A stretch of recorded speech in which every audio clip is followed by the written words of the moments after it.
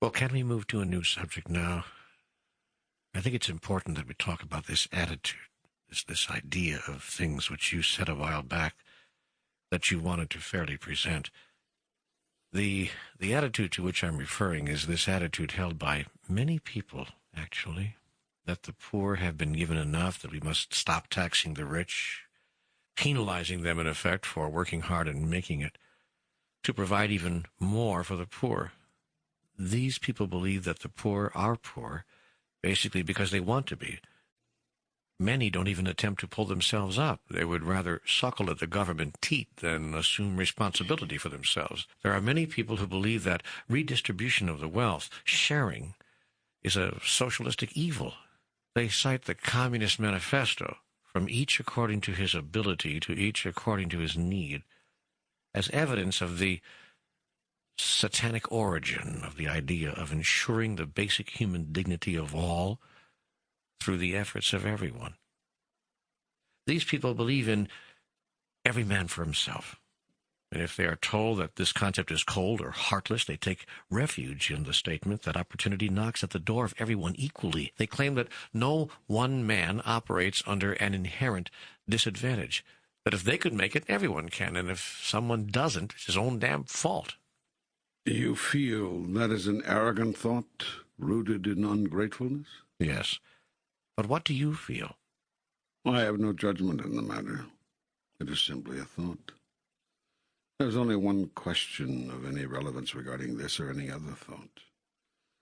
Does it serve you to hold that? In terms of who you are and who you seek to be, does that thought serve you? Looking at the world, that is the question people have to ask. Does it serve us to hold this thought? I observe this.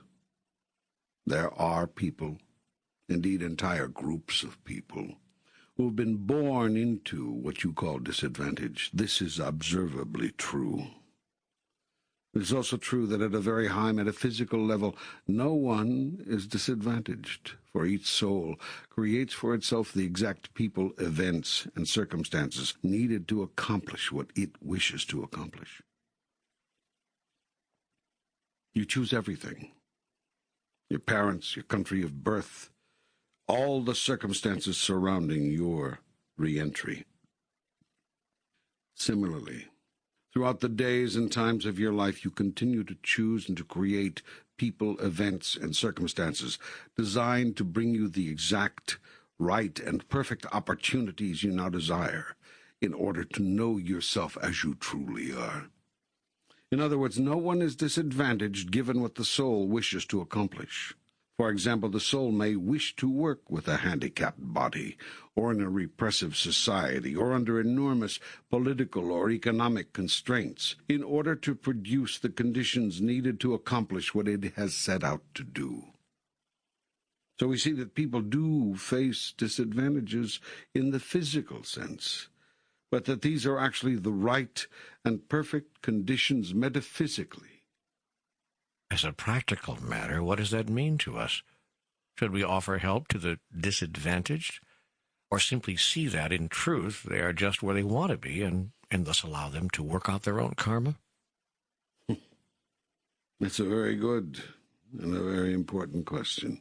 Remember first that everything you think, say, and do is a reflection of what you've decided about yourself, a statement of who you are, an act of creation in your deciding who you want to be. I keep returning to that, because that is the only thing you are doing here. That is what you are up to. There's nothing else going on, no other agenda for the soul. You are seeking to be and to experience who you really are, and to create that, you are creating yourself anew in every moment of now. Now, within that context, when you come across a person who appears in relative terms, as observed within your world, to be disadvantaged, the first question you have to ask is, who am I and who do I choose to be in relationship to that? In other words, the first question when you encounter another in any circumstance should always be, what do I want here? Did you hear that? Your first question always must be, what do I want here? Not, what does the other person want here? That's the most fascinating insight I've ever received about the way to proceed in human relationships. It also runs against everything I've ever been taught. I know. But the reason your relationships are in such a mess is that you're always trying to figure out what the other person wants and what other people want, instead of what you truly want. Then you have to decide whether to give it to them. And here's how you decide. You decide by taking a look at what you may want from them. If there's nothing you think you'll want from them, your first reason for giving them what they want disappears. And so you very seldom do it. If, on the other hand, you see that there is something you want or may want from them, then your self-survival mode kicks in and you try to give them what they want.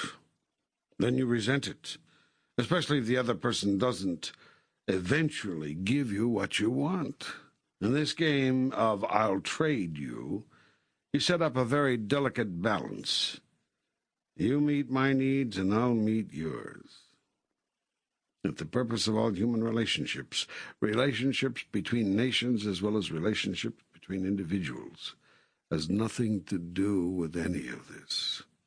The purpose of your holy relationship with every other person, place, or thing is not to figure out what they want or need, but what you require or desire now in order to grow, in order to be who you want to be.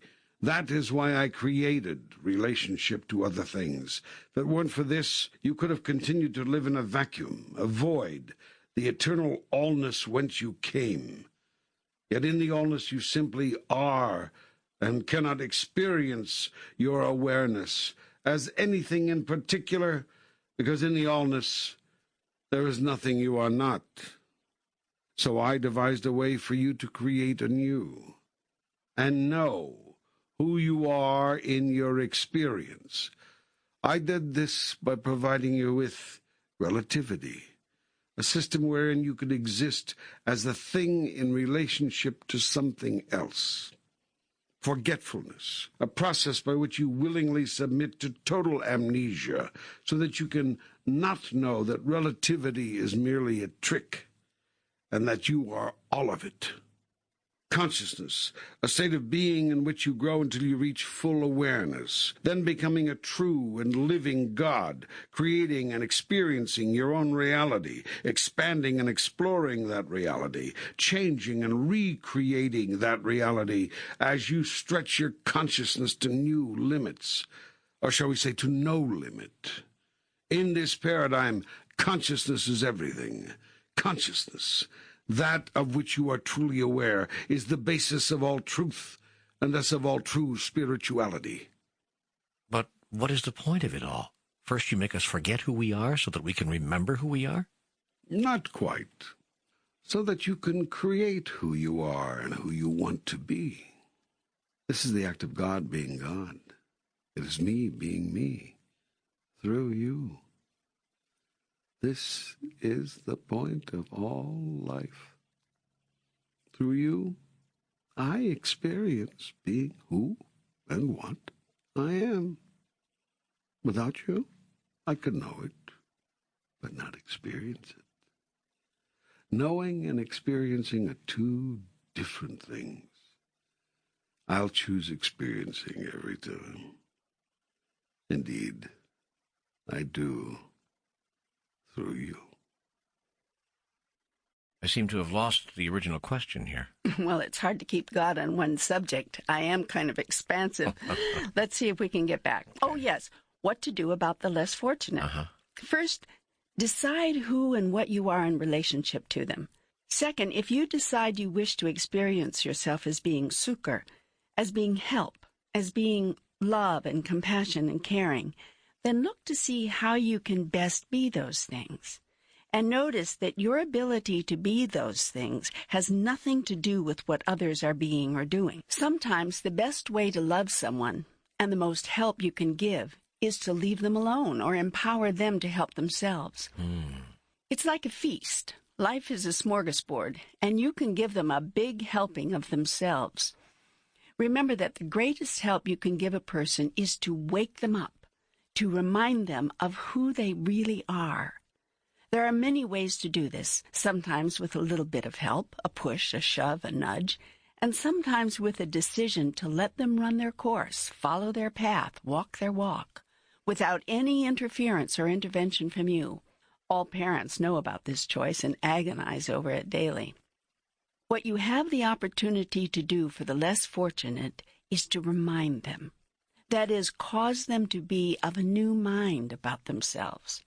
And you too have to be of a new mind about them, for if you see them as unfortunate, they will. Jesus' great gift was that he saw everyone as who they truly are. He refused to accept appearances. He refused to believe what others believed of themselves. He always had a higher thought, and he always invited others to it. Yet he also honored where others chose to be. He did not require them to accept his higher idea, merely held it out as an invitation. He dealt, too, with compassion, and if others chose to see themselves as beings needing assistance, he didn't reject them for their faulty assessment, but allowed them to love their reality, and lovingly assisted them in playing out their choice.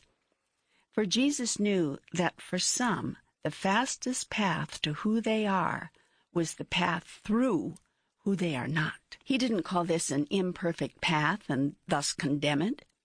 Rather, he saw this too as perfect, and thus supported everyone in being just who they wanted to be. Anyone, therefore, who asked Jesus for help received it. He denied no one, but was always careful to see that the help he gave supported a person's full and honest desire. If others genuinely sought enlightenment, honestly expressing readiness to move to the next level, Jesus gave them the strength, the courage, the wisdom to do so. He held himself out, and rightly so, as an example, and encouraged people, if they could do nothing else, to have faith in him. He would not, he said, lead them astray.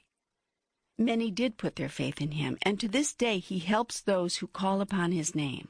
For his soul is committed to waking up those who seek to be fully awake and fully alive in me. Yet Christ had mercy on those who did not. He therefore rejected self-righteousness and, as do I, made no judgments ever. Jesus' idea of perfect love was to grant all persons exactly the help they requested, after telling them the kind of help they could get. He never refused to help anyone, and least of all would he do so out of a thought that you made your bed, now lie in it. Jesus knew that if he gave people the help they asked for, rather than merely the help he wanted to give, that he was empowering them at the level at which they were ready to receive empowerment. This is the way of all great masters, those who have walked your planet in the past and those who are walking it now. Now I am confused. When is it disempowering to offer help? When does it work against, rather than for, another's growth? When your help is offered in such a way that it creates continued dependence rather than rapid independence. When you allow another, in the name of compassion, to begin to rely on you rather than rely on themselves. That is not compassion, that is compulsion. You have a power compulsion, because that sort of helping is really power tripping. Now, this distinction can be very subtle here, and sometimes you don't even know you are power tripping. You really believe you are simply doing your best to help another. Yet be careful that you're not simply seeking to create your own self-worth. For to the extent that you allow other persons to make you responsible for them, to that extent you have allowed them to make you powerful, and that, of course, makes you feel worthy. Yet this kind of help is an aphrodisiac which seduces the weak. The goal is to help the weak grow strong, not to let the weak become weaker. This is the problem with many government assistance programs, for they often do the latter rather than the former. Government programs can be self-perpetuating. Their objective can be every bit as much to justify their existence as to help those they are meant to assist. If there were a limit to all government assistance, people would be helped when they genuinely need help, but could not become addicted to that help, substituting it for their own self-reliance. Governments understand that help is power. That is why governments offer as much help to as many people as they can get away with. For the more people government helps, the more people help the government. Whom the government supports, supports the government. Then there should be no redistribution of wealth. The Communist Manifesto is satanic. Of course, there is no Satan, but I understand your meaning. The idea behind the statement, from each according to his ability, to each according to his need, is not evil. It is beautiful. It is simply another way of saying you are your brother's keeper. It's the implementation of this beautiful idea that can become ugly. Sharing must be a way of life, not an edict imposed by government. Sharing should be voluntary, not forced. But here we go again. At its best, government is the people, and its programs are simply mechanisms by which the people share with many others as a way of life. And I would argue that people, collectively through their political systems, have chosen to do so because people have observed, and history has shown, that the haves do not share with the have-nots. The Russian peasant could have waited until hell froze over for the Russian nobility to share its wealth, which was usually gained and enlarged, by the way, through the hard work of the peasants. The peasants were given just enough to subsist on as the incentive to keep working the land and make the land barons richer. Talk about a dependency relationship. This was an I'll help you only if you help me arrangement, more exploitive and more obscene than anything ever invented by government. It was this obscenity against which the Russian peasants revolted. A government which ensured that all people were treated equally was born out of the people's frustration that the haves would not give to the have-nots of their own accord. It was as Marie Antoinette said of the starving masses clamoring beneath her window in rags while she lounged in a gold-inlaid tub on a bejeweled pedestal munching imported grapes. Let 'em eat cake. This is the attitude against which the downtrodden have railed. This is the condition causing revolution and creating governments of so-called oppression. Governments which take from the rich and give to the poor are called oppressive, while governments which do nothing while the rich exploit the poor are called repressive. Ask the peasants of Mexico, even today.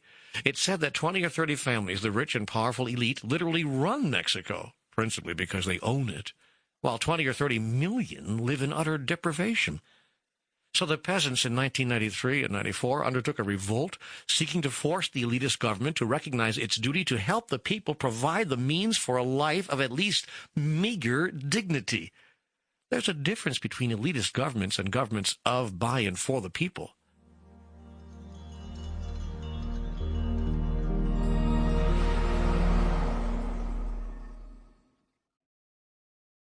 Are not people's governments created by angry people, frustrated over the basic selfishness of human nature? Are not government programs created as a remedy for man's unwillingness to provide a remedy himself? Is this not the genesis of fair housing laws, child labor statutes, support programs for mothers with dependent children? Wasn't Social Security government's attempt to provide for older people something that their own families would not or could not provide?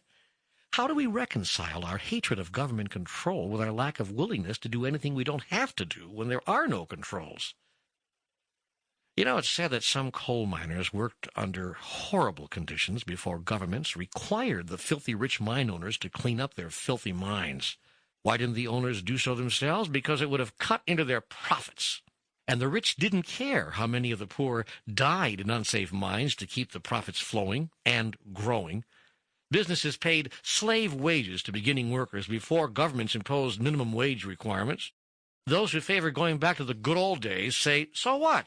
They provided jobs, didn't they? And who's taking the risk anyway? The worker? No, the investor, the owner takes the risks. So let him get the biggest reward.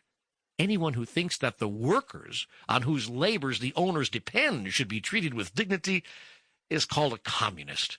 Anyone who thinks that a person should not be denied housing because of skin color is called a socialist. Anyone who thinks that a woman should not be denied employment opportunities or promotion simply because she's the wrong sex is called a radical feminist. And when governments, through their elected representatives, move to solve these problems that people of power in society steadfastly refuse to solve themselves, those governments are called oppressive. Never by the people they help, incidentally, only by the people who refuse to provide the help themselves. Nowhere is this more evident than in health care. In 1992, an American president and his wife decided it was unfair and inappropriate for millions of Americans to have no access to preventative health care. That simple notion started a healthcare debate which catapulted even the medical profession and the insurance industry into the fray. The real question is not whose solution was better, the plan proposed by the administration or the plan proposed by private industry. The real question is, why didn't private industry propose its own solution long ago? I'll tell you why. Because it didn't have to. No one was complaining, and the industry was driven by profits. Profits, profits, profits. My point, therefore, is this. We can rail and cry and complain all we want. The plain truth is governments provide solutions when the private sector won't. We can also claim that governments are doing what they're doing against the wishes of the people, but so long as people control the government, as they still do to a large extent in the United States, the government will continue to produce and require solutions to social ills because the majority of the people are not rich and powerful, and therefore legislate for themselves what society will not give them voluntarily. Only in countries where the majority of people do not control the government does government do little or nothing about inequities. So then, the problem. How much government is too much government? And how much is too little? And where and how do we strike the balance? Whew! I've never seen you go on like this. That's as long as you've ever held the floor. Well, you said we were going to address some of the larger global problems facing the family of man. I think I've laid out a big one. Eloquently, yes. Everyone from Toynbee to Jefferson to Marx has been trying to solve it for hundreds of years. Okay, what's your solution? We are going to have to go backwards here. We're going to have to go over some old ground. Go ahead. Maybe I need to hear it twice. Then we'll start with the fact that I have no solution, and that is because I see none of this as problematical. It just is what it is, and I have no preferences regarding that. I'm merely describing here what is observable, what anyone can plainly see. Okay, you have no solution and you have no preference. Can you offer me an observation? I observe that the world has yet to come up with a system of government which provides a total solution, although the government in the United States has come the closest so far. The difficulty is that goodness and fairness are moral issues, not political ones. Government is the human attempt to mandate goodness and ensure fairness. Yet there's only one place where goodness is born, and that is in the human heart. There's only one place where fairness can be conceptualized, and that is in the human mind. There's only one place where love can be experienced truly, and that is in the human soul. Because the human soul is love. You cannot legislate morality. You cannot pass a law saying love each other. We are now going around in circles as we have covered all of this before. Still, the discussion is good, so keep plugging away at it. Even if we cover the same ground twice or three times, that is okay. The attempt here is to get to the bottom of it. See how you want to create it now. Well, then I'll ask the same question I asked before. Aren't all laws simply man's attempt to codify moral concepts? Is not legislation simply our combined agreement as to what is right and wrong? Yes, and certain civil laws, rules, and regulations are required in your primitive society. You understand that in non-primitive societies, such laws are unnecessary. All beings regulate themselves. In your society, you are still confronted with some very elementary questions. Shall you stop at the street corner before proceeding? Shall you buy and sell according to certain terms? Will there be any restrictions on how you behave with one another? But truly, even these basic laws, prohibitions against murdering, damaging, cheating, or even running a red light, shouldn't be needed and wouldn't be needed if all people everywhere simply followed the laws of love. That is God's law. What is needed is a growth in consciousness, not a growth of government. You mean if we just followed the Ten Commandments, we'd be all right? There's no such thing as the Ten Commandments. God's law is no law. This is something you cannot understand. I require nothing. Is that what you're suggesting for this world? Complete anarchy? I am suggesting nothing. I am merely observing what works. I am telling you what is observably so. And no, I do not observe that anarchy, The absence of governance, rules, regulations, or limitations of any kind would work. Such an arrangement is only practical with advanced beings, which I do not observe human beings to be. So some level of governance is going to be required until your race evolves to the point where you naturally do what is naturally right. You're very wise to govern yourselves in the interim. The points you made a moment ago are salient, unassailable. People often do not do what is right when left to their own devices. The real question is not why do governments impose so many rules and regulations on the people, but why do governments have to? The answer has to do with your separation consciousness. The fact that we see ourselves as separate from one another. Yes. But if we aren't separate, then we are one. And doesn't that mean we are responsible for each other? Yes. But doesn't that disempower us from achieving individual greatness? I mean, if I'm responsible for all others, then the Communist Manifesto was right, from each according to his ability to each according to his need. That is, as I've already said, a very noble idea. But it is robbed of its nobility when it is ruthlessly enforced. That was the difficulty with communism. Not the concept, but its implementation. But there are those who say that the concept had to be enforced, because the concept violates the basic nature of man. You've hit the nail on the head. What needs to be changed is the basic nature of man. That's where the work must be done. To create the consciousness shift of which you've spoken. Yes. But we're going around in circles again. Would not a group consciousness cause individuals to be disempowered? Let's look at it.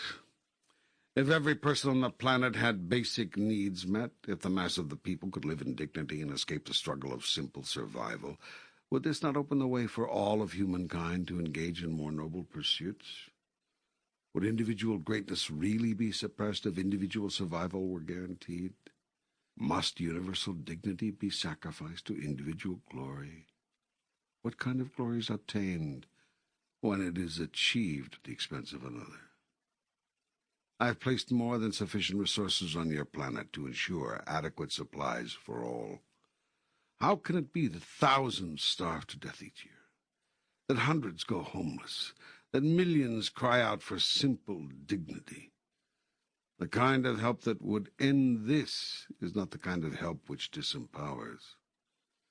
If you're well off, say they do not want to help the starving and the homeless because they do not want to disempower them. Then your well-off are hypocrites. For no one is truly well-off if they are well-off while others are dying. The evolution of a society is measured by how well it treats the least among its members. As I've said, the challenge is to find the balance between helping people and hurting them. Okay, are there any guidelines you can offer? An overall guideline might be this: when in doubt, always err on the side of compassion. The test of whether you are helping or hurting: are your fellow humans enlarged or reduced as a result of your help? Have you made them bigger or smaller, more able or less able? It has been said that if you give everything to individuals, they'll be less willing to work for it themselves. Yet why should they have to work for the simplest dignity? Is there not enough for all? Why should working for it have to do with anything? Isn't basic human dignity the birthright of everyone? Oughtn't it be? If one seeks more than minimum levels, more food, bigger shelters, finer coverings for the body, one can seek to achieve these goals. But ought one have to struggle to even survive on a planet where there is more than enough for everyone? That's the central question facing humankind. The challenge is not to make everyone equal, but to give everyone at least the assurance of basic survival with dignity, so that each may then have the chance to choose what more they want from there. There are those who would argue that some don't even take that chance. I mean, even when it's given to them. And they observe correctly. This raises yet another question. To those who don't take the opportunities presented to them, do you owe another chance and another? No. If I took that attitude, you would be lost to hell forever. I tell you this: compassion never ends. Love never stops. Patience never runs out in God's world. Only in the world of man is goodness limited. In my world, goodness is endless. Even if we don't deserve it. You always deserve it, Even if we throw your goodness back in your face? especially if you do. If a man slaps you on the right cheek, turn and offer him your left. And if a man asks you to go 1 mile with him, go with him twain. When you throw my goodness back in my face, which, by the way, the human race has done to God for millennia, I see that you are merely mistaken. You do not know what is in your best interest. I have compassion because your mistake is based not in evil, but in ignorance.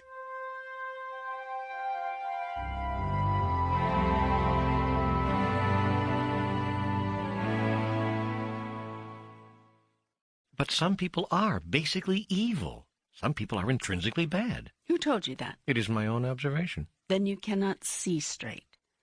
I've said it to you before. No one does anything evil given his model of the world. Put another way, all are doing the best they can at any given moment. All actions of everyone depend on the data at hand. I've said this before. Consciousness is everything. Of what are you aware? What do you know? But when people attack us, hurt us, damage us, even kill us for their own ends, isn't that evil? I've told you before, all attack is a call for help. No one truly desires to hurt another.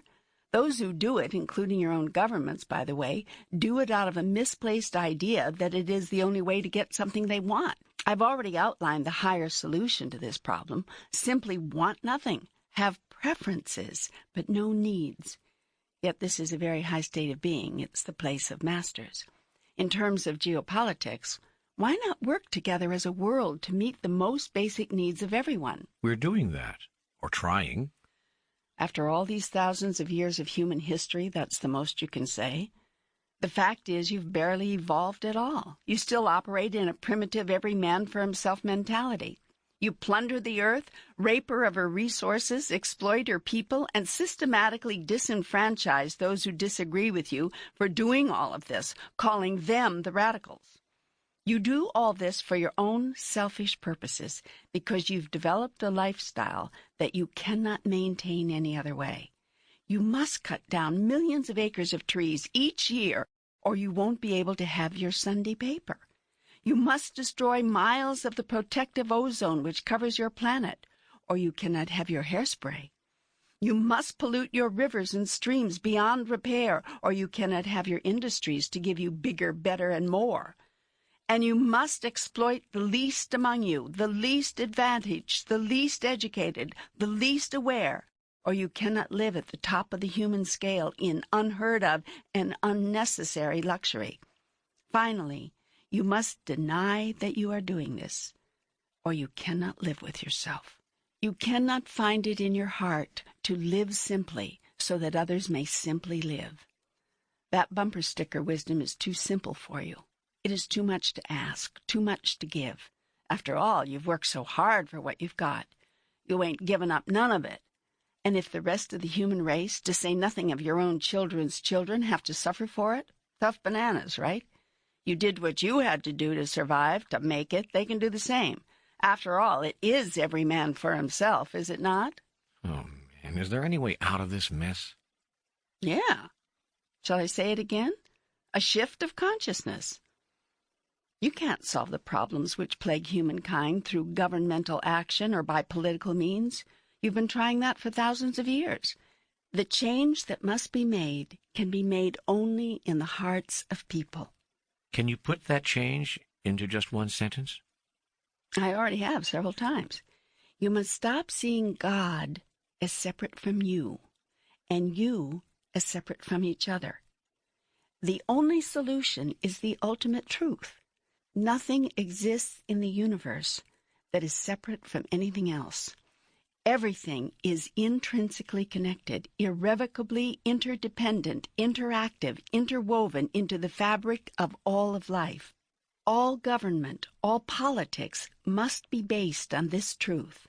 All laws must be rooted in it. This is the future hope of your race, the only hope for your planet. How does the law of love you spoke of earlier work? Love gives all and requires nothing. How can we require nothing? If everyone in your race gave all, what would you require? The only reason you require anything is because someone else is holding back. Stop holding back. Well, this couldn't work unless we all did it at once. Indeed, a global consciousness is what is required. Yet how will that come about? Somebody has to start. The opportunity is here for you. You can be the source of this new consciousness. You can be the inspiration. Indeed, you must be. I must? Who else is there?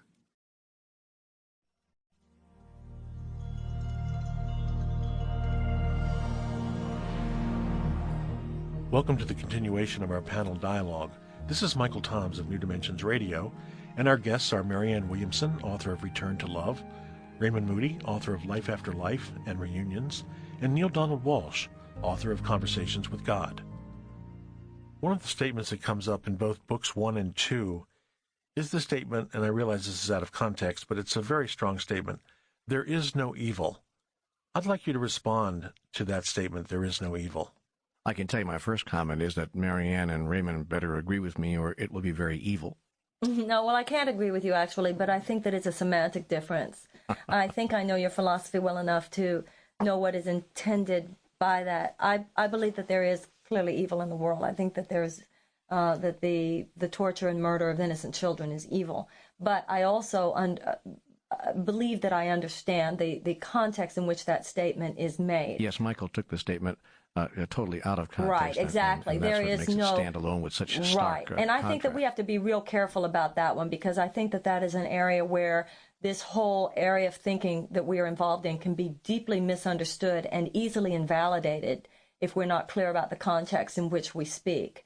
The way I read Neil's books is the way I understand it from other metaphysical literature, which is that darkness, there is no entity called darkness. Darkness is merely the absence of light. And so it is that evil isn't an entity of itself, but merely the energy which is manifest in the absence of love or light. As a matter of fact, Book 1 in the CWG trilogy clearly says that the biggest evil would be to declare that there is no evil. Yeah, just think of all the darkness and truly the evil result that can result. I think that one of the things that's very important for this kind of work, and where I think Raymond and Neil and myself and all of us who are involved in these kinds of work have to be very careful, is that, you know, Martin Luther King Jr. once said that what we need are people who have tough minds and tender hearts. And it is true that some of the toughest minds in America today lack heart. But I think it is also true that some of the most open-hearted people are fuzzy thinkers. And I think that we have to be alert to that. There are many people who would love to think that that evil is not real as an excuse for not participating fully and engaging fully in the world. And cleaning up the evil. Yeah, absolutely. Correct, I think the danger... That's a very insightful comment. I think one danger in talking about this question of whether there is evil and so on is that at a certain point you run the risk of legitimizing the demonizing process, and that's definitely a baneful influence on human affairs. I think it's so easy for people to project their own likes and dislikes out onto their enemies and call their enemies the embodiment of evil.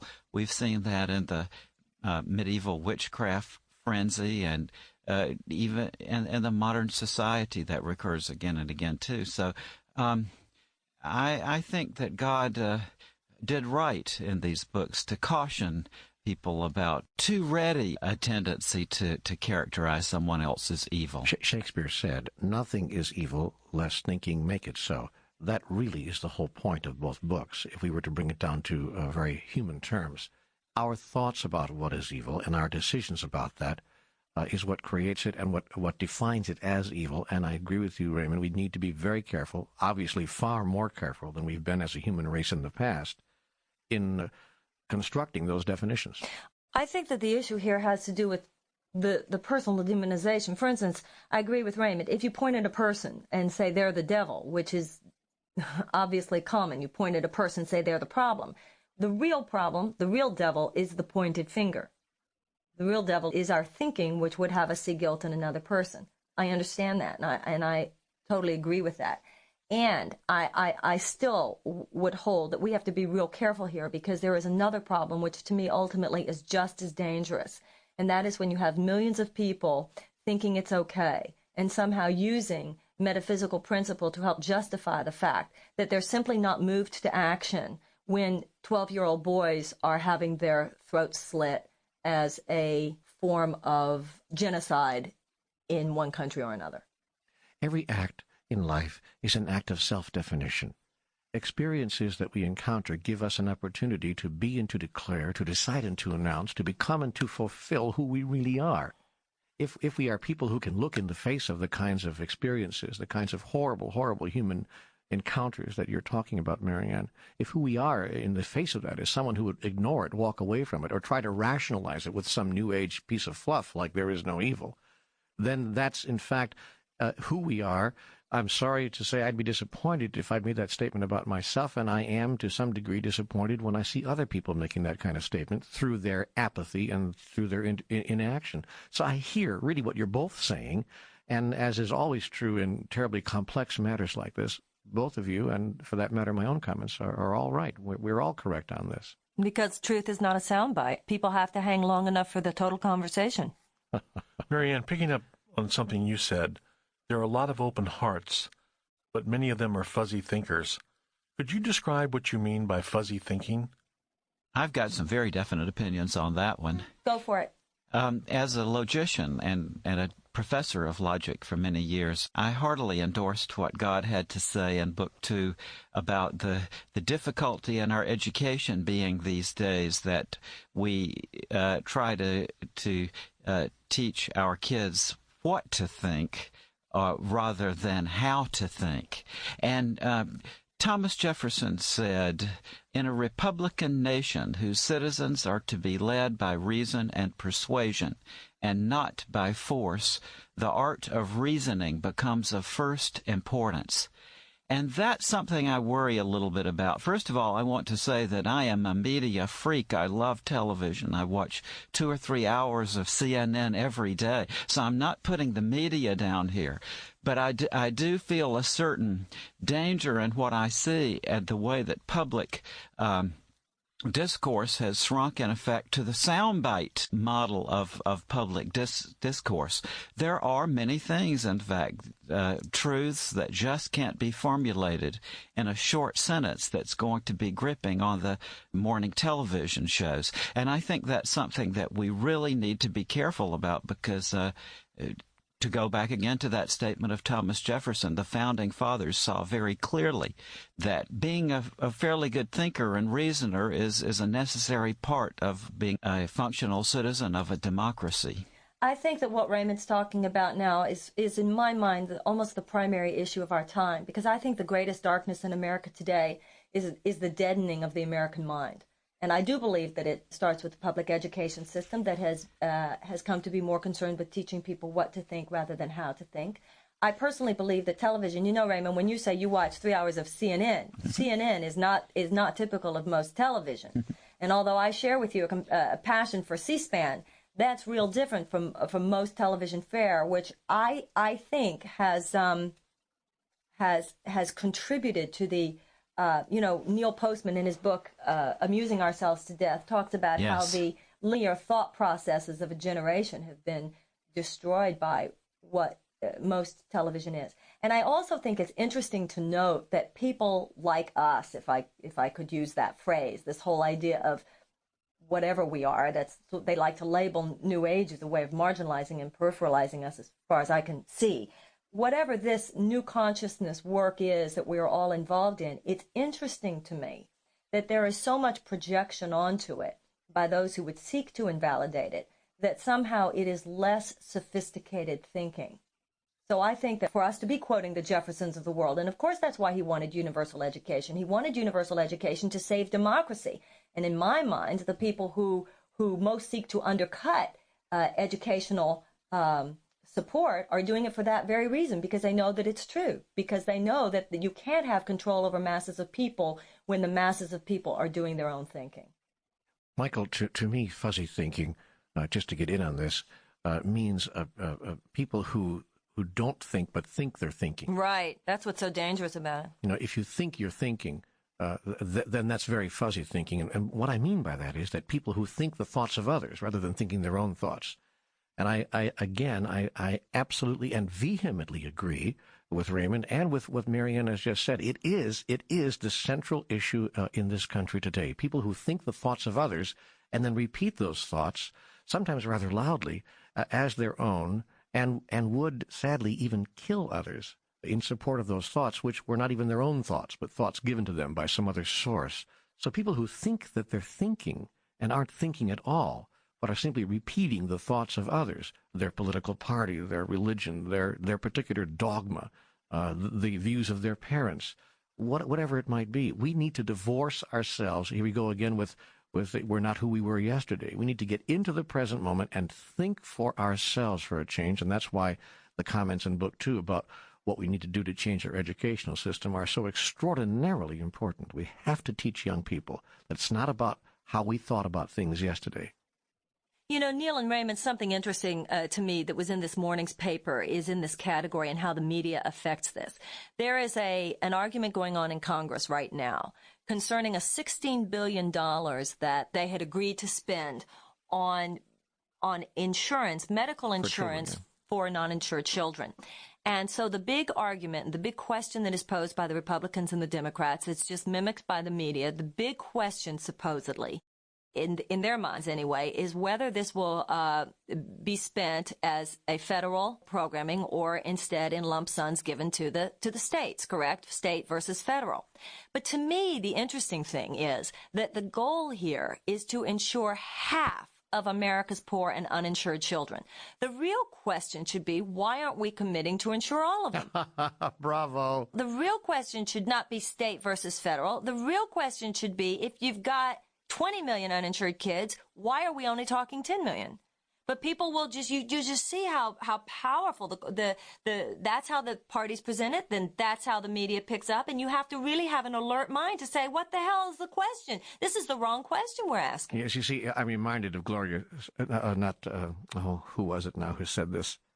The wonderful statement on her deathbed. She said, what is the answer? And when no one could give her the answer, she said, in that case, what is the question? Right. We're not asking. The reason we're not getting meaningful answers in America today is because we're not asking the meaningful questions yet. And the power structure as it now exists, as your book makes very clear in Book 2, its interests are not in line with asking the appropriate questions.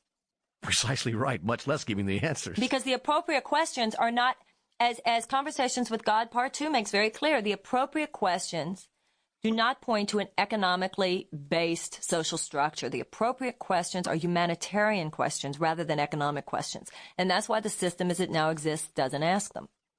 The system is absolutely out of control and crazy. I'm beginning to feel like one of those guys who sit around the barbershop talking about the good old days. But I swear, really, I think society has reached a point now in 1997 that is just absolutely incomprehensible to anyone, as far as I can know. I mean, to get back to the medical issue for a moment, the problem with the kids, unfortunately, is just a tiny slice of the huge pie of chaos that's going on about the medical system.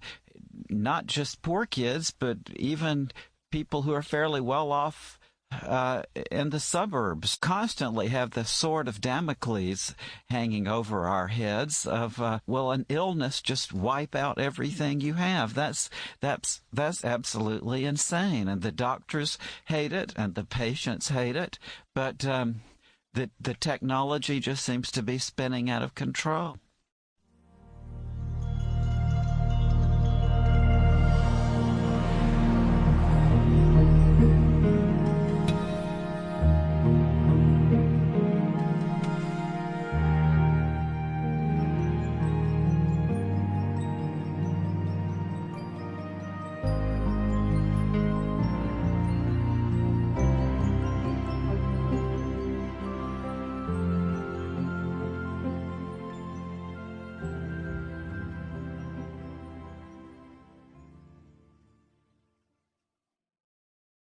How can I begin to be a part of the new consciousness?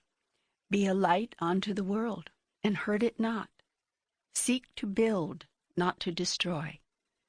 Bring my people home. How? By your shining example. Seek only godliness. Speak only in truthfulness. Act only in love. Live the law of love now and forevermore. Give everything. Require nothing. Avoid the mundane. Do not accept the unacceptable. Teach all who seek to learn of me. Make every moment of your life an outpouring of love. Use every moment to think the highest thought, say the highest word, do the highest deed. In this glorify your holy self, and thus too glorify me. Bring peace to the earth by bringing peace to all those whose lives you touch. Be peace. Feel and express in every moment your divine connection with the all, and with every person, place, and thing. Embrace every circumstance, own every fault, share every joy, contemplate every mystery, walk in every man's shoes, forgive every offense, including your own, heal every heart, honor every person's truth, adore every person's God, protect every person's rights, preserve every person's dignity, promote every person's interests, provide every person's needs, presume every person's holiness, present every person's greatest gifts, produce every person's blessing, and pronounce every person's future secure in the assured love of God. Be a living, breathing example of the highest truth that resides within you. Speak humbly of yourself, lest someone mistake your highest truth for a boast. Speak softly, lest someone think you are merely calling for attention. Speak gently, that all might know of love. Speak openly, lest anyone think you have something to hide. Speak candidly, so you cannot be mistaken. Speak often, so that your word may truly go forth. Speak respectfully, that no one be dishonored. Speak lovingly, that every syllable may heal. Speak of me with every utterance. Make of your life a gift. Remember always you are the gift. Be a gift to everyone who enters your life, and to everyone whose life you enter. Be careful not to enter another's life if you cannot be a gift. You can always be a gift because you always are the gift. Yet sometimes you don't let yourself know that. When someone enters your life unexpectedly, look for the gift that person has come to receive from you. What an extraordinary way of putting it. Why else do you think a person has come to you? I tell you this, every person who has ever come to you has come to receive a gift from you. In so doing, he gives a gift to you, the gift of your experiencing and fulfilling who you are. When you see this simple truth, when you understand it, you see the greatest truth of all. I have sent you nothing but angels. I'm confused. Can we go back just a bit? There seems to be some contradictory data. I felt you were saying that sometimes the best help we can give people is to leave them alone. Then I felt you were saying never fail to help someone if you see that person needs help. These two statements seem to be at odds. Let me clarify your thinking on this. Never offer the kind of help that disempowers. Never insist on offering the help you think is needed. Let the person or people in need know all that you have to give. Then listen to what they want. See what they are ready to receive. Offer the help that is wanted. Often the person or people will say or exhibit by their behavior that they just want to be left alone. Despite what you think you'd like to give, leaving them alone might be the highest gift you can then offer. If at a later time something else is wanted or desired, you will be caused to notice if it is yours to give. If it is, then give it. Yet strive to give nothing which disempowers, That which disempowers is that which promotes or produces dependency. In truth, there is always some way you can help others which also empowers them. Completely ignoring the plight of another who is truly seeking your help is not the answer. For doing too little no more empowers the other than doing too much. To be of higher consciousness, you may not deliberately ignore the genuine plight of brothers or sisters, claiming that to let them stew in their own juice is the highest gift you can give them. That attitude is righteousness and arrogance at the highest level. It merely allows you to justify your non-involvement.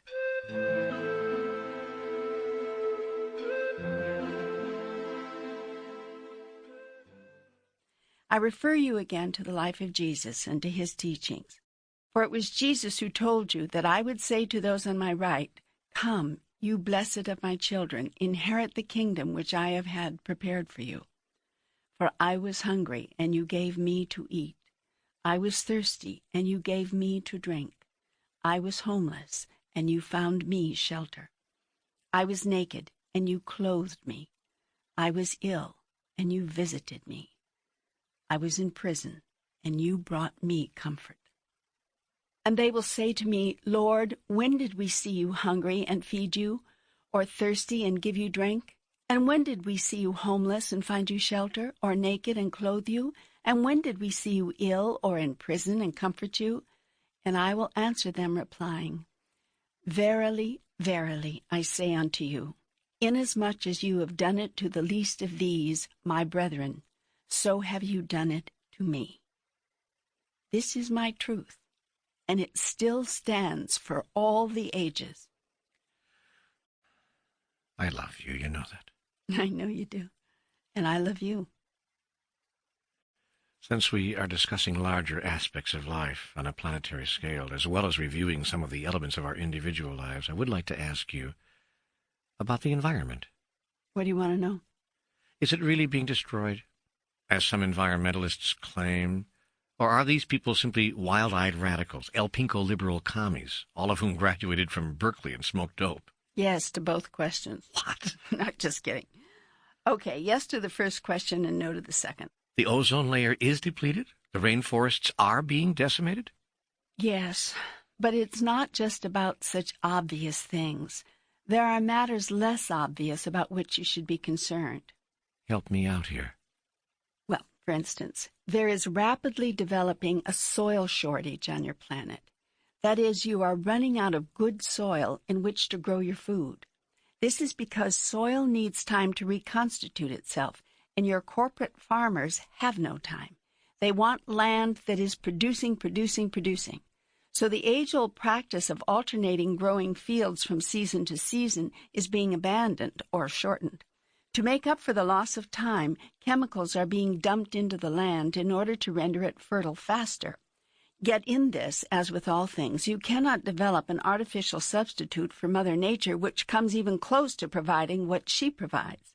The result is that you are eroding, down to a few inches really in some places, the available nutritive topsoil reserve. In other words, you are growing more and more food in soil which has less and less nutritional content. No irons, no minerals, nothing which you count on the soil to provide. Worse yet, you are eating foods filled with chemicals which have been poured into the soil in a desperate attempt to reconstitute it. While causing no apparent damage to the body in the short term, you will discover to your sadness that in the long run, these trace chemicals which remain in the body are not health-producing. This problem of soil erosion through rapid growing field turnover is not something of which most of your people may be aware. Nor is the dwindling growable soil reserve a fantasy made up by yuppie environmentalists looking for their next fashionable cause. Ask any earth scientist about it and you will hear plenty.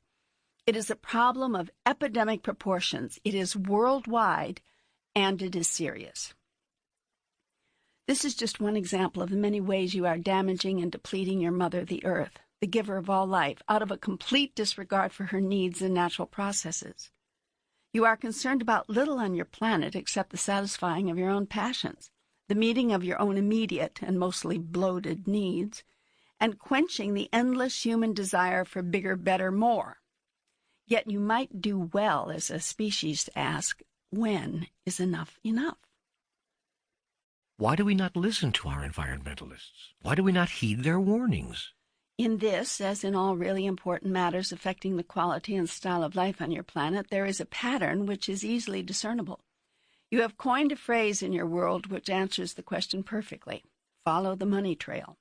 Oh, man, how can we ever hope to solve these problems when fighting something as massive and insidious as that? Simple. Eliminate money. Eliminate money? Yes. Or at the very least, eliminate its invisibility. I don't understand. Most people hide the things they are ashamed of or don't want other people to know about. That is why the largest number of you hide your sexuality, and that is why nearly all of you hide your money.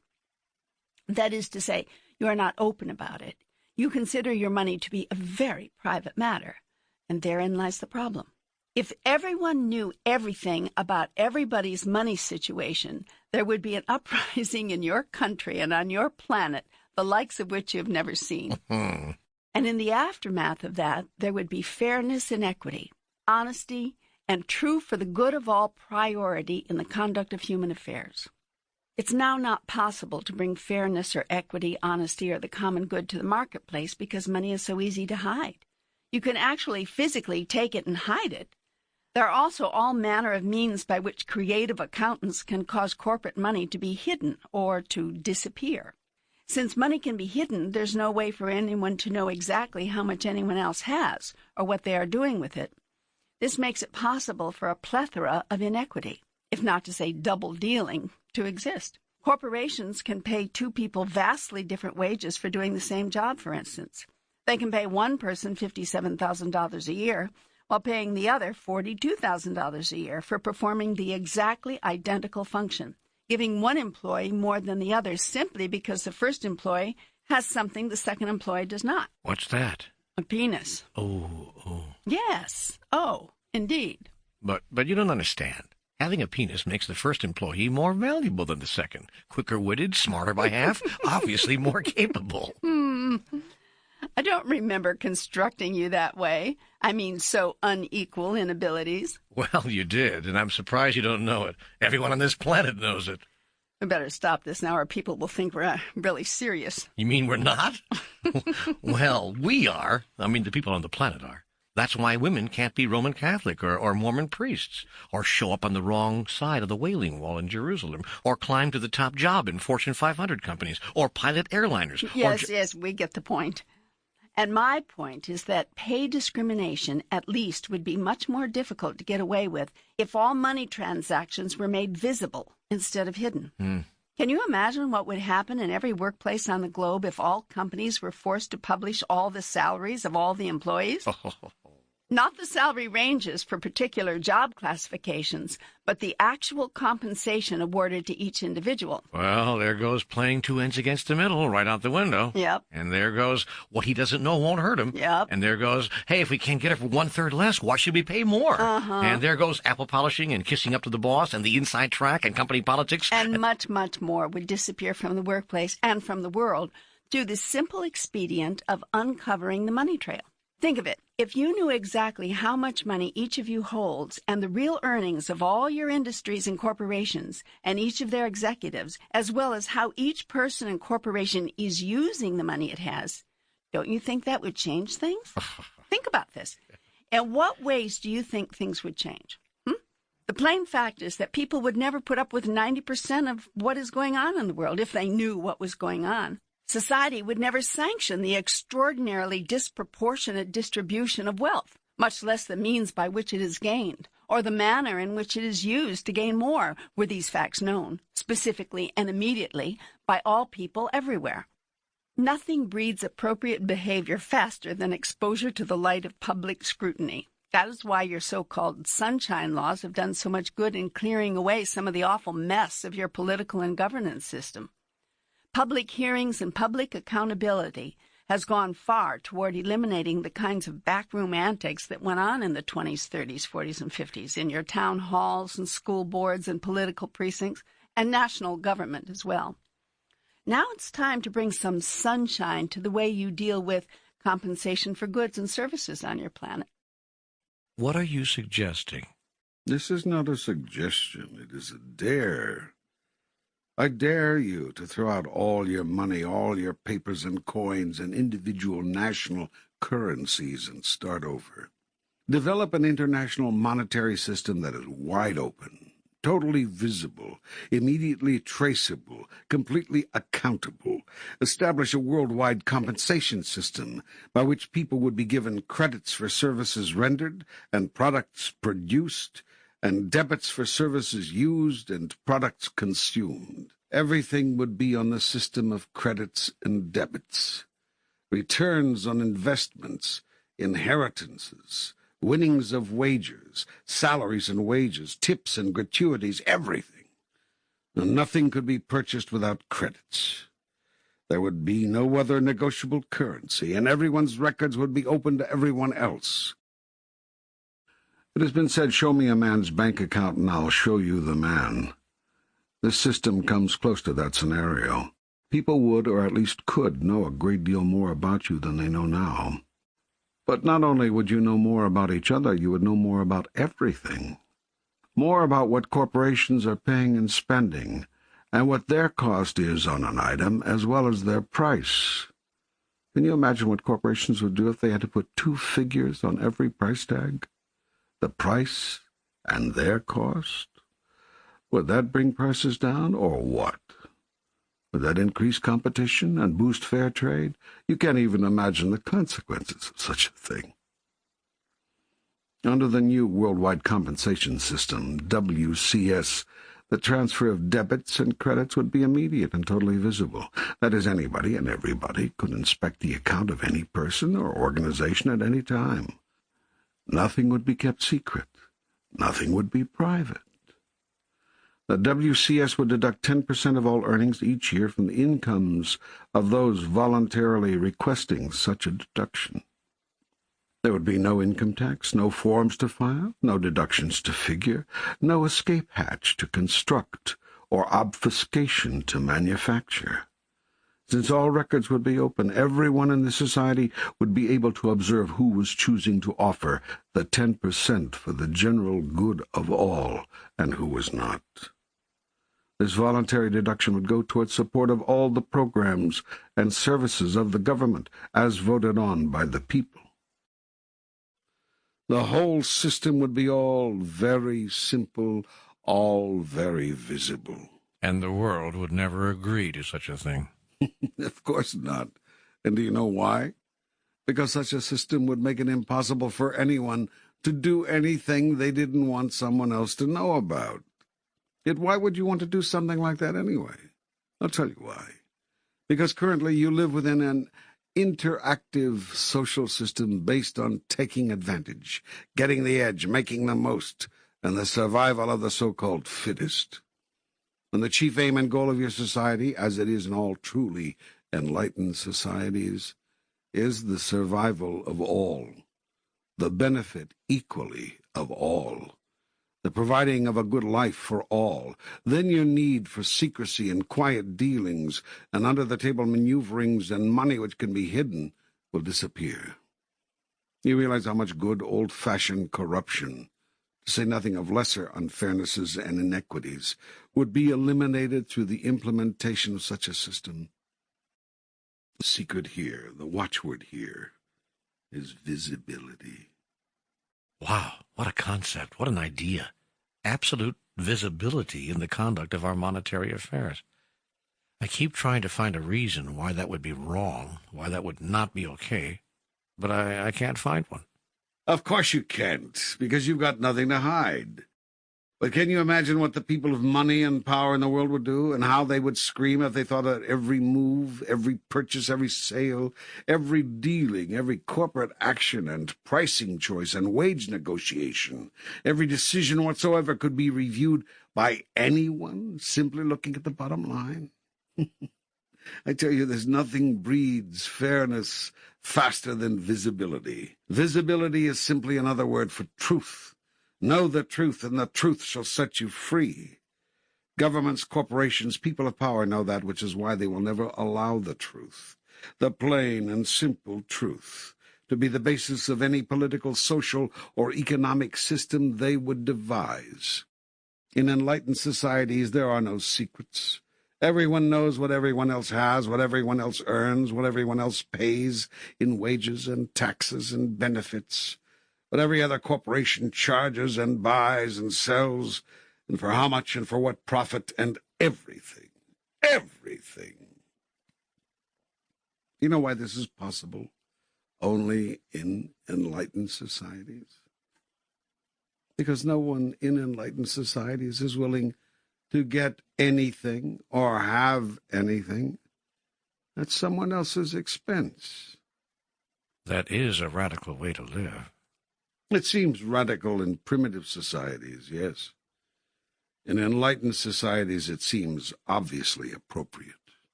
I'm intrigued by this concept of visibility. Could it extend beyond monetary affairs? Might it be a watchword for our personal relationships as well? One would hope so.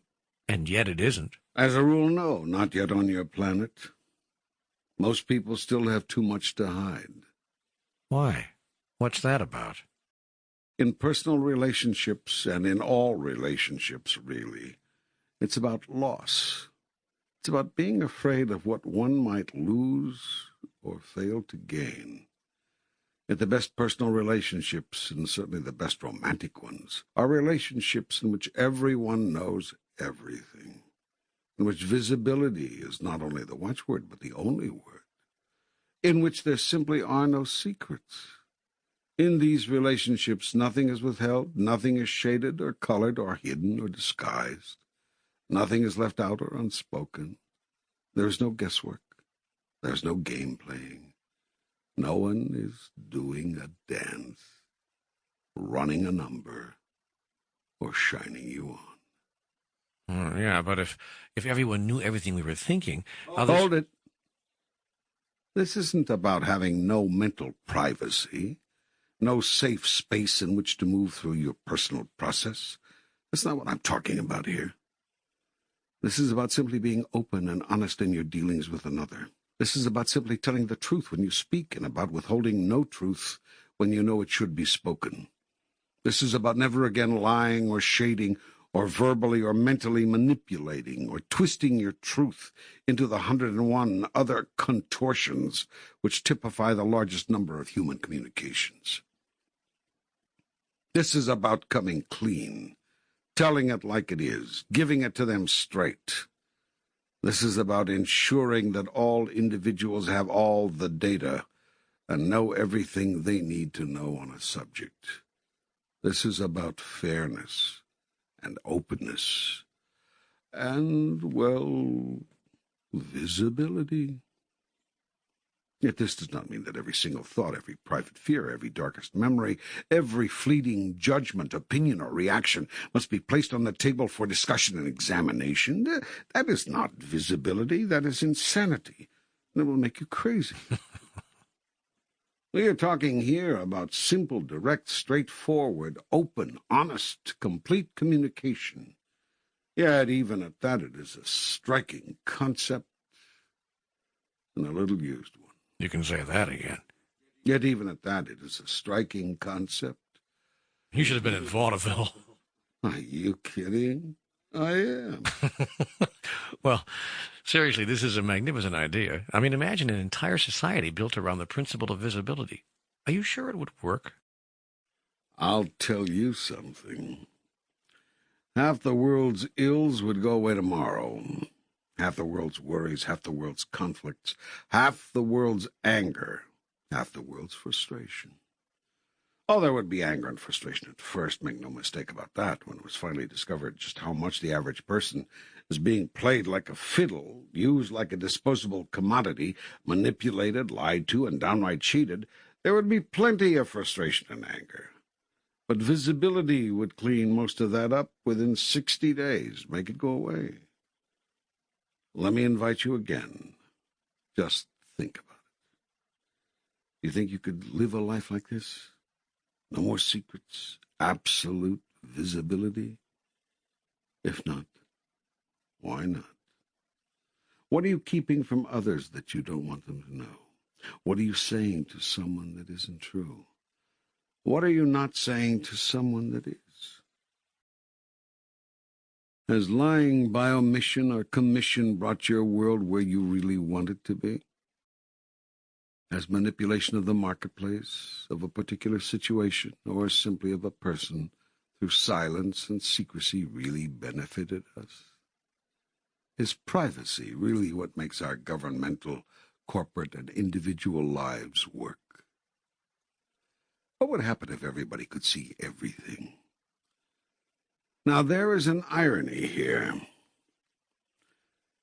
Don't you see that this is the one thing you fear about your first meeting with God? Don't you get that what you've been afraid of is that the gig is up, the game is over, the tap dance is finished, the shadow boxing is done, and the long, long trail of deceits, big and small, has come to quite literally a dead end? Yet the good news is that there is no reason for fear, no cause to be scared. No one is going to judge you. No one is going to make you wrong. No one is going to throw you into the everlasting fires of hell. But to you Roman Catholics, no, you won't even go to purgatory. And to you Mormons, no, you won't be trapped forever in the lowest heaven, unable to get to the highest heaven, nor will you be labeled sons of perdition and banished forever to realms unknown. And to you, well, you get the picture. I hear your challenge. I hear it. Please, tell me more now about life on this planet on a grander scale. Tell me how nation can get along with nation, so there'll be war no more. There will always be disagreements between nations, for disagreement is merely a sign, and a healthy one, of individuality. Violent resolution of disagreements, however, is a sign of extraordinary immaturity. There is no reason in the world why violent resolution cannot be avoided, given the willingness of nations to avoid it. One would think that the massive toll in death and destroyed lives would be enough to produce such willingness, but among primitive cultures such as yours, this is not so. As long as you think you can win an argument, you will have it. As long as you think you can win a war, you will fight it. What is the answer to all of this? I don't have an answer. I only have... I know, an observation. Yes. I observe now what I observed before. A short-term answer could be to establish what some have called a one-world government, with a world court to settle disputes, one whose verdicts may not be ignored, as happens with the present world court, and a world peacekeeping force to guarantee that no one nation, no matter how powerful or how influential, can ever again aggress upon another. Yet understand that there may still be violence upon the earth. The peacekeeping force may have to use violence to get someone to stop doing so. As I noted in Book 1, failure to stop a despot empowers a despot. Sometimes the only way to avoid a war is to have a war. Sometimes you have to do what you don't want to do in order to ensure that you won't have to keep on doing it. This apparent contradiction is part of the divine dichotomy, which says that sometimes the only way to ultimately be a thing, in this case peaceful, may be at first to not be it. In other words, often the only way to know yourself as that which you are is to experience yourself as that which you are not. It is an observable truth that power in your world can no longer rest disproportionately with any individual nation, but must rest in the hands of the total group of nations existing on this planet. Only in this way can the world finally be at peace, resting in the secure knowledge that no one despot, no matter how big or powerful his individual nation, can or will ever again infringe upon the territories of another nation, nor threaten her freedoms. No longer need the smallest nations depend upon the goodwill of the largest nations, often having to bargain away their own resources and offer their prime lands for foreign military bases in order to earn it. Under this new system, the security of the smallest nations will be guaranteed not by whose back they scratch, but by who is backing them. All 160 nations would rise up should one nation be invaded. All 160 nations would say no should one nation be violated or threatened in any way. Similarly, nations would no longer be threatened economically, blackmailed into certain courses of action by their bigger trading partners required to meet certain guidelines in order to receive foreign aid, or mandated to perform in certain ways in order to qualify for simple humanitarian assistance. Yet there are those among you who would argue that such a system of global governance would erode the independence and the greatness of individual nations. The truth is, it would increase it, and that is precisely what the largest nations, whose independence is assured by power, not by law or justice, are afraid of. For then no longer would only the largest nation always get its way automatically, but the considerations of all nations would have to be heard equally. And no longer would the largest nations be able to control and hoard the mass of the world's resources, but would be required to share them more equally, render them accessible more readily, provide their benefits more uniformly to all the world's people. A worldwide government would level the playing field, and this idea, while driving to the core of the debate regarding basic human dignity, is anathema to the world's haves, who want the have-nots to go seek their own fortunes, ignoring, of course, the fact that the haves control all that others would seek. Yet it feels as though we're talking about redistribution of wealth here. How can we maintain the incentive of those who do want more and are willing to work for it if they know they must share with those who do not care to work that hard? First, it's not merely a question of those who want to work hard and those who don't.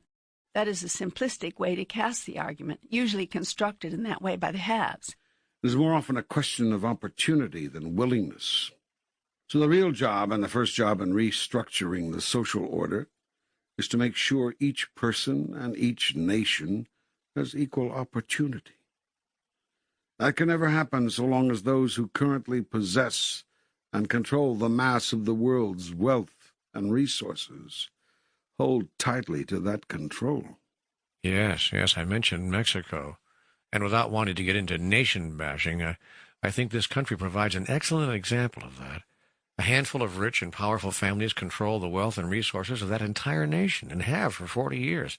Elections in this so-called Western democracy are a farce, because the same families have controlled the same political party for decades, assuring virtually no serious opposition. Result, the rich get richer and the poor get poorer. If wages should jump from $1.75 to a whopping $3.15 an hour, the rich point out how much they've done for the poor in providing jobs and opportunity for economic advancement. Yet the only ones making quantum advances are the rich, the industrialists and business owners who sell their commodities on the national and world market at huge profits, given the low cost of their labor. America's rich know this is true, which is why many of America's rich and powerful are rebuilding their plants and factories in Mexico and other foreign countries where slave labor wages are considered a grand opportunity for the peasants. But the local government, controlled by the same few reaping the profits from these ventures, imposes few regulations. Health and safety standards and environmental protections are virtually non-existent in the workplace. The people are not being cared for, nor is the earth on which they are being asked to live in their paper shacks next to streams in which they do their laundry and into which they sometimes defecate, for indoor plumbing is often also not one of their dignities. What is created by such crass disregard for the masses is a population which cannot afford the very products it is manufacturing. But the rich factory owners don't care. They can ship their goods to other nations where there are people who can. Yet I believe that sooner or later this spiral will turn in upon itself, with devastating consequences, not just in Mexico, but wherever humans are exploited. Revolutions and civil war are inevitable, as are wars between nations, so long as the haves continue seeking to exploit the have-nots under the guise of providing opportunity. Holding on to the wealth and the resources has become so institutionalized that it almost now appears acceptable, even to some fair-minded people who see it as simply open market economics. Yet only the power held by the world's wealthy individuals and nations makes that illusion of fairness possible. The truth is, it is not fair to the largest percentage of the world's people and nations, who are held down from even attempting to achieve what the powerful have achieved. The system of governance described here would drastically shift the balance of power away from the resource-rich to the resource-poor, forcing the resources themselves to be fairly shared. That is what the powerful fear. Yes. So the short-term solution to the world's foment may be a new social structure, a new worldwide government.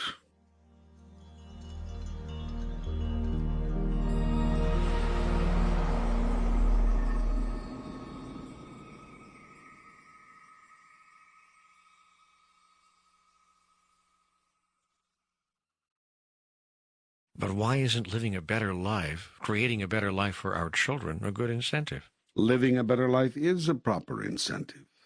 Creating a better life for your children is a good incentive. But the question is, what makes for a better life? How do you define better? How do you define life? If you define better as bigger, better, more money, power, sex, and stuff, houses, cars, clothes, CD collections, whatever.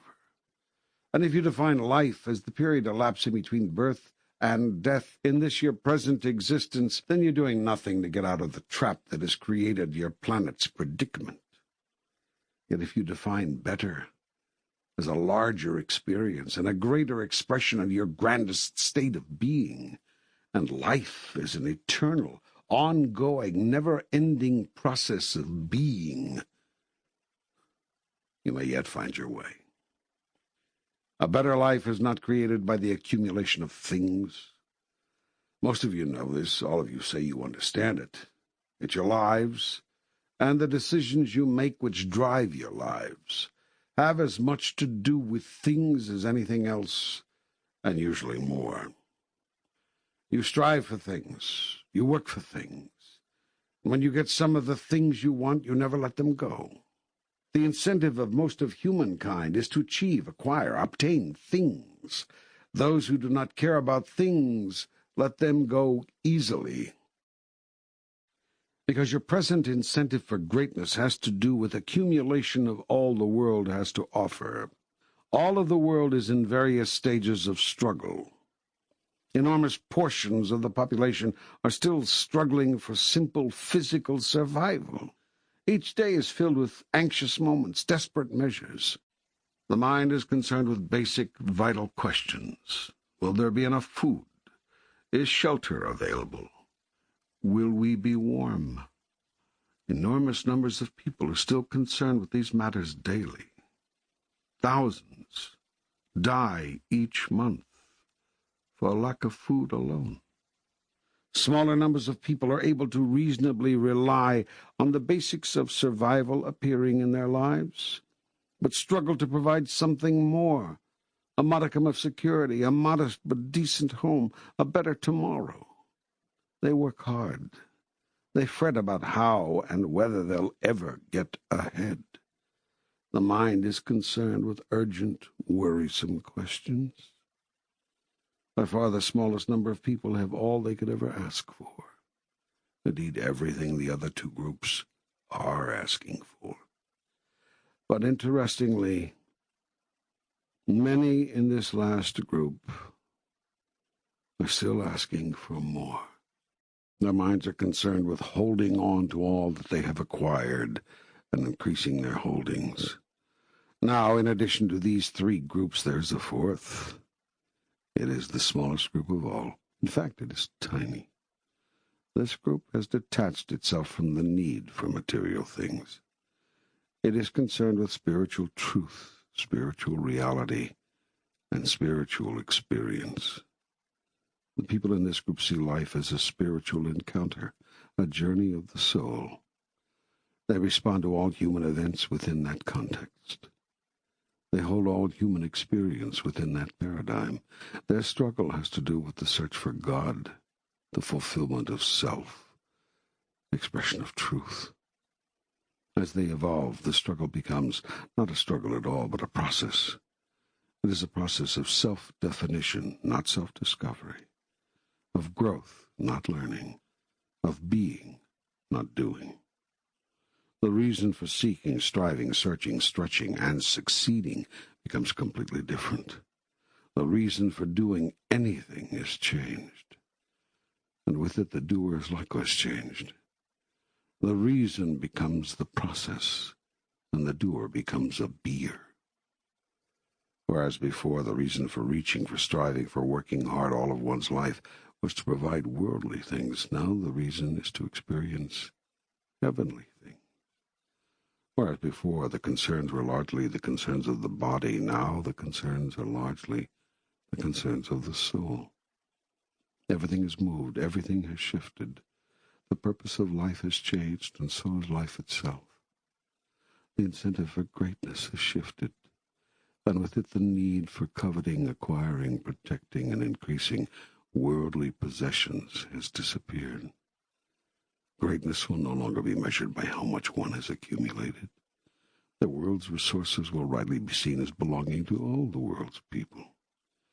In a world blessed with sufficient abundance to meet the basic needs of all, the basic needs of all will be met. Everyone will want it that way. There will no longer be a need to subject anyone to an involuntary tax. You will all volunteer to send 10% of your harvest and your abundance to programs supporting those whose harvest is less. It will no longer be possible for thousands to stand by watching thousands of others starve, not for lack of food, but for lack of sufficient human will to create a simple political mechanism by which people can get the food.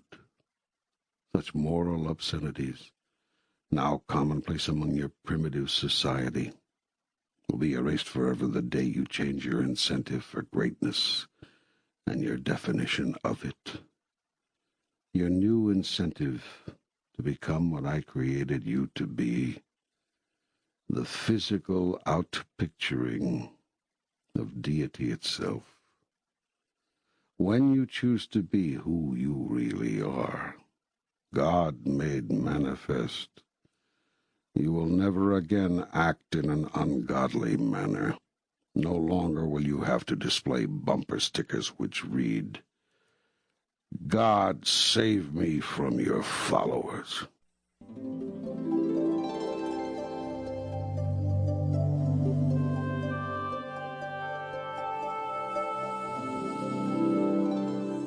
Let me see if I'm tracking this. What seems to be emerging here is a world view of equality and equanimity, where all nations submit to one world government and all people share in the world's riches. Remember, when you talk about equality, that we're meaning equal opportunity, not equality in fact. Actual equality will never be achieved, and be grateful that's so. Why? Because equality is sameness, and the last thing the world needs is sameness. No, I'm not arguing here for a world of automatons, each receiving identical allotments from a big brother central government. I am speaking of a world in which two things are guaranteed: the meeting of basic needs and the opportunity to go higher. With all your world's resources, with all your abundance, you have not yet managed those two simple things. Instead, you have trapped millions on the lowest end of the socioeconomic scale and devised a worldview that systematically keeps them there. You are allowing thousands to die each year for lack of simple basics. For all the world's magnificence, you have not found a way to be magnificent enough to stop people from starving to death, much less stop killing each other. You actually let children starve to death right in front of you. You actually kill people because they disagree with you. You are primitive. And we think we're so advanced. The first mark of a primitive society is that it thinks itself advanced. The first mark of a primitive consciousness is that it thinks itself enlightened. So let's summarize it. The way we get to the first step on the ladder, where these two fundamental guarantees are accorded everyone, is through two shifts, two changes, one in your political paradigm, one in your spiritual. The movement to a unified world government would include a greatly empowered world court to resolve international disputes and a peacekeeping force to give power to the laws by which you choose to govern yourself. The world government would include a Congress of Nations, 2 representatives from every nation on earth, and a People's Assembly, with representation in direct proportion to a nation's population. Exactly the way the U.S. government is set up, with 2 houses, one providing proportional representation and one providing equal voice to all of the states. Yes, your U.S. Constitution was God-inspired. The same balance of power should be built into the New World Constitution. There would be, likewise, an executive branch, legislative branch, and a judicial branch. Each nation would keep its internal peacekeeping police, but all national armies would be disbanded, exactly as each of your individual states disbanded their armies and navies in favor of a federal peacekeeping force serving the entire group of states you now call a nation. Nations would reserve the right to form and call up their own militia on a moment's notice, just as your states each have the constitutional right to keep and activate a state militia. And just as your states do now, each of the 160 nation-states in the Union of Nations would have the right to secede from the Union based upon a vote of the people, though why it would want to do so is beyond me, given that its people would be more secure and more abundant than ever before. And once more, for those of us who are slow, such a unified world federation would produce an end to wars between nations and the settling of disputes by killing, an end to abject poverty, death by starvation, and mass exploitation of people and resources by those of power, an end to the systematic environmental destruction of the earth, an escape from the endless struggle for bigger, better, more, an opportunity truly equal for all people to rise to the highest expression of self, an end to all limitations and discriminations holding people back, whether in housing, in the workplace, or in the political system, or in personal sexual relationships. Would your New World Order require a redistribution of wealth? It would require nothing. It would produce voluntarily and quite automatically a redistribution of resources. All people would be offered a proper education, for instance. All people would be offered open opportunity to use that education in the workplace, to follow careers which bring them joy. All people would be guaranteed access to health care whenever and however needed. All people would be guaranteed they won't starve to death or have to live without sufficient clothing or adequate shelter. All people would be granted the basic dignities of life so that survival would never again be the issue, so that simple comforts and basic dignities were provided all human beings. Even if they did nothing to earn it? Your thought that these things need to be earned is the basis for your thought that you have to earn your way to heaven. Yet you cannot earn your way into God's good graces, and you do not have to, because you are already there. This is something you cannot accept because it is something you cannot give. When you learn to give unconditionally, which is to say, love unconditionally, then will you learn to receive unconditionally. This life was created as a vehicle through which you might be allowed to experience that. Try to wrap yourself around this idea. People have a right to basic survival, even if they do nothing, even if they contribute nothing. Survival with dignity is one of the basic rights of life.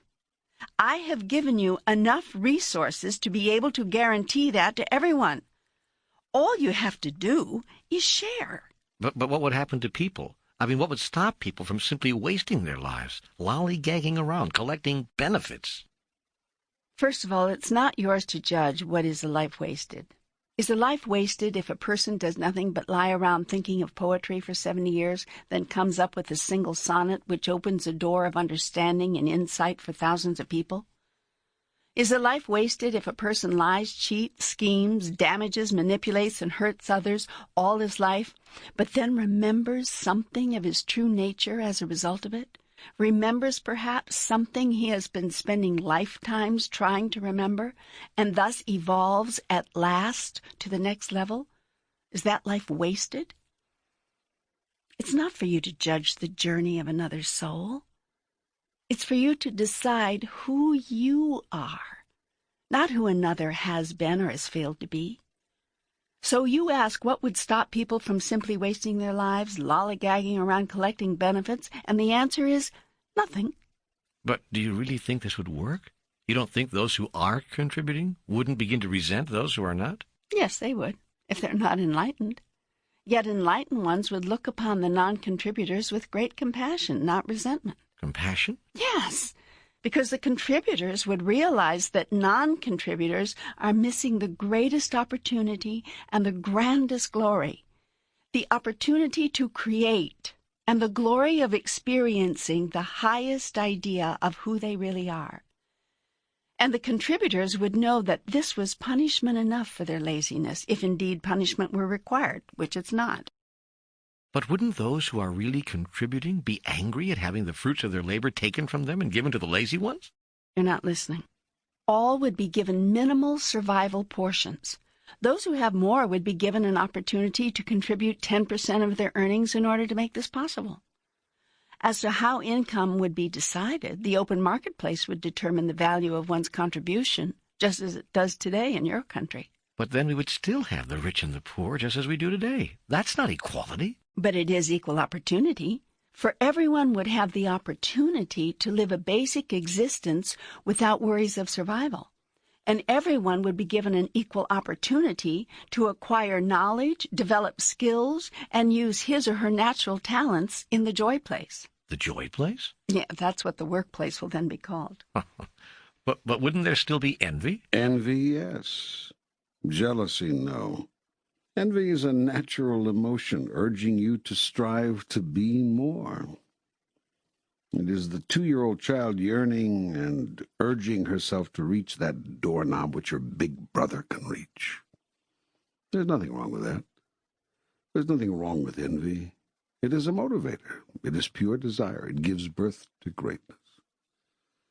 Jealousy, on the other hand, is a fear-driven emotion, making one willing for the other to have less.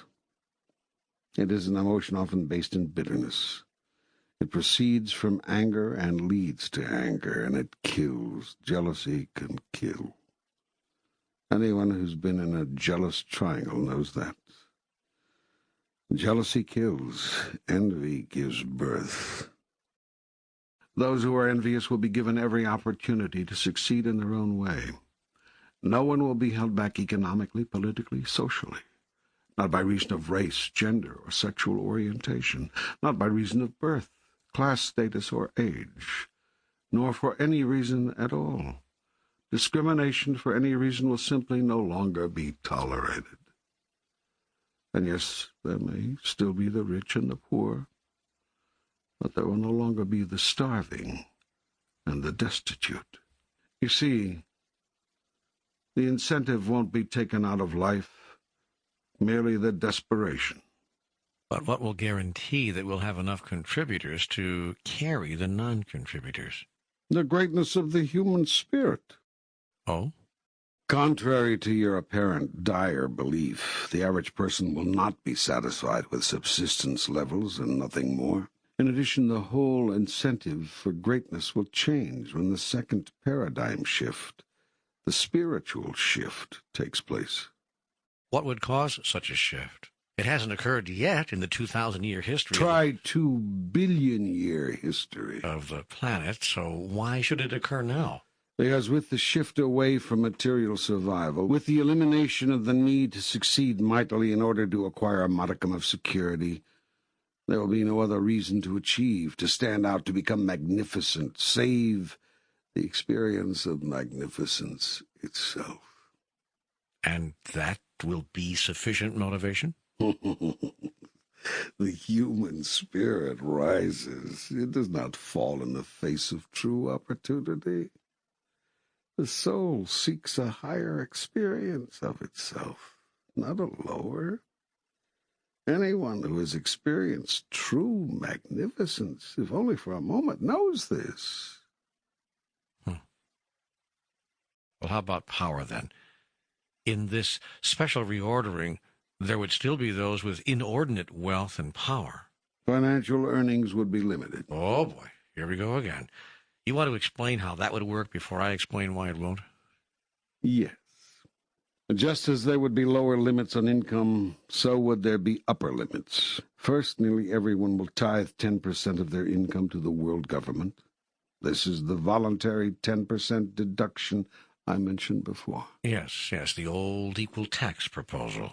In your present society at this time, it would have to take the form of a tax, because you are not sufficiently enlightened to see that voluntary deduction for the general good is in your best interest. Yet when the shift in consciousness I have been describing occurs, such an open, caring, freely offered deduction from your harvest will be seen by you as obviously appropriate. I have to tell you something. Do you mind if I interrupt you here to tell you something? No, go right ahead. Thanks. This conversation is seeming very strange to me. I never thought I'd have a conversation with God in which God would start recommending political courses of action. I mean, really. How do I convince people that God is for the flat tax? Indeed. Well, I see you keep insisting on seeing it as a tax.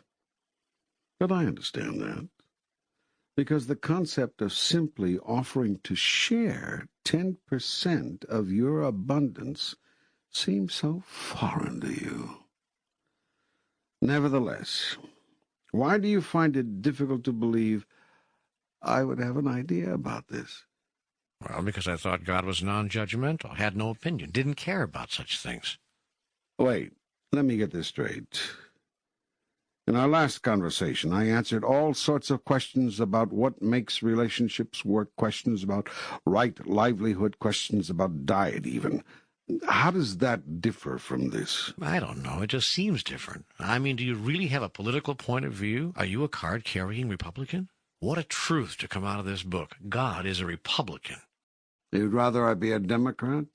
Good God. Cute. No, I'd rather you be apolitical. I am apolitical. I have no political point of view whatsoever. Oh, sort of like Bill Clinton. Hey, good. Yeah. Now you're being cute. I like humor, don't you? Well, I guess I just didn't expect God to be humorous or political. Or anything human, eh? Okay, let me place this into context for you once again. I have no preference in the matter of how you conduct your life. My only desire is that you experience yourself fully as a creative being, so that you might know who you really are. Good, I understand that. So far, so good. Every question I have answered here and every inquiry to which I responded in Book One has been heard and responded to within the context of what you, as a creative being, say you are attempting to be and do. For instance, in Book One, you asked me many questions about how you could finally make relationships work. Do you remember? Yes, of course. Did you find my answers so problematic? Did you find it difficult to believe that I would have a point of view on this? I never thought about it. I just listened to the answers. Yes, you see, I was placing my answers within the context of your questions. That is, given that you desire to be or do so-and-so, what is a way to go about that? And I showed you a way. Yes, you did. I'm doing the same thing here. It's just, well, I don't know, more difficult to believe that God would say these things than it was to believe that God would say those things. Are you finding it more difficult to agree with some of the things said here? Well, yeah. Because if you are, that's very okay. It is? Of course. It's okay to disagree with God? Certainly. What do you think I'm going to do, squash you like an insect? Well, I hadn't gotten that far in my thinking, actually. Look, the world has been disagreeing with me since this whole thing started. Hardly anyone has been doing it my way since it began. That's true, I guess. You can be sure it's true. Had people been following my instructions, left with you through hundreds of teachers over thousands of years, the world would be a much different place. So, if you wish to disagree with me now, go right ahead. Besides, I could be wrong. What? I said, besides, I could be wrong. Oh, my goodness. You're not taking this all as gospel, are you?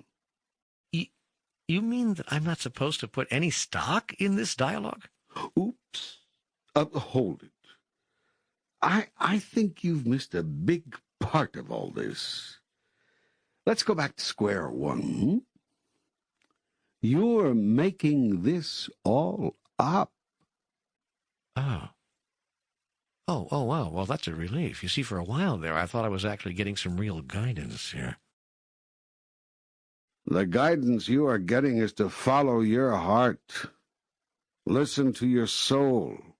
Hear yourself. Even when I present you with an option, an idea, a point of view, you are under no obligation to accept that as your own. If you disagree, then disagree. That is the whole point of this exercise. The idea wasn't for you to substitute your dependency on everything and everyone else with a dependency on this book.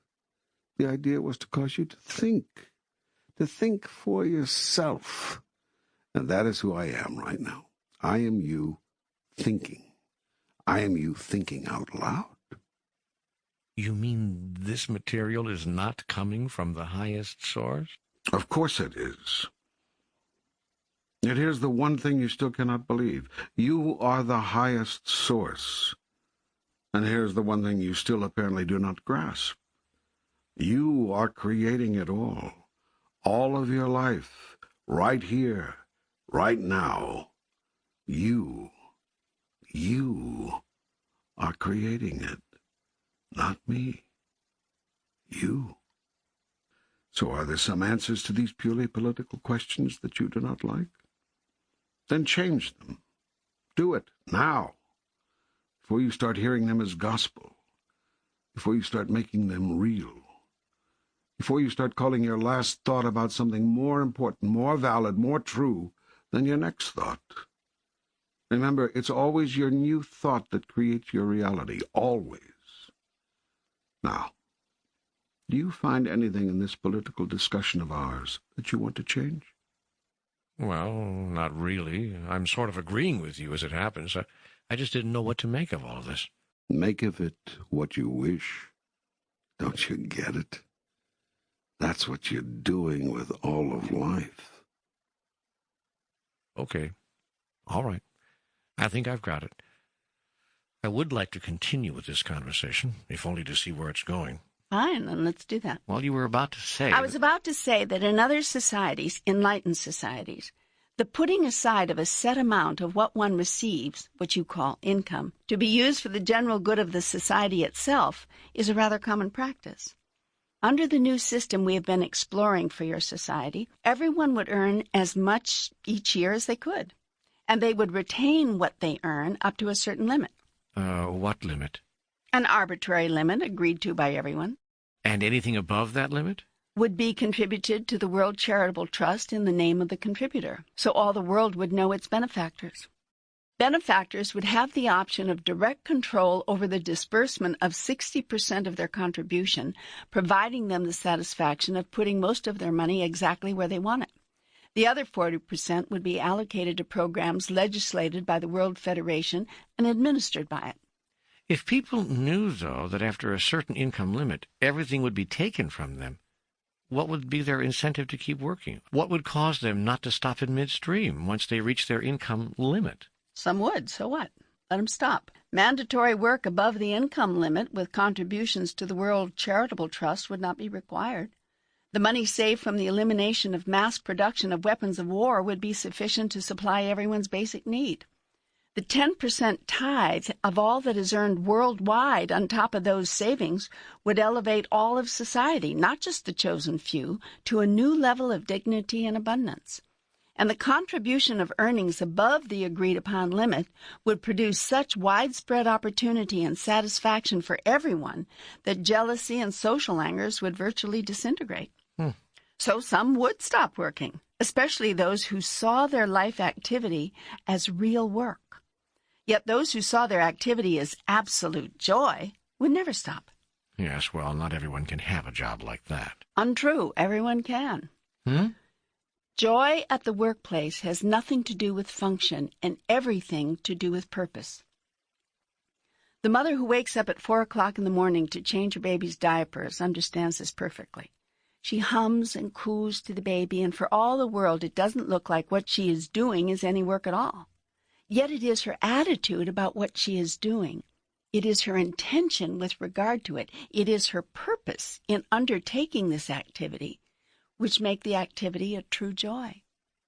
I've used this example of motherhood before because the love of a mother for her child is as close as you may be able to come to understanding some of the concepts of which I'm speaking. Still, what would be the purpose? I don't get the purpose of eliminating limitless earning potential. Wouldn't that rob the human experience of one of its greatest opportunities, one of its most glorious adventures? You'd still have the opportunity and the adventure of earning a ridiculous amount of money. The upper limit on attainable income would be very high, more than the average person, the average 10 people would ever need. And the amount of income you could earn would not be limited, simply the amount you would choose to retain for personal use. The remainder, everything say over $25 million a year, I use a strictly arbitrary figure to make a point, would be spent for programs and services benefiting all humankind. As to the reason, the why of it, the upper retainable income limit would be a reflection of a consciousness shift on the planet, an awareness that the highest purpose of life is not the accumulation of the greatest wealth, but the doing of the greatest good, and a corollary awareness that indeed the concentration of wealth, not the sharing of it, is the largest single factor in the creation of the world's most persistent and striking social and political dilemmas. But the opportunity to amass wealth, unlimited wealth, is the cornerstone of the capitalistic system, a system of free enterprise and open competition that has produced the greatest society the world has ever known. The problem is you really believe that. No, I don't. I mouthed it there on behalf of all those who do believe it. Those who do believe it are terribly deluded and see nothing of the current reality on your planet. In the United States, the top 1.5% hold more wealth than the bottom 90%. The net worth of the richest 834,000 people is nearly $1 trillion greater than the poorest 84 million combined. So, they've worked for it. You Americans tend to see class status as a function of individual effort. Some have made good, so you assume that anybody can. That view is simplistic and naive. It assumes that everyone has equal opportunity, when in fact, in America, just as in Mexico, the rich and powerful strive and contrive to hold on to their money and their power and to increase it. So, what's wrong with that? They do so by systematically eliminating competition, by institutionally minimizing true opportunity, and by collectively controlling the flow and the growth of wealth. This they accomplish through all manner of devices, from unfair labor practices which exploit the masses of the world's poor, to good old boy network competitive practices which minimize and all but destroy a newcomer's chances of entering the inner circle of the successful. Then they seek to control public policy and governmental programs around the world to further ensure that the masses of people remain regulated, controlled, and subservient. I don't believe that the rich do this. Not the largest number of them. There may be a handful of conspirators, I suppose, but... In most cases, it isn't rich individuals who do it. It's the social systems and institutions they represent. Those systems and institutions were created by the rich and powerful, and it is the rich and powerful who continue to support them.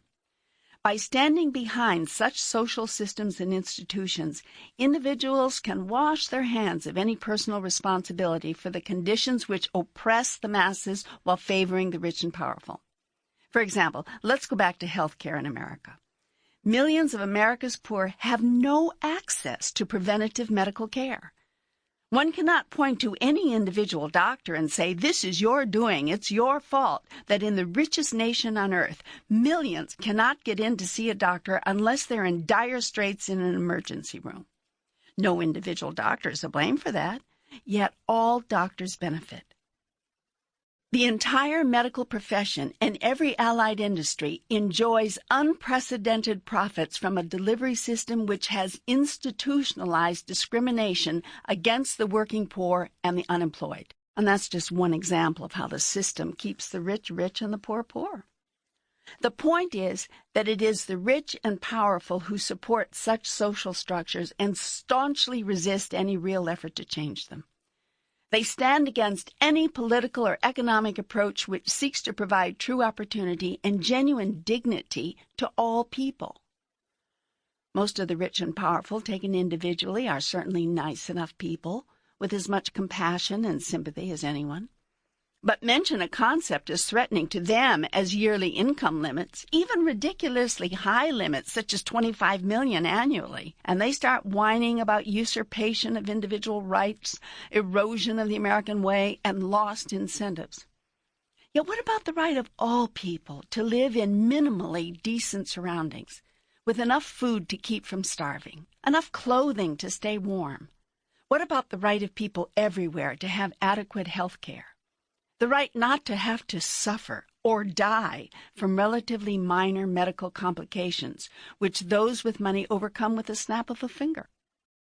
The resources of your planet, including the fruits of the labors of the masses of the indescribably poor who are continually and systematically exploited, belong to all the world's people, not just those who are rich and powerful enough to do the exploiting. And here is how the exploitation works.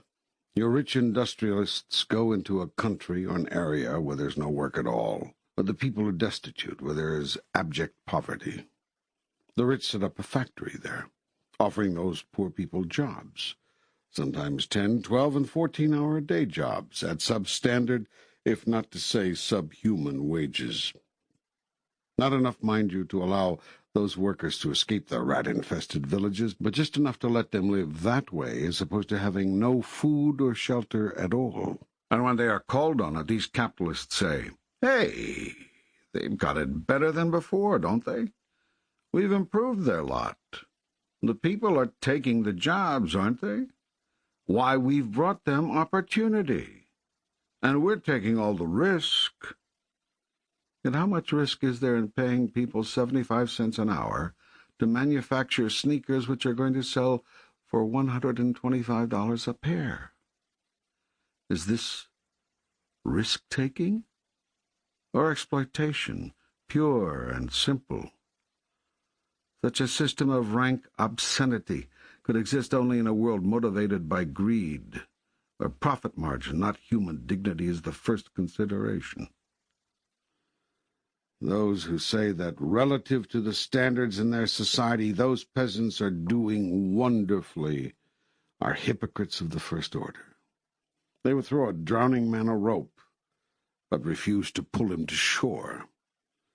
Then they would brag that a rope is better than a rock. Rather than raising the people to true dignity, these haves give the world's have-nots just enough to make them dependent, but not enough to ever make them truly powerful. For people of true economic power have the ability to then impact, and not merely be subject to, the system.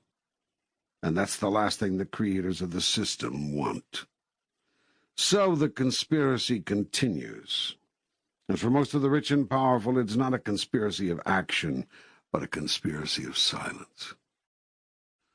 So go now, go your way, and by all means say nothing about the obscenity of a socio-economic system which rewards a corporate executive with a $70 million bonus for increasing sales of a soft drink. Now, 70 million people can't afford the luxury of drinking this stuff, much less eating enough to stay healthy. Don't see the obscenity of it. Call this the world's free market economy, and tell everyone how proud you are of it. Yet it is written, "If thou wilt be perfect, go and sell what thou hast, and give to the poor, and thou shalt have treasure in heaven." When the young man heard this, he went away sorrowful, for he had great possessions. I've rarely seen you so indignant. God doesn't become indignant. This proves that you are not God. God is everything, and God becomes everything. There is nothing which God is not, and all that God is experiencing of itself, God is experiencing in, as, and through you. It is your indignation which you are feeling. You're right, because I agree with everything you've said.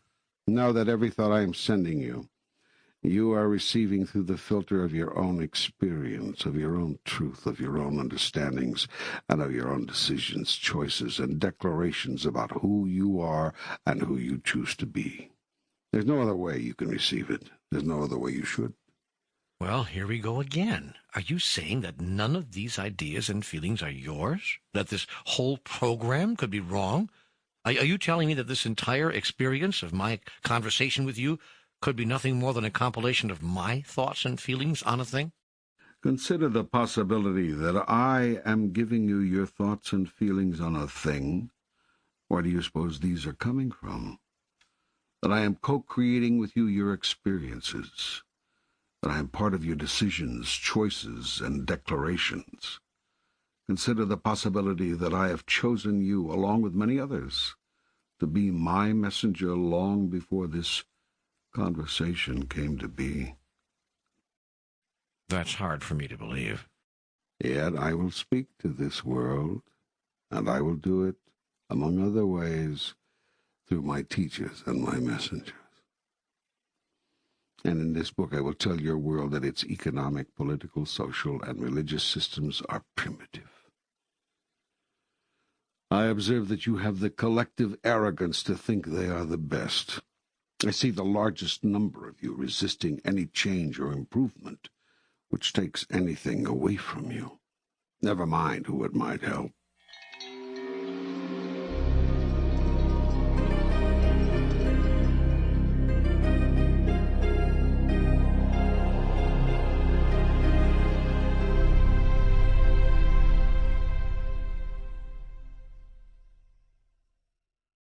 I say again, what is needed on your planet is a massive shift in consciousness, a change in your awareness, a renewed respect for all of life, and a deepened understanding of the interrelatedness of everything.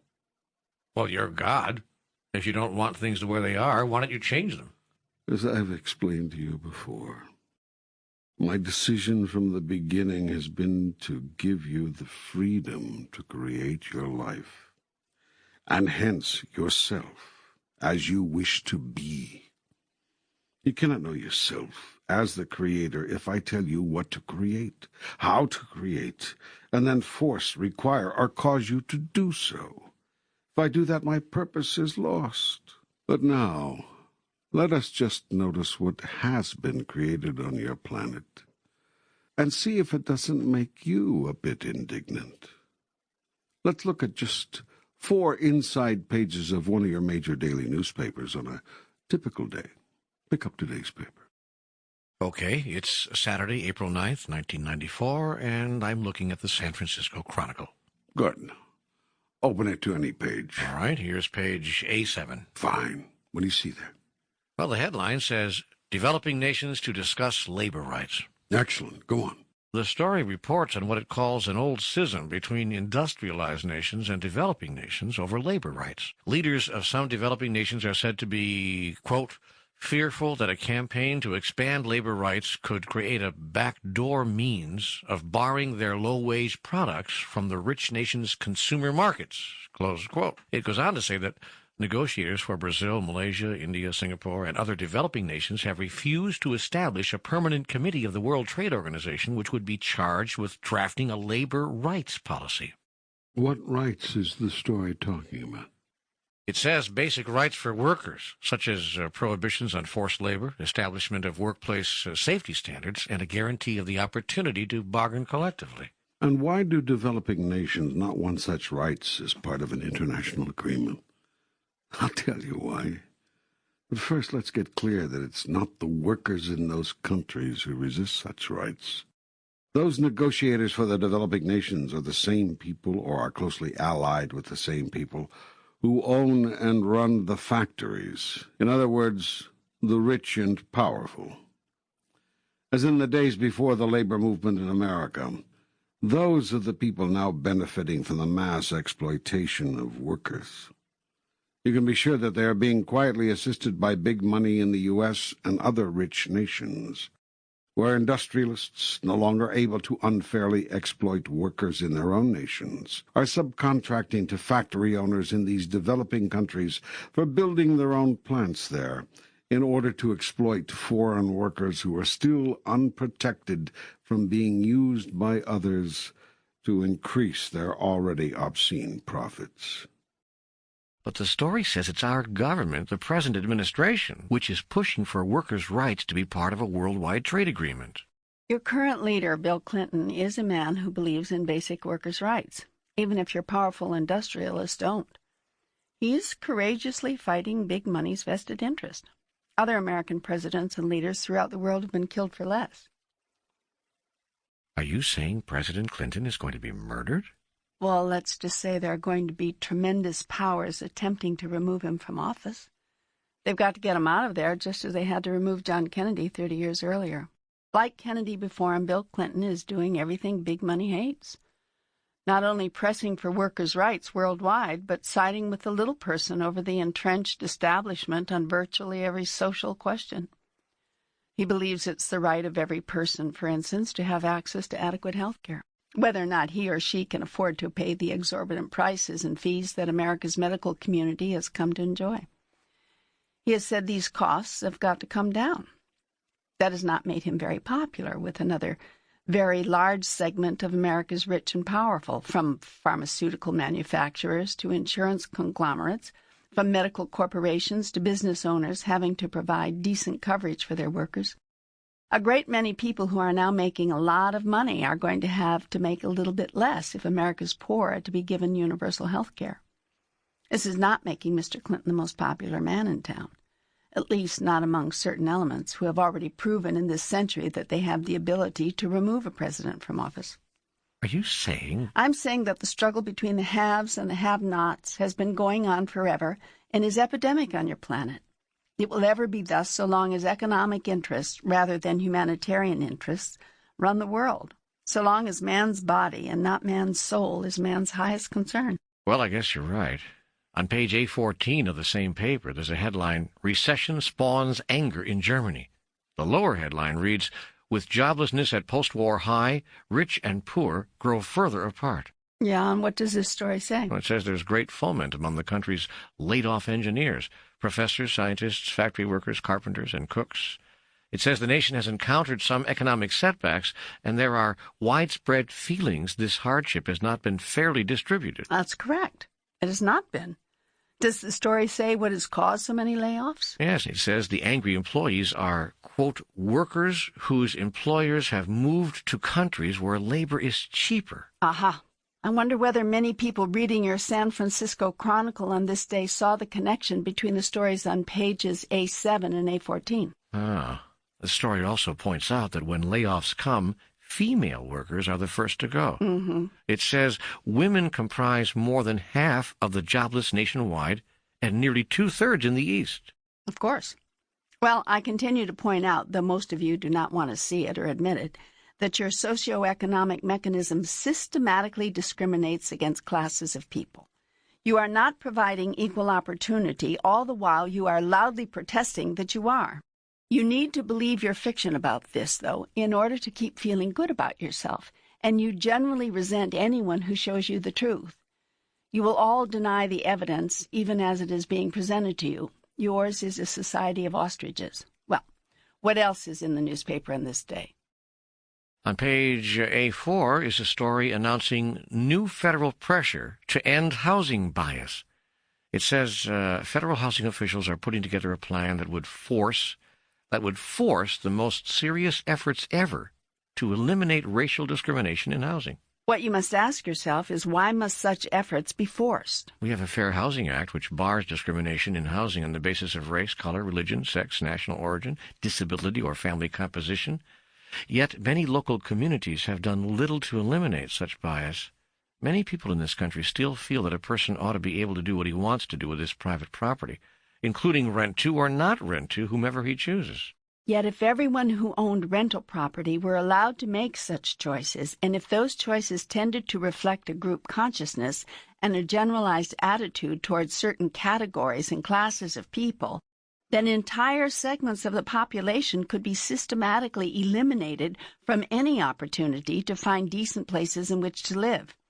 And in the absence of decent, affordable housing, land barons and slumlords would be able to charge exorbitant prices for terrible dwellings, providing little or no upkeep. And once again, the rich and powerful exploit the masses, this time under the guise of property rights. Well, property owners should have some rights. Yet when do the rights of the few infringe upon the rights of the many? That is, and always has been, the question facing every civilized society. Does there come a time when the higher good of all supersedes individual rights? Does society have a responsibility to itself? Your fair housing laws are your way of saying yes. All the failures to follow and enforce those laws are the rich and powerful's way of saying no.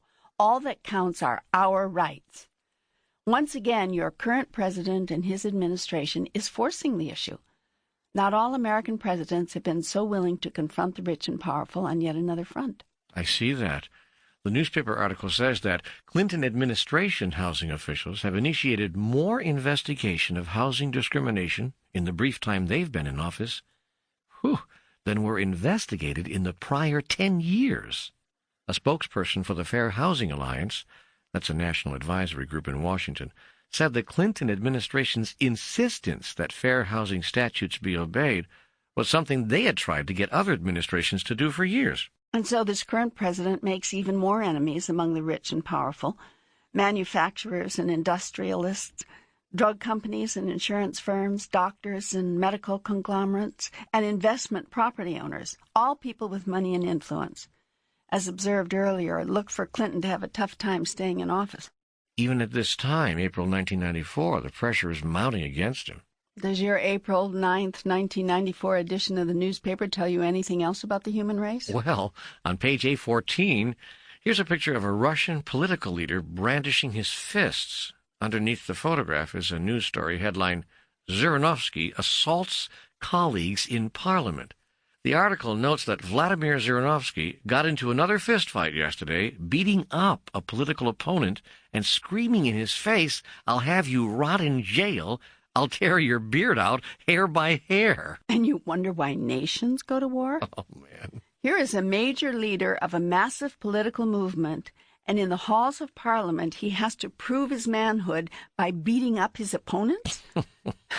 Yours is a very primitive race, where strength is all you understand. There is no true law on your planet. True law is natural law. Inexplicable and not needed to be explained or taught. It is observable. True law is that law by which the people freely agree to be governed because they are governed by it naturally. Their agreement is therefore not so much an agreement as it is a mutual recognition of what is so. Those laws don't have to be enforced. They already are enforced by the simple expedient of undeniable consequence. Let me give you an example. Highly evolved beings do not hit themselves on the head with a hammer because it hurts. They also don't hit anyone else on the head with a hammer for the same reason. Evolved beings have noticed that if you hit someone else with a hammer, that person gets hurt. If you keep doing it, that person gets angry. If you keep getting him angry, he finds a hammer of his own and eventually hits you back. Evolved beings therefore know that if you hit someone else with a hammer, you are hitting yourself with a hammer. It makes no difference if you have more hammers or a bigger hammer. Sooner or later, you're going to get hurt. This result is observable. Now, unevolved beings, primitive beings, observe the same thing. They simply don't care. Evolved beings are not willing to play the one with the biggest hammer wins.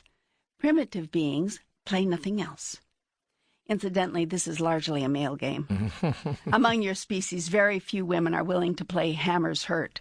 They play a new game. They say, if I had a hammer, I'd hammer out justice. I'd hammer out freedom. I'd hammer out love between my brothers and my sisters all over this land.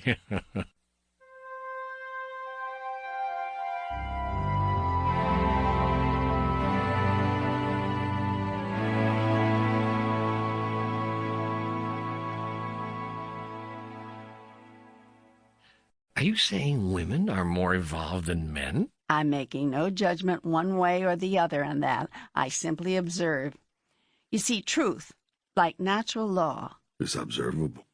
Now, any law that is not natural law is not observable, and so has to be explained to you.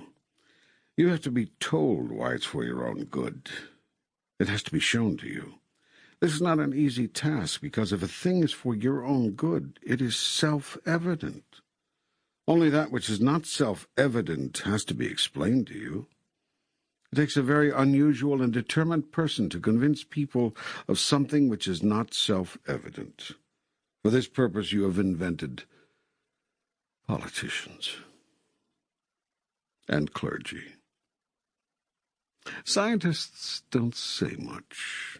They're usually not very talkative. They don't have to be. If they conduct an experiment and it succeeds, they simply show you what they've done. The results speak for themselves, so scientists are usually quiet types, not given to verbosity. It is not necessary. The reason for their work is self-evident. Furthermore, if they try something and fail, they have nothing to say. Not so with politicians. Even if they failed, they talk. In fact, sometimes the more they fail, the more they talk. The same is true of religions. The more they fail, the more they talk. Yet I tell you this, truth and God are found in the same place, in the silence. When you have found God and when you have found truth, it is not necessary to talk about it. It is self-evident. If you are talking a lot about God, it is probably because you are still searching. That's okay. That's all right. Just know where you are. But teachers talk about God all the time. That's all we talk about in this program. You teach what you choose to learn. And yes, this program does speak about me, as well as about life, which makes this program a very good case in point. You have engaged yourself in writing this because you are still searching. Yes. Indeed. And the same is true of those who are listening to it. But we were on the subject of creation. You asked me at the beginning of this chapter why. If I didn't like what I was seeing on earth, I didn't change it. I have no judgment about what you do.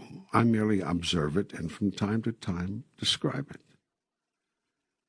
But now I must ask you, forget my observations and forget my descriptions. How do you feel about what you have observed of your planet's creations?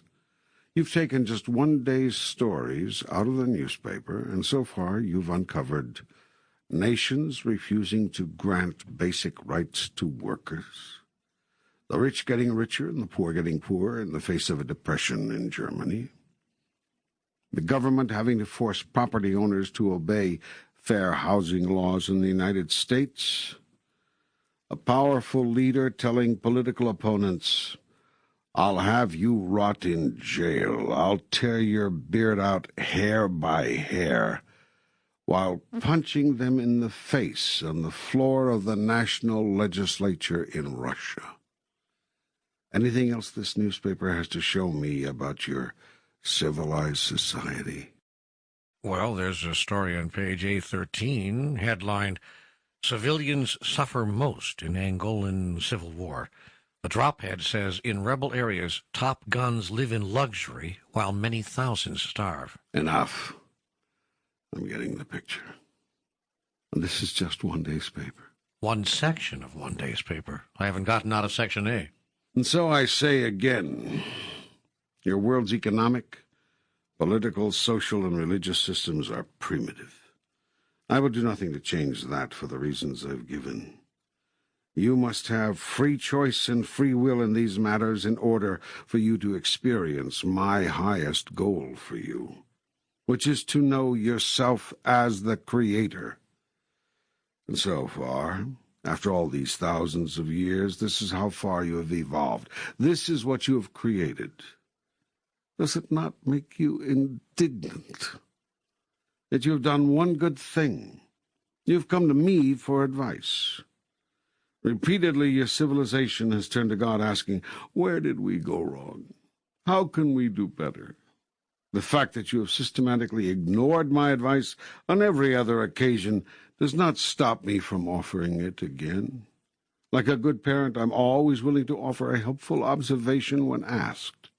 Also, like a good parent, I'm willing to keep loving you if I'm ignored. So I'm describing things as they really are, and I'm telling you how you can do better. I'm doing so in a way which causes you to feel some indignation because I want to get your attention. I see that I've done so. What could cause the kind of massive consciousness shift of which you've spoken now repeatedly? There's a slow chipping away happening. We are gradually stripping the block of granite which is the human experience of its unwanted excess, as the sculptor chips away to create and reveal the true beauty of the final carving. We? You and I, through our work, and a great many others, messengers all, the writers, the artists, the television and movie producers, the musicians, the singers, the actors, the dancers, the teachers, the shamans, the gurus, the politicians, the leaders. Yes, there are some very good ones, some very sincere ones. The doctors, the lawyers. Yes, there are some very good ones, some very sincere ones. The moms and dads and grandmas and grandpas in living rooms and kitchens and backyards all over America and all around the world.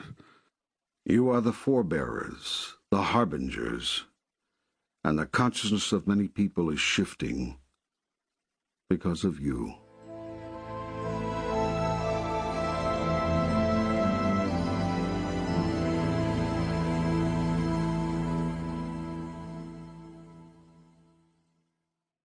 Will it take a worldwide calamity? A disaster of gargantuan proportions, as some have suggested? Must the Earth tilt on its axis, be hit by a meteor, swallow its continents whole before its people will listen? Must we be visited by beings from outer space, or scared out of our minds, before having sufficient sight to realize that we are all one? Is it required that we all face the threat of death before we can be galvanized to find a new way to live? Such drastic events are not necessary, but could occur. Will they occur? Do you imagine that the future is predictable, even by God? I tell you this, your future is creatable. Create it as you want. But earlier, you said that in the true nature of time there is no future, that all things are happening in the instant moment, the forever moment of now. That is true. Well, are there earthquakes and floods and meteors hitting the planet right now, or aren't there? Don't tell me that as God you don't know. Do you want these things to happen? Of course not. But you said everything that's going to happen already has happened, is happening now. That is true. But the eternal moment of now is also forever changing. It is like a mosaic, one that is always there but constantly shifting. You can't blink because it'll be different when you open your eyes. Watch, look. See? There it goes again. I am constantly changing. What makes you change? Your idea about me. Your thought about all of it is what makes it change instantly. Sometimes the change in the all is subtle, virtually indiscernible, depending on the power of the thought. But when there is an intense thought or a collective thought, then there is tremendous impact, incredible effect. Everything changes. So will there be the kind of major earth-wide calamity you speak of? I don't know. Will there? You decide. Remember, you are choosing your reality now. I choose for it not to happen. Then it will not happen, unless it does. Oh, here we go again. Yes, you must learn to live within the contradiction, and you must understand the greatest truth. Nothing matters. Nothing matters? I'll explain that another time. Well, okay, but I don't like to have to wait on these things. There's so much here for you to absorb already. Give yourself some time. Give yourself some space. Oh, can we not leave yet? I sense you're leaving. You always start talking like that when you're getting ready to leave. I'd like to talk about a few other things, such as, for instance, beings from outer space. Are there such things? You want to know if there's intelligent life elsewhere in the universe? Yes, of course. Is it as primitive as ours? Some of the life forms are more primitive, some less so, and some are far more advanced. Have we been visited by extraterrestrial beings? Yes, many times. For what purpose? To inquire, in some cases to gently assist. How do they assist? Oh, they give a boost now and then. For instance, surely you're aware that you've made more technological progress in the past 75 years than in all of human history before that. Yeah, I suppose so. Do you imagine that everything from CAT scans to supersonic flight to computer chips you embed in your body to regulate your heart all came from the mind of man? Well, yes. Well, then why didn't man think them up thousands of years before now? Well, I don't know. The technology wasn't available, I guess. I mean, one thing leads to another, after all, but the beginning technology wasn't there until it was. It's all a process of evolution. You don't find it strange that in this billion-year process of evolution, somewhere around 75 to 100 years ago, there was a huge comprehension explosion? You don't see it as outside the pattern that many people now on the planet have seen the development of everything from radio to radar to radionics in their lifetime? You don't get that what has happened here represents a quantum leap? A step forward of such magnitude and such proportion as to defy any progression of logic? What are you saying? I'm saying consider the possibility you've been helped. If we're being helped technologically, why aren't we being helped spiritually? Why aren't we being given some assistance with this consciousness shift? You are. We are? What do you think this program is? In addition, every day, new ideas, new thoughts, new concepts are being placed in front of you. The process of shifting the consciousness, increasing the spiritual awareness of an entire planet is a slow process. It takes time and great patience, lifetimes, generations. Yet, slowly you're coming around. Gently you're shifting. Quietly. There's change. And you're telling me that beings from outer space are helping us with that? Indeed. They're among you now, many of them. They've been helping for years. Then why don't they make themselves known, reveal themselves? Wouldn't that render their impact twice as great? Their purpose is to assist in the change they see that most of you desire, not create it. To foster, not force.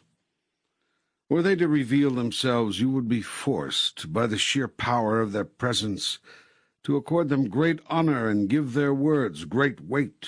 It is preferred that the mass of people come to their own wisdom. Wisdom which comes from within is not nearly so easily discarded as wisdom which comes from another. You tend to hang on a lot longer to that which you've created than to that which you've been told. Will we ever see them? Ever come to know these extraterrestrial visitors as who they really are? Oh, yes. The time will come when your consciousness will rise and your fear will subside, and then they will reveal themselves to you. Some of them have already done so, with a handful of people. What about the theory, now becoming more and more popular, that these beings are actually malevolent? Are there some who mean us harm? Are there some human beings who mean you harm? Well, yes, of course. Some of these beings, the lesser evolved, may be judged by you in the same way. Yet remember my injunction, judge not. No one does anything inappropriate given one's model of the universe. Some beings have advanced in their technology, but not in their thinking. Your race is rather like that. But if these malevolent beings are so technologically advanced, surely they could destroy us. What's to stop them? You are being protected. We are? Yes. You are being given the opportunity to live out your own destiny. Your own consciousness will create the result. Which means? Which means that in this, as in all things, what you think is what you get. What you fear is what you will draw to you. What you resist persists. What you look at disappears, giving you a chance to recreate it all over again, if you wish, or banish it forever from your experience. What you choose, you experience. Somehow it doesn't seem that way in my life. Because you doubt the power, you doubt me. Probably not a good idea. Definitely not. Why do people doubt you? Because they doubt themselves. Why do they doubt themselves? Because they've been told to, taught to. By whom? People who claim to be representing me. I don't get it. Why? Because it was a way, is the only way to control people. You must doubt yourself, you see, or you would claim all your power. That would not do. That would not do at all. Not for the people who currently hold the power. They are holding the power which is yours, and they know it. And the only way to hold on to it is to stave off the world's movement toward seeing, and then solving, the two biggest problems in the human experience. Which are? Well, I've discussed them over and over again.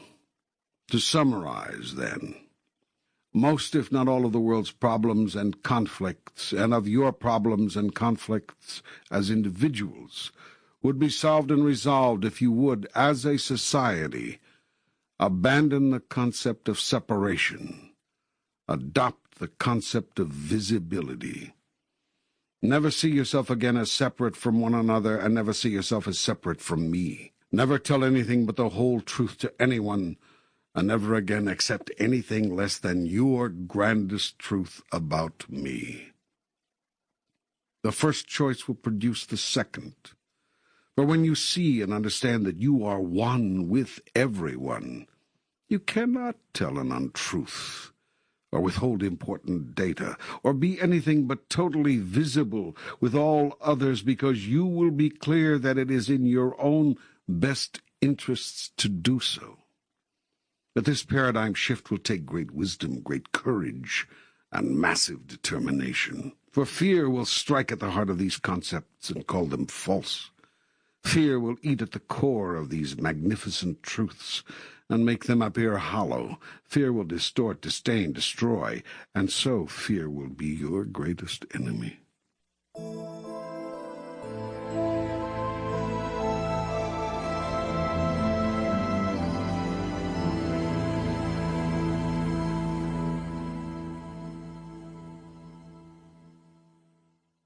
Yet you will not have, cannot produce, the society for which you have always yearned and of which you have always dreamed, unless and until you see with wisdom and clarity the ultimate truth, that what you do to others you do to yourself, what you fail to do for others you fail to do for yourself, that the pain of others is your pain and the joy of others your joy, and that when you disclaim any part of it, you disclaim a part of yourself. Now is the time to reclaim yourself. Now is the time to see yourself again as who you really are, and thus render yourself visible again. For when you and your true relationship with God become visible, then we are indivisible. And nothing will ever divide us again. And although you will live again in the illusion of separation, using it as a tool to create yourself anew, you will henceforth move through your incarnations with enlightenment, seeing the illusion for what it is, using it playfully and joyfully to experience any aspect of who we are which it pleases you to experience, yet never more accepting it as reality.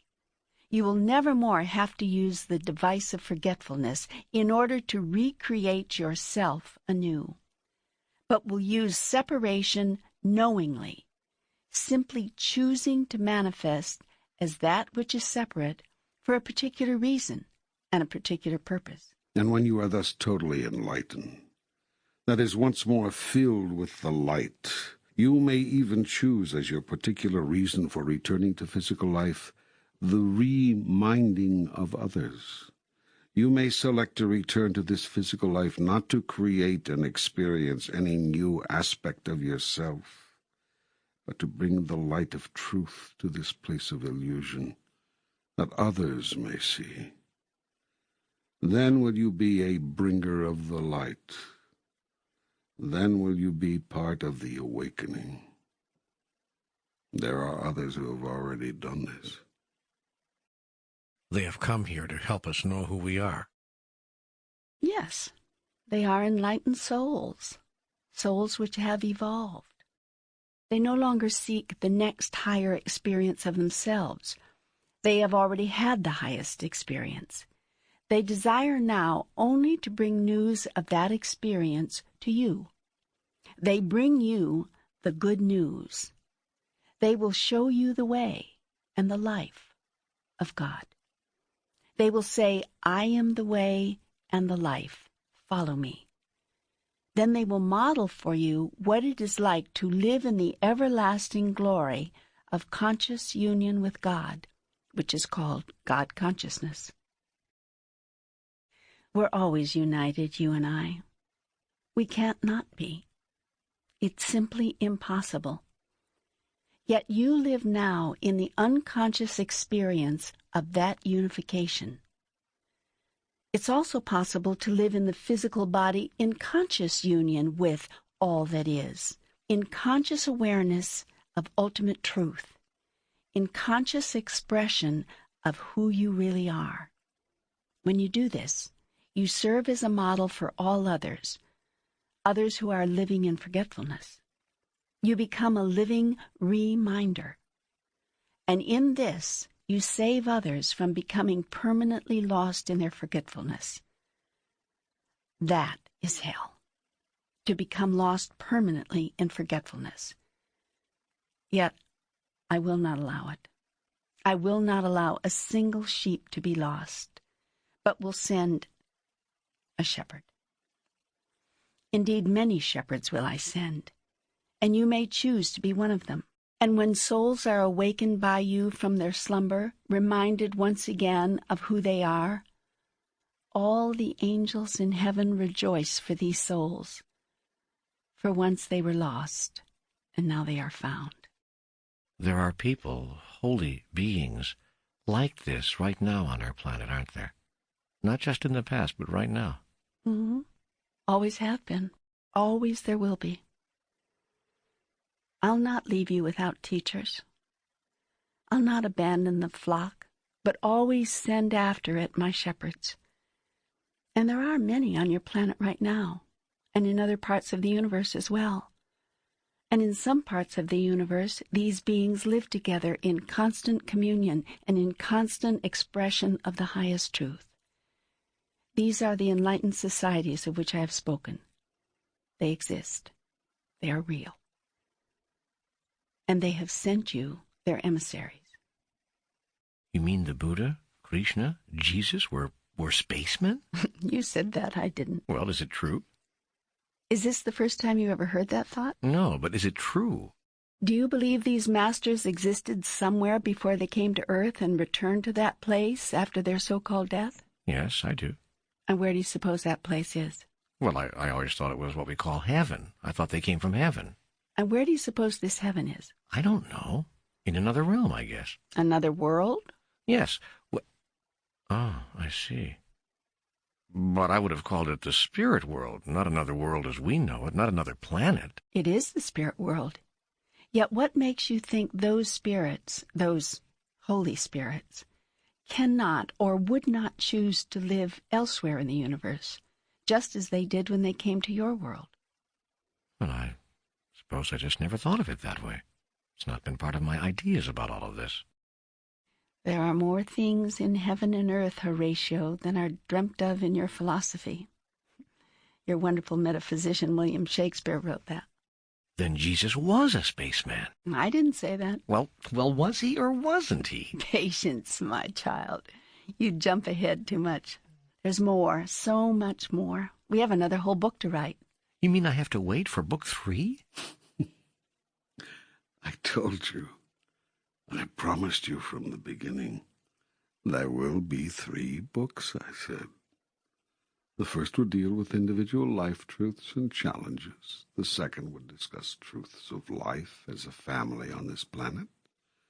And the third, I said, would cover the largest truths, having to do with the eternal questions. In this will be revealed the secrets of the universe. Unless they are not. Oh, man, I don't know how much more of this I can take. I mean, I'm really tired of living in the contradiction, as you always put it. I want what's so to be so. Then so shall it be. Unless it's not. That's it. That's it. You've got it. Now you understand the divine dichotomy. Now you see the whole picture. Now you comprehend the plan. Everything that ever was, is now, and ever will be, exists right now. And so all that is. Yet all that is constantly changing. For life is an ongoing process of creation. Therefore, in a very real sense, that which is not. This isness is never the same, which means that the isness is not. Well, excuse me, Charlie Brown, but good grief, how can anything then mean anything? It doesn't. But you are jumping ahead again. All of this in good time, my son. All of this in good time. These and other larger mysteries will all be understood after reading Book 3. Unless, altogether now, Unless they are not. Precisely. Okay, fair enough. But between now and then, what avenues can be used right here, right now, to get back to wisdom, to get back to clarity, to get back to God? Do we need to return to religion? Is that the missing link? Return to spirituality. Forget about religion. That statement is going to anger a lot of people. People will react to this entire program with anger, unless they do not. Why do you say forget religion? Because it is not good for you. Understand that in order for organized religion to succeed, it is to make people believe they need it. In order for people to put faith in something else, they must first lose faith in themselves. So the first task of organized religion is to make you lose faith in yourself. The second task is to make you see that it has the answers you do not. And the third and most important task is to make you accept its answers without question. If you question, you start to think. If you think, you start to go back to that source within. Religion can't have you do that, because you're liable to come up with an answer different from what it has contrived. So religion must make you doubt yourself, must make you doubt your own ability to think straight. The problem for religion is that very often this backfires, for if you cannot accept without doubt your own thoughts, how can you not doubt the new ideas about God which religion has given you? Pretty soon you even doubt my existence, which ironically you never doubted before. When you were living by intuitive knowing, you may not have had me all figured out, but you definitely knew I was there. It is religion which has created agnostics. Any clear thinker who looks at what religion has done must assume religion has no God. For it is religion which has filled the hearts of men with fear of God, for once man loved that which is in all its splendor. It is religion which has ordered men to bow down before God, where once man rose up in joyful outreach. It is religion which has burdened man with worries about God's wrath, where once man sought God to lighten his burden.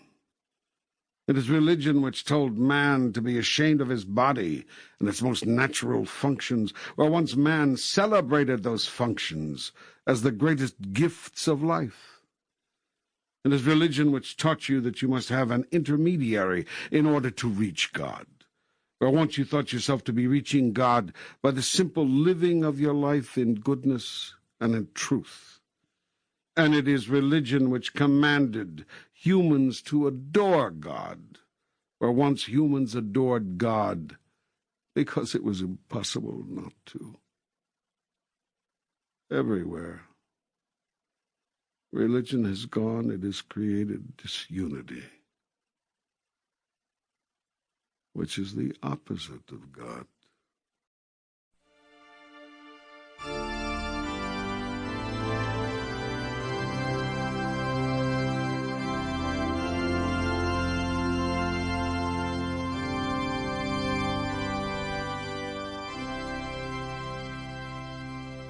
Religion has separated man from God, man from man, man from woman. Some religions actually telling man that he is above woman, even as it claims God is above man, thus setting the stage for the greatest travesties ever foisted upon half the human race. I tell you this, God is not above man, and man is not above woman. That is not the natural order of things, but it is the way everyone who had power, namely men, wished it was when they formed their male worship religions, systematically editing out half the material from their final version of the Holy Scriptures and twisting the rest to fit the mold of their male model of the world. It is religion which insists to this very day that women are somehow less, somehow second-class spiritual citizens, somehow not suited to teach the Word of God, preach the Word of God, or minister to the people. Like children, you are still arguing over which gender is ordained by me to be my priests. I tell you this, you are all priests, every single one of you. There is no one person or class of people more suited to do my work than any other. But so many of your men are just like your nations, power-hungry. They do not like to share power, merely exercise it. And they have constructed the same kind of God, a power-hungry God, a God who does not like to share power but merely exercise it. Yet I tell you this, God's greatest gift is the sharing of God's power. I would have you be like me. But we cannot be like you. That would be blasphemy. Blasphemy is that you have been taught such things. I tell you this, you have been made in the image and likeness of God. It is that destiny you came to fulfill.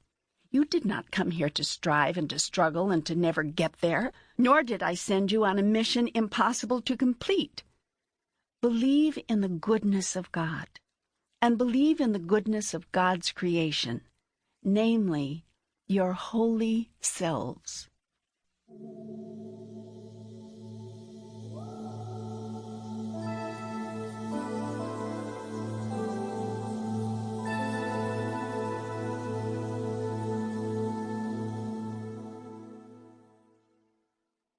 You said something earlier which intrigued me. Absolute power demands absolutely nothing. Is this the nature of God? You have now understood. I have said God is everything, and God becomes everything. There is nothing which God is not, and all that God is experiencing of itself, God is experiencing in, as, and through you. In my purest form, I am the Absolute. I am absolutely everything, and therefore I need, want, and demand absolutely nothing. On this absolutely pure form, I am as you make me. It is as if you were finally to see God and say, well, what do you make of that? Yet no matter what you make of me, I cannot forget, and will always return to my purest form. All the rest is a fiction. It is something you are making up. There are those who would make me a jealous God. But who could be jealous when one has and is everything? There are those who would make me a wrathful God. But what could cause me to be angry when I cannot be hurt or damaged in any way? There are those who would make me a vengeful God. But on whom would I take vengeance, since all that exists is me? And why would I punish myself for simply creating? Or if you must think of us as separate, why would I create you, give you the power to create, give you the freedom of choice to create what you wish to experience, then punish you forever for making the wrong choice? I tell you this, I would not do such a thing. And in that truth lies your freedom from the tyranny of God. In truth, there is no tyranny, except in your imagination. You may come home whenever you wish. We can be together again whenever you want. The ecstasy of your union with me is yours to know again. at the drop of a hat, at the feel of the wind on your face, at the sound of a cricket under diamond skies on a summer night. At the first sight of a rainbow and the first cry of a newborn babe, at the last ray of a spectacular sunset and the last breath in a spectacular life. I am with you always, even unto the end of time. Your union with me is complete. It always was, always is, and always will be. You and I are one, both now and even forevermore. Go now and make of your life a statement of this truth. Cause your days and nights to be reflections of the highest idea within you. Allow your moments of now to be filled with the spectacular ecstasy of God made manifest through you. Do it through the expression of your love, eternal and unconditional, for all those whose lives you touch. Be a light unto the darkness and curse it not. Be a bringer of the light. You are that. So be it.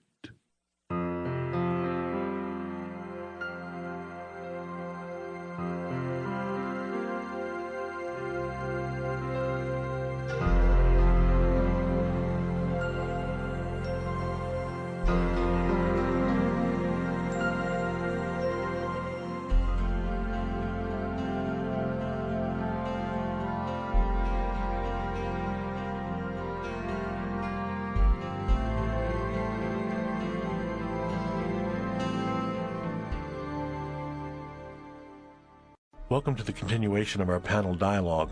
This is Michael Toms of New Dimensions Radio, and our guests are Marianne Williamson, author of Return to Love, Raymond Moody, author of Life After Life and Reunions, and Neil Donald Walsch, author of Conversations with God. One of the reasons that I love Conversations with God Part 2 is because it, in a way that is very unique and very new, presents a very radical political message. And I mean radical in the best sense, because I believe the truth is radical in a way that I believe people can hear without shutting down in fear or in denial. That's where America seems stuck to me. You know, we have a president talking about how these are the best of times, things that Conversations with God Part 2 is full of. And America has now decided to just pretend that it's not happening. But you have to look at what is before you can effectively deal with what is. And that's why I really think Conversations with God Part 2 is such a wonderful addition and contribution to the debate, because we will not be serving anyone if all we do is pour pink paint over everything and say that life is rosy. Well, speaking of Book 2 and what all three of you have been talking about the last few minutes with regard to political and social problems that we have in society, not only in this society, but in societies all over the world, brings to mind a quote from Book 2, and I'd like to just share that with you now and have you respond to it. The quote is, "Ultimately, every geopolitical problem, just as every personal problem, breaks down to a spiritual problem. All of life is spiritual, and therefore all of life's problems are spiritually based and spiritually solved." So could each of you just take a moment to respond to that quote? Yes, I'll respond first. It's absolutely true. The author speaks. As the saying goes, thank you for sharing, Neil. There's a line in the Course in Miracles where it says that everything we do bears our own self-perception. We are saying what we think we are with everything we do. And in the world today, most everything done geopolitically bears witness to our perception of ourselves as material beings rather than spiritual beings, and economically oriented rather than relationship-oriented people. And as long as this is so, pain and suffering will be borne by millions and millions of people. And so to make the shift, to me, what that line means in part is the necessity for us to make the shift from identifying ourselves to ourselves and others as purely material, economically based people, to spiritual, humanitarian, and relationship based people. And until we make that primary shift in thinking, all world conditions will, in one way or another, certainly on a large scale, reflect that mistake within our minds. And there's another shift that's desperately important, and I use the word, I think, advisedly. And it perhaps is the first shift that has to happen that would cause the second to take place. At least that's how I see it. That shift is a shift away from thinking of ourselves as individual entities and separate beings to parts of a whole, to truly understand functionally as well as conceptually, because a lot of people say, yeah, I understand that as a concept, but to understand functionally that we are not only interdependent, but that we are in fact one. There's only one of us in the room. There's only one of us here. And when I truly understand that what is good for you is good for me, and what is bad for you is bad for me, there's no way I could let 10 million of those 20 million underprivileged children go without health insurance, to use a practical example. So the shift that has to occur, and Book 2 points this out again and again and again, is the shift away from separateness. I'm over here and you're over there, to an absolute clarity and a functionality of a great wisdom. There's only one of us here. You know, Einstein said that the idea that we are separate is merely an optical illusion of consciousness. Absolutely. If you go back just 200,000 years, there's some one woman that we're all the direct descendant of. This has been shown by several different studies that have been conducted with mitochondrial DNA around the world. And what that means essentially is if you think four-dimensionally instead of three-dimensionally, we are all one big, completely continuous human organism, a four-dimensional tree-like object, really, and each human being is a little bud of that larger protoplasm. And we're all in this together. Václav Havel, about 10 years ago, addressed the Congress of the United States, and he brought the house down with his statement that as he surveyed the world situation, he said that he felt that the only thing that can save us now is what he called a worldwide revolution in consciousness. And I think that, to me, that's just obvious. The only way out of the difficulties we find ourselves in now as a planet is to really start loving each other. You know, one of the reasons actually that Neil and I met was because of our common interest in politics. And there is so much talk about politics in Conversations with God Part 2. You know, Raymond, when you mentioned Václav Havel, it seems very interesting to me that Americans are able to embrace a spiritually based political message if it comes from a non-American. Yes. Notice that. Václav Havel says it, we're all, they're so fabulous. Nelson Mandela says it, it's so fabulous. But if an American says it, we have to be really alert to this. Because I know I have had some really interesting experiences where I'll say something, be damned, like it's some woo-woo, new age, fuzzy statement, and then I will say, that's interesting you think it, Mahatma Gandhi said it, or Martin Luther King Jr. said it, and the people are just, do you see what I'm saying? Yes. So I think we really have to make a stand now, and I think Neil really leads the way with bringing these messages into the social and the political conversation in the United States, and not letting them knock us down so easily. Yeah, one of the things that our foundation is doing, and we're putting it together now for 1999, we're going to be putting together the International Symposium on the Integration of Spirituality and Governance. We hope that Václav Havel will be there, in fact, and Nelson Mandela and others as well. We hope that it will be a worldwide experience, not only taking place in one central location where the main symposium will occur, but also in hamlets and towns and villages and cities all over the world simultaneously, one weekend where spiritual and political leaders in every town, hamlet, and city on the globe will sit down at the same time and talk about ways that we can take our highest commonly held spiritual values and overlay them upon our systems of governance so that we do ask the right questions at last. I tell you, Neil, just your saying it makes me feel really excited. You know, Marianne, a playoff of what you were saying about not respecting those who speak of the Spirit if they're American. I'm thinking of Jimmy Carter, who appears to be more respected outside of the United States Precisely. for who he is than he is inside the United States. Or I think also, in addition to that, we like it when he says it as long as he's not in political power anymore. Yeah, that's right. And that's really kind of what I mean. We really want this talk, but we don't want it in our leaders. And until we're willing to make that shift, that it's not just an ex-American leader, and a South African leader or a Czechoslovakian leader or a Polish leader, but that it's actually an American leader saying it. You see, the best thing Jimmy Carter did was to get out of office. And as long as he was in the White House, he was terribly ineffective, even when he did extraordinary things, like he did with Sadat and Begin, extraordinary things, and produced a miracle. People said, well, it was the wrong thing and he didn't do it right, and he was criticized roundly. An extraordinary mirror, just as Marianne points out. But Neil, I have some questions about that I wonder. I know on one hand, he was rejected because in the United States, we're still tied to this Rambo image of strength. Yeah. And we are more concerned about the Rambo image of strength than the fact that the hostage just came home alive. I understand all that. But there's another thing that I keep thinking, and of course there is no absolute answer to this, but about Jimmy Carter. It seems to me that when Jimmy Carter ran for president, he made it very clear how important God was to him. People voted for him. The country basically said, go in there with all your faith context. We'll go for it.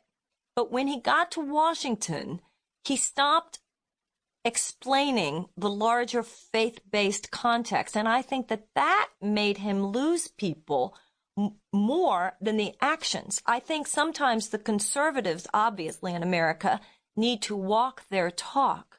But I think sometimes people with the most progressive vision need to talk their walk. And I think that Carter, perhaps, and once again, there's no absolute answer to this, but it occurs to me that if perhaps he had let us in a little more on his thinking, particularly the spiritual aspects to it, as he does so freely now, he might not have lost the nation quite the way he did.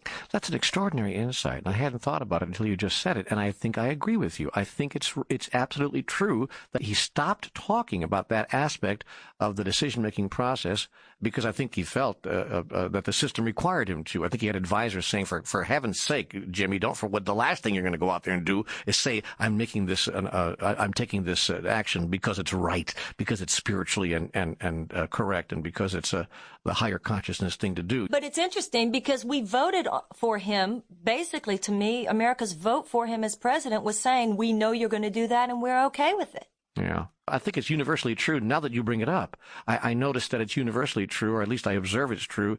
We expect the highest ideas and the most grandiose concepts from all of our politicians when they're running for office. And when they get into office, we really make it difficult for them to actualize those. That's happened to more people than Jimmy Carter. Well, I heard President Clinton once say that Mario Cuomo said that we campaign in poetry and govern in prose. And when the president said that, my comment was, Mario Cuomo lost. Now, if you look at someone like Ronald Reagan, he campaigned in poetry and he governed in poetry. I think that the mistake is when you begin governing in prose. Václav Havel governs in poetry, as does Nelson Mandela in many ways. Yes, and although folks may not want to hear me say this, Mikhail Gorbachev. Absolutely. I'm sorry to say that in our society, I hope this isn't a cynical remark, but it's just an observation that what we seem to be going through now in our society is a fad in which anyone who is in public office or in the public eye is going to be subjected to this character assassination business. And, I think about the current difficulties of Mr. and Mrs. Clinton. Anyone I know in our socioeconomic group who's essentially ignorant about money and don't know about investments, I bet you that anybody that I know, if this huge government agency was charged with finding something you did in the past, that we'd all be in jail. Of course, and that's why nobody in America cares about it. That's right. That's why he got reelected, and nobody cares. The only people who cares are the media and his opposition. Everybody else is going, what's the problem? That's right. And so the ethos now is that what we do is that we have these public executions. We don't do it anymore like the Romans did in the arena, but we very publicly assassinate someone's character over a period of time. And it's astonishing to me that The Clintons are even walking around on 2 feet with this kind of... Yet, even as we have spoken in these past few moments of all the things that are not going well in our country, part of me wants to make sure we don't conclude our visit without saying something about what is really hopeful and presents a new vision for tomorrow, because that's really where we need to focus our energy and focus our commentary and focus our thoughts. It's about the morrow. It's about tomorrow and tomorrow and tomorrow, and the role we choose to play in creating the tomorrow of which we all dream and of which we know we are all capable. There's a line in the Course in Miracles that says, look at the crucifixion, but do not dwell on it. I think that Neil is correct that we must not dwell on these things, but we must look at these things. See, the beauty of Conversations with God, Book 2, is that it does both. It lays out the problem, but it also says, okay, folks, here is the vision. Here is the hope. Here is the way. And we as individuals need to do and say the same thing. We need to have the courage to stand up, each of us individually, and say to our families, to our communities, even to our nation, if we dare to, here is the problem, and here is the vision, and here is the hope, and here is the way. Bobby Kennedy had an enormously important thing to say, which I've carried with me all of my life. He said that some people look at things the way they are and ask why. I look at things the way they could be, and I ask why not. It's interesting that you mentioned Bobby Kennedy, because he's basically the last white liberal that really spoke in a moral context. And he's also the last white liberal that really had a piece of America's heart. So I think that there's something there about our being willing to speak politically and more specifically and practically about the conditions of the country and the world, and not being afraid of doing so in a spiritual or moral context. People think that they are powerless to provide a solution, to provide a vision. I'm here to tell you that that is not what's so, and I hope that every single person who is listening to this dialogue right now will renew their own determination to play the largest role they ever imagined they could or would play in creating and sustaining and empowering and energizing a new vision for the life of all of us. If that isn't what happens as a result of this dialogue, as a result of these books, then it's just the latest hot read, and that's just my 15 minutes in the sun, and it's got to be more than that. It's got to be more than that, or it means nothing. The tools are there, I think, for a genuine revolution in consciousness, and personally, I'm very optimistic. I think that if you go back 1,000 years, 2,000 years, we all know that in tribal cultures around the world, there were shamans and so on who had these extraordinary powers of entering altered states of awareness. The plain fact to me is that now these are things that we're all capable of. Shamanism was an inherently closed activity, and it was kept secret by its practitioners and passed on to the next group of trainees and so on. But I think in the information age, this information is definitely going to get out, and I feel quite confident that within the next 5 or 10 years, essentially the situation will exist where all of us can be visionaries. The techniques of altering consciousness and enhancing spiritual life are widely available now and widely publicized, and I feel more and more people are taking advantage of that. I feel very optimistic. And I'm looking for, in these days and weeks and months and years ahead, people of substance, people of power, people with great articulation skills, people who have the ability to confront the issues and formulate visions and announce and declare them, who can be very powerful in their presentations, but who can stick to the highest thoughts we all hold in common.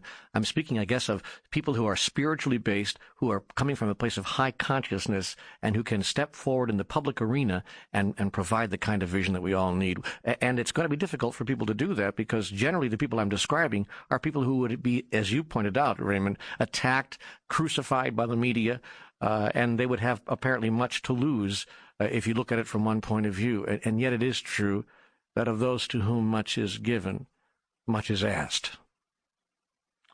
Let me step in here for a moment and try and summarize and say that it seems to me that Book 1 and 2 of Conversations with God and many other books and things that people are saying, like Marianne and Raymond, and many others over the last 2 decades, or even 3 decades, as it were, are challenging each of us to bring our spirituality into the world.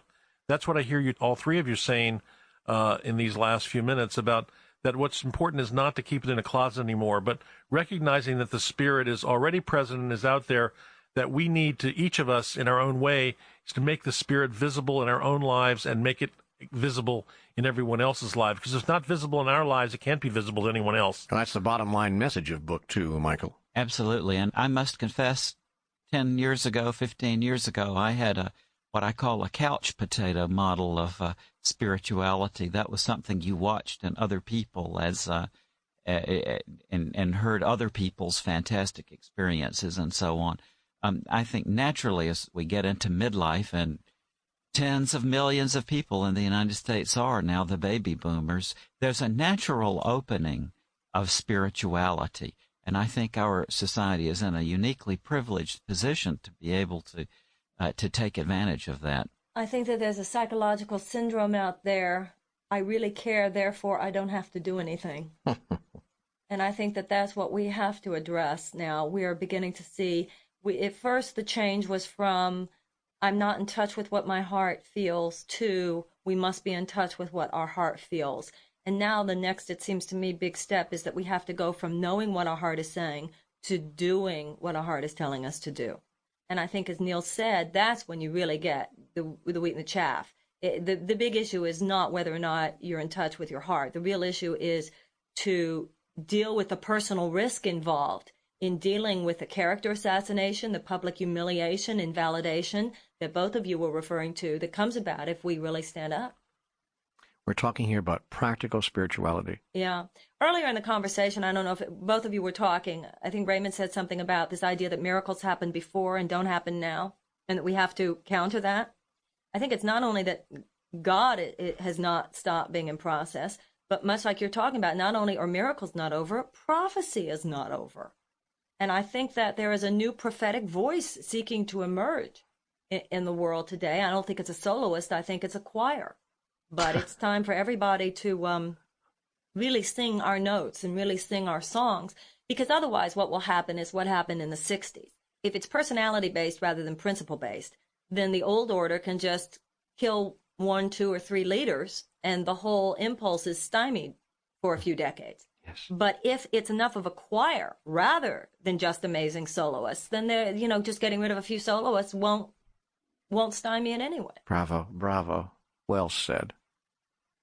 I'd like to say on behalf of Neil and Raymond and myself that we hope that some of the ideas that we have discussed here have opened places in your mind or awakened or resonated with thoughts that you were already thinking or that you were on the verge of thinking. And our hope is that these thoughts will serve you in opening yourself to higher modes of not only thinking but being, and walking this world in such a way as to join with all the millions of others who are desiring, as we so desire, to make this world a better place. If we do that, if we allow these moments to be the defining moments of our life and of what we are co-creating on this planet, then these days and times and everything we do in them, every thought, every word, every action we take, will truly be a magnificent conversation with God.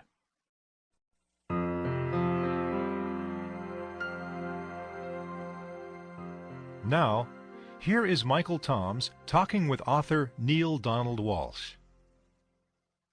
Neil, in Book 2, I noticed that certainly the latter half of the book dealt a great deal with the social and political situation and social and political issues. And one of the, I thought, provocative statements that came out of that addressing those issues was the idea of a one world government.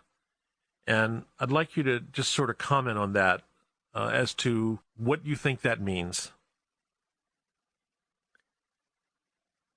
I think the message here is that the biggest enemy of humankind is our insistence that we are separate from each other.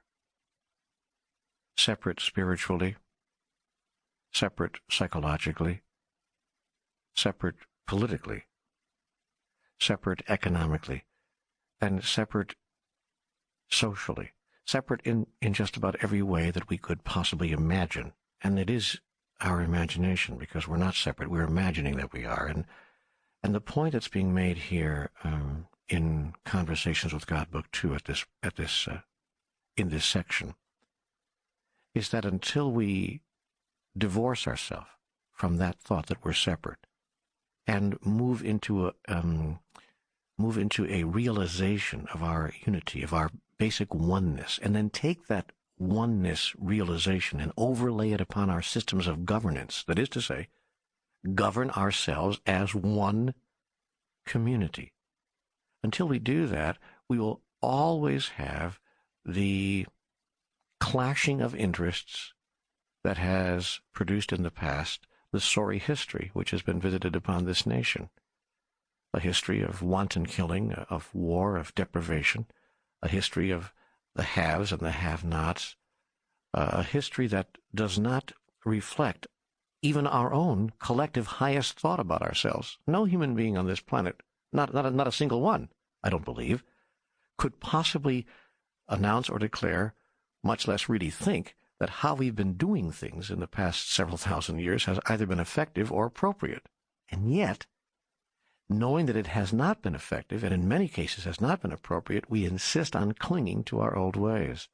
And so what the dialogue with God is saying at this point is, let's try something different. Let's try acting out in real life, in our political constructions, the truth of the matter, that there's only one of us. And so when we begin to contemplate how we would do that, a one-world government is the obvious and natural result of such mental explorations. Neil, this next statement that I want to read is out of the context of talking about social and political change and how to manifest it. And it's a quote from Book 2. And the quote is, "What needs to be changed is the basic nature of man. That's where the work must be done." What kind of work are we referring to here? Well, it's deeply spiritual work, of course. It's internal work. It's work that can only begin and conclude within the deepest part of each one of us. And yet we can help each other with the work, for sure. It's the work of identifying who and what we are individually, and then, of course, collectively, and who and what we choose to be. It's the work of finally and at last agreeing with ourselves on what is right relationship with God, right relationship with ourselves, and right relationship with each other. The astonishing thing about this is we already know the answer to that. We simply don't want to functionalize it. We don't want to live it. And so we say in the depth of our being, this is what is right relationship, and then we live in a totally different way. And so the work that is being referred to here is placing into our physical reality, placing into action, if you please, the highest thoughts that we already hold. You know, when you sit down with people from all over the world, from different places and different cultures, it's amazing the level of agreement that there is in the room about these higher spiritual truths, wisdoms, and values. Virtually no one in the room disagrees about such simple, eloquent, and forceful statements as "do unto others as you would have them do unto you." It's just simply universally agreed that that is obviously and clearly how things ought to be. Having come to such universal agreement, we have chosen as a human race to ignore it. That's the astonishing thing. And so the work that has to be done is not to learn anything new. There's nothing to learn, but simply to decide at last and once and for all to live what we already know. Neil, are you optimistic about the future? I'm very optimistic. I'm optimistic because I believe that God is being heard now more than ever. These books, the Conversations with God books, have sold over 1 million copies. And they tell us that it'll be 5 or 10 million before the whole thing is over. And that's not a declaration of how magnificent the material is, although it is magnificent. But really, it's an announcement and a declaration. It's a noticement of the level of willingness at which people have now finally arrived, the level of willingness that we are now displaying. I'm very hopeful. I'm seeing signs all over the world. I'm hearing words spoken by people that I never heard before. And I'm seeing actions taken everywhere I look that point to a hopeful a future and a better tomorrow. But we can't let up, and we can't lose hope, and we must, each of us, determine to take full and individual responsibility for all of it. If we stand over here and point to the other people in the room and say, well, I can't really control that, you have to do that, you're more powerful, or you're more influential, or you have more money, or you're more something or another, and I'm not enough. If that's the position we take, then we won't get to where we need and want to go. So each of us has to take individual personal responsibility and then decide what we want to do in the space of that, whether it means simply writing a letter every day to our congressman, getting on the phone, talking to people, meditating and praying more on the spiritual side, simply participating more in the grandest question of life. Who am I? And who do I choose to be? Neil, I'm reminded of Gandhi's quote, "Be the change you want to see in the world." It's a wonderful, wonderful statement. And of course, he would put everything I've just said here in 45 sentences into 6 words. Neil, thank you. Thank you. Blessed be. Noise, the only thing that I hear sometimes. Noise, the only thing that appears sometimes. Until I turn down the sound and there's a voice I found. It whispers in my ear, it's laughing in my heart. And I'm talking to God. I'm talking to God. Oh God, I'm talking to God. Oh good, I'm talking to God. Oh Lord, I'm talking to God.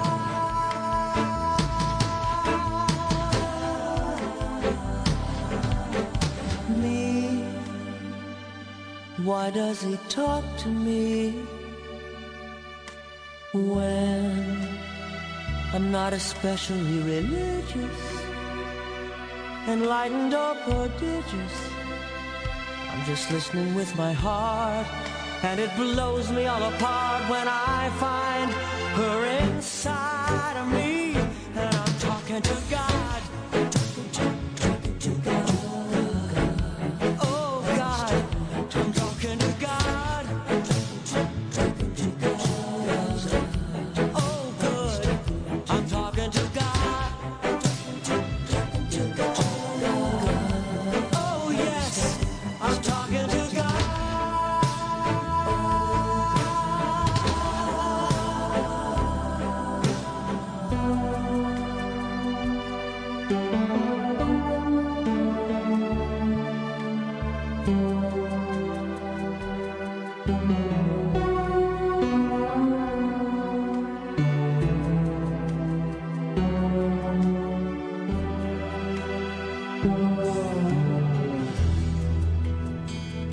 Feels like it's coming over me. It heals with a current right up my spine. I feel like laughing and crying all at the same time. And God, oh God, I'm talking to God. Oh good, I'm talking to God. Oh Lord, I'm talking to God. Good God, I'm talking to God.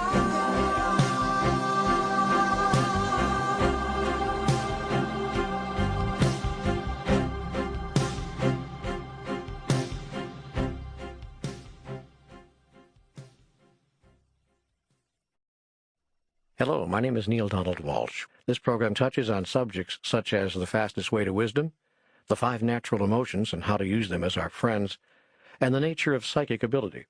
Also in this volume is a discussion of the origin of the myth of Satan, and a wonderful clarification of the nature of time and how all things are happening at once. As we open this portion of the dialogue, I'm keenly aware that I'm not worthy to represent myself as a man of God or a messenger of truth. I should be the last person to assume that role, or even to presume to. I do an injustice to the truth by presuming to speak it, when my whole life has been a testimony to my weaknesses. For these reasons, I asked God to relieve me of my duties as his scribe, and that she find someone else whose life renders them worthy of such an honor. Here was God's answer. I should like to finish what we started here, though you are under no obligation to do so. You have no duties to me or to anyone else, though I see that your thought that you do has led you to much guilt. Well, I've let some people down, including my own children. Everything that has happened in your life has happened perfectly in order for you and all the souls involved with you to grow in exactly the way you've needed and wanted to grow. That's a perfect out, constructed by everyone in the New Age who wishes to escape responsibility for their actions and avoid any unpleasant outcomes. I feel that I've been selfish, incredibly selfish, most of my life, doing what pleases me, regardless of its impact on others. There is nothing wrong in doing what pleases you. But so many people have been hurt, let down. There is only the question of what pleases you most. You seem to be saying that what now pleases you most are behaviors which do little or no damage to others. That's putting it mildly. On purpose. You must learn to be gentle with yourself and stop judging yourself. Well, that's hard, particularly when others are so ready to judge. I feel I'm going to be an embarrassment to you, to the truth. But if I insist on completing and publishing this trilogy, I'll be such a poor ambassador for your message as to discredit it. You cannot discredit truth. Truth is truth, and it can neither be proven nor disproven. It simply is. The wonder and the beauty of my message cannot and will not be affected by what people think of you. Indeed, you are one of the best ambassadors because you've lived your life in a way that you call less than perfect. People can relate to you, even as they judge you. And if they see that you are truly sincere, they can even forgive you your sordid past. Yet I tell you this, so long as you are still worried about what others think of you, you are owned by them. Only when you require no approval from outside yourself can you own yourself. Well, my concern was more for the message than for me. I was concerned that the message would get besmirched. If you are concerned about the message, then get the message out. Do not worry about besmirching it. The message will speak for itself. Remember what I have taught you. It is not nearly so important how well a message is received as how well it is sent. Remember this also. You teach what you have to learn. It is not necessary to have achieved perfection to speak of perfection. It is not necessary to have achieved mastery to speak of mastery. It is not necessary to have achieved the highest level of evolution to speak of the highest level of evolution. Seek only to be genuine. Strive to be sincere. If you wish to undo all the damage you imagine yourself to have done, demonstrate that in your actions. Do what you can do. Then let it rest. That's easier said than done. Sometimes I feel so guilty. Guilt and fear are the only enemies of man. Yeah, but guilt is important. It tells us when we've done wrong. There is no such thing as wrong. There's only that which does not serve you, does not speak the truth about who you are and who you choose to be. Guilt is the feeling that keeps you stuck in who you are not. But guilt is the feeling that at least lets us notice we've gone astray. Awareness is what you are talking about, not guilt. I tell you this. Guilt is a blight upon the land, the poison that kills the plant. You will not grow through guilt, but only shrivel and die. Awareness is what you seek. But awareness is not guilt, and love is not fear. Fear and guilt, I say again, are your only enemies. Love and awareness are your true friends. Yet do not confuse the one with the other, for one will kill you, while the other gives you life. Then I should not feel guilty about anything? Never, ever. What good is there in that? It only allows you to not love yourself, and that kills any chance that you could love another. And I should fear nothing? Fear and caution are two different things. Be cautious. Be conscious. But do not be fearful. For fear only paralyzes, while consciousness mobilizes. Be mobilized, not paralyzed. I was always taught to fear God. I know. And you have been paralyzed in your relationships with me ever since. It was only when you stopped fearing me that you could create any kind of meaningful relationship with me. If I could give you any gift, any special grace that would allow you to find me, it would be fearlessness. Blessed are the fearless, for they shall know God. That means you must be fearless enough to drop what you think you know about God. You must be fearless enough to step away from what others have told you about God. You must be so fearless that you can dare to enter into your own experience of God. And then you must not feel guilty about it. When your own experience is violating what you thought you knew, and what everyone else has told you about God, you must not feel guilty.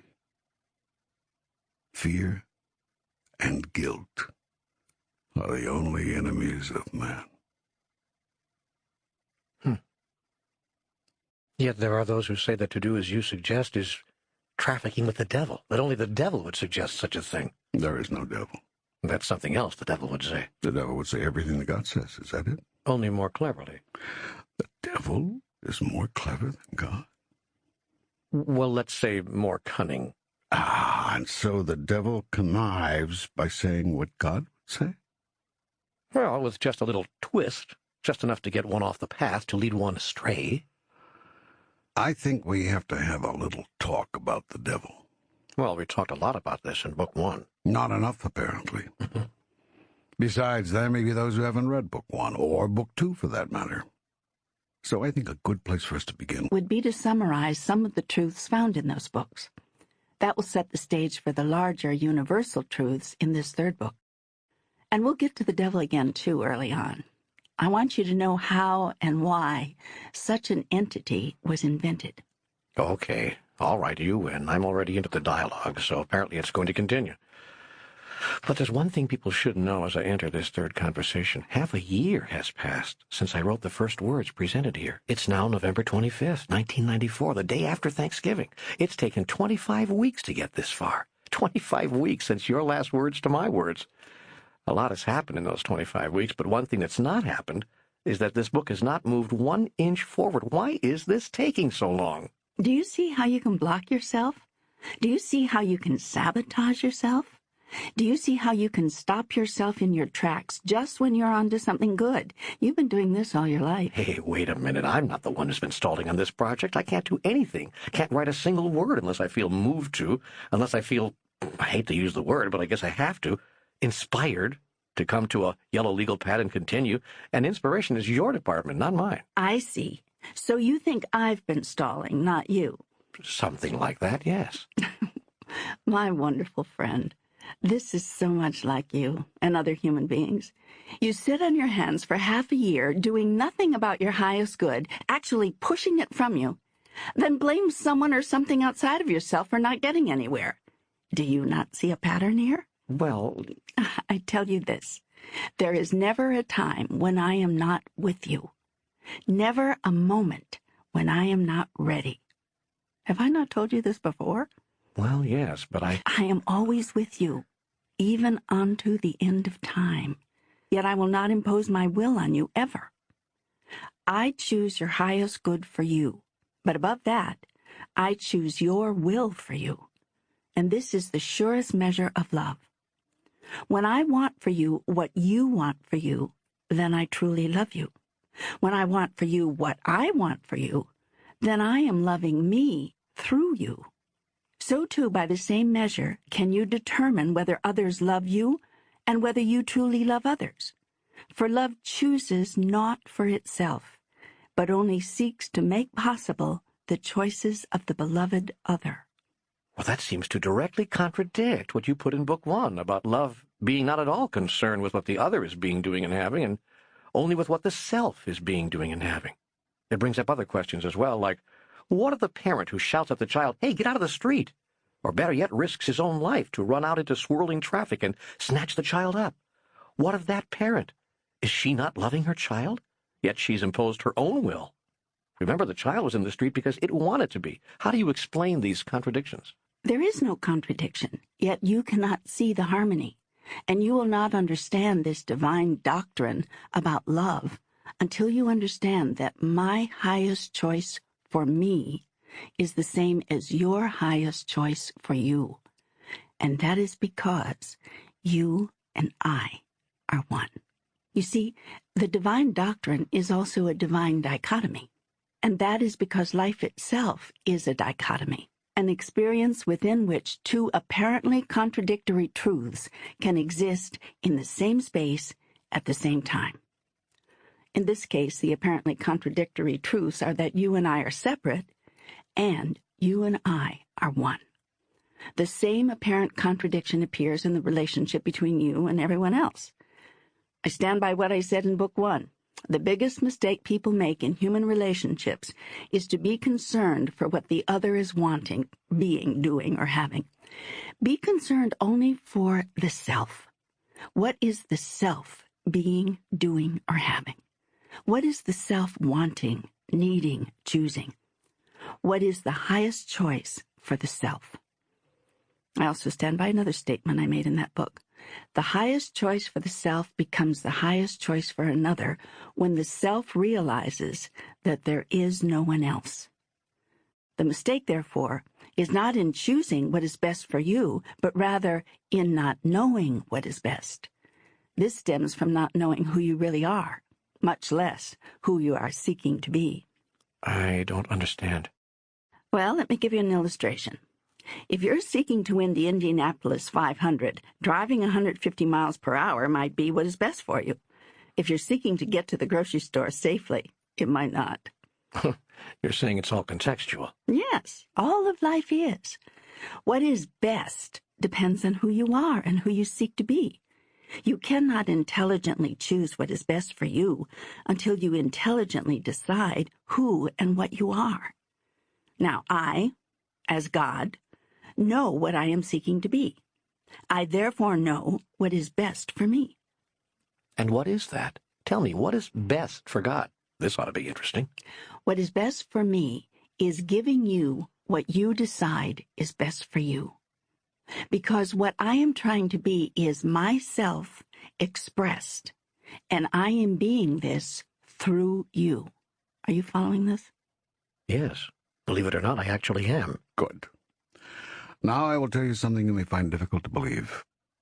I'm always giving you what is best for you, though I admit that you may not always know it.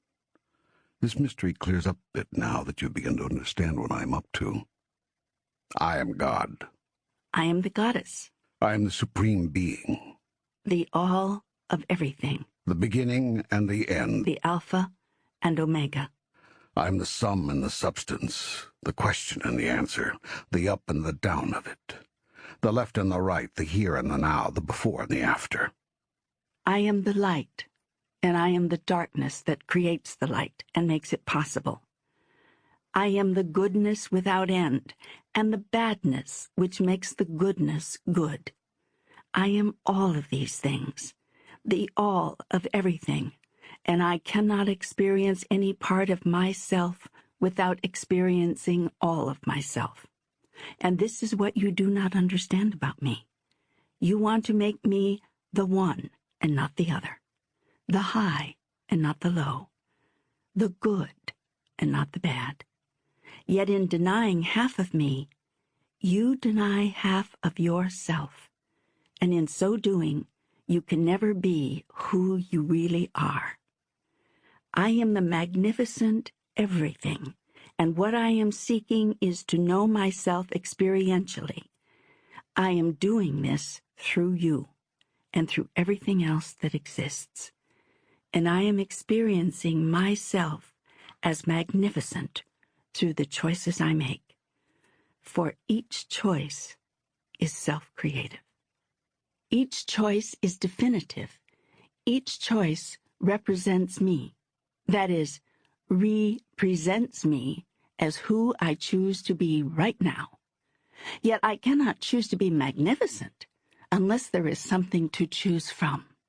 Some part of me must be less than magnificent for me to choose the part of me which is magnificent. So too is it with you. I am God in the act of creating myself, and so too are you. This is what your soul longs to do. This is that for which your spirit hungers. Were I to stop you from having what you choose, I would stop myself from having what I choose. For my greatest desire is to experience myself as what I am. And as I carefully and painstakingly explained in Book 1, I can only do that in the space of what I am not. And so, I have carefully created what I am not, in order that I might experience what I am. Yet I am everything I create. Therefore, I am, in a sense, what I am not. Whoa, how can someone be what they are not? Easy, you do it all the time. Just watch your behaviors. Seek to understand this.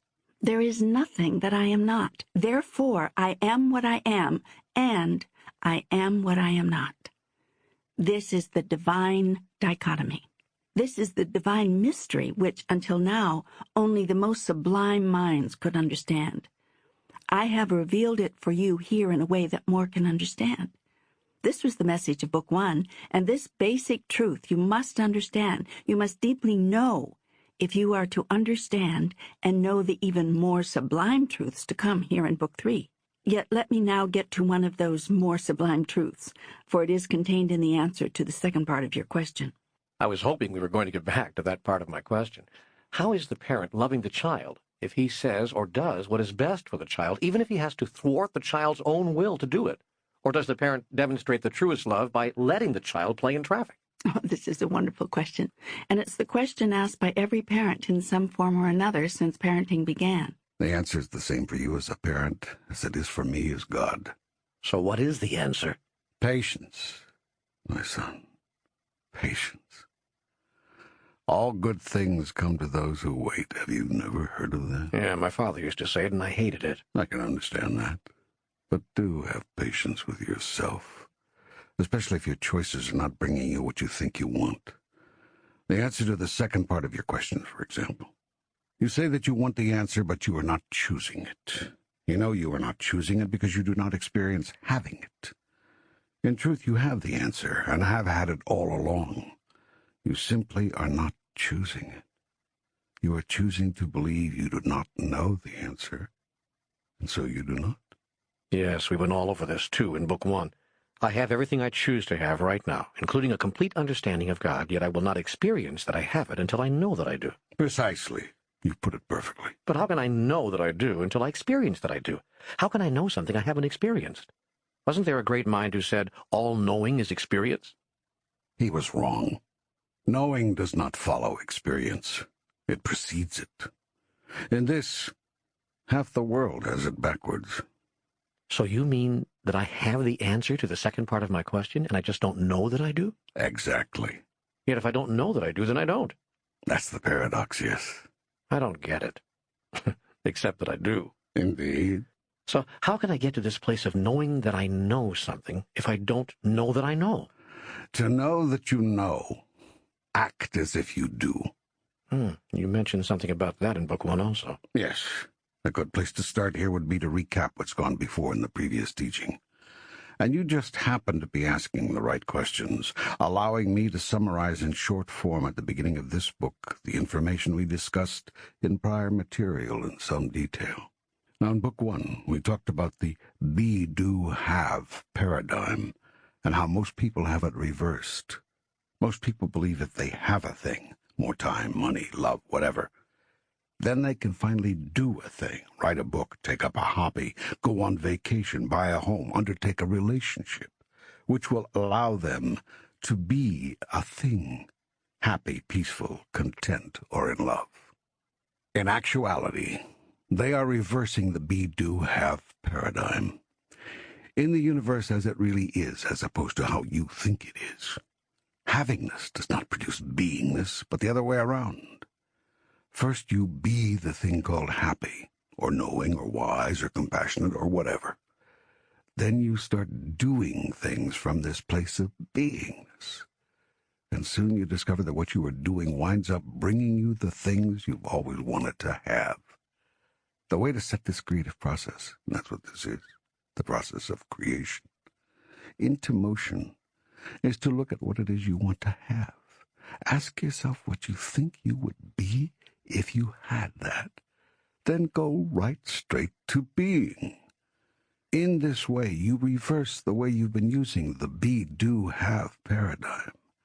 In actuality, set it right, and work with, rather than against, the creative power of the universe.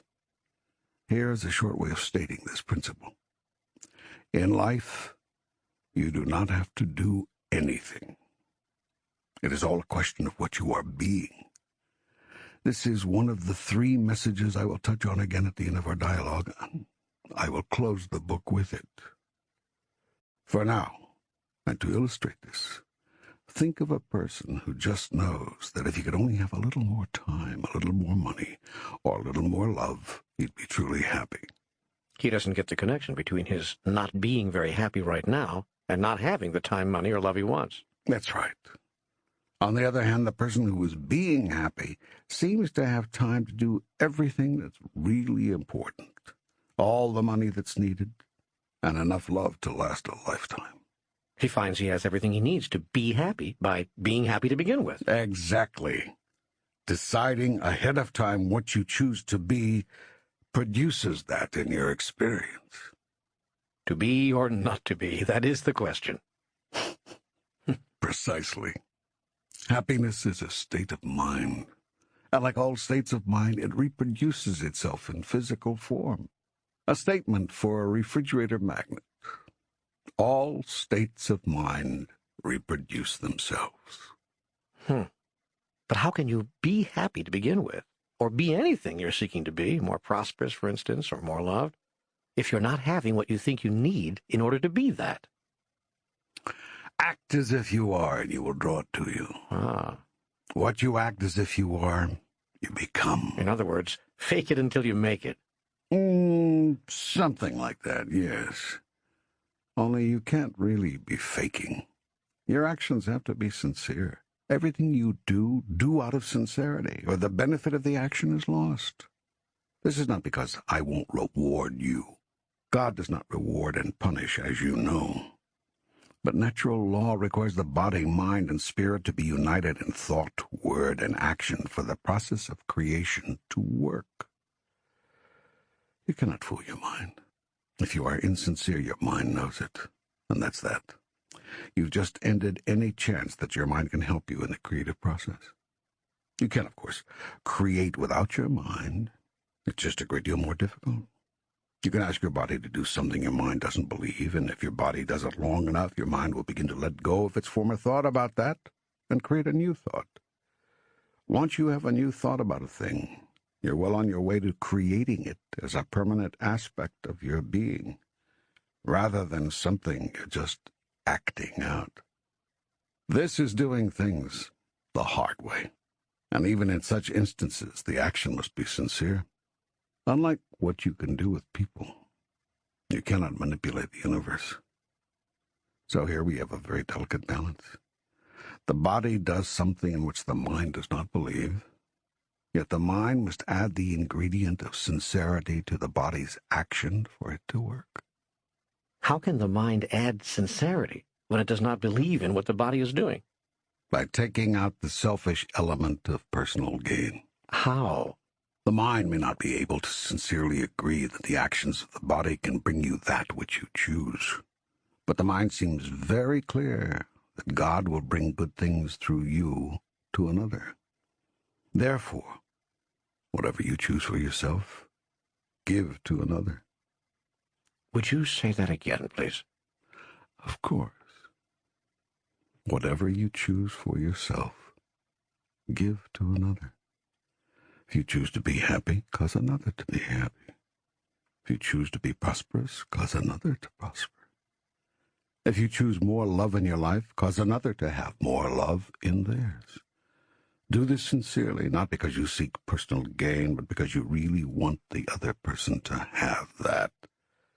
And all the things you give away will come to you. But why is that so? How does that work? The very act of your giving something away causes you to experience that you have it to give away. Since you cannot give to another something you do not now have, your mind comes to a new conclusion, a new thought about you. Namely, that you must have this, or you could not be giving it away. This new thought then becomes your experience. You start being that.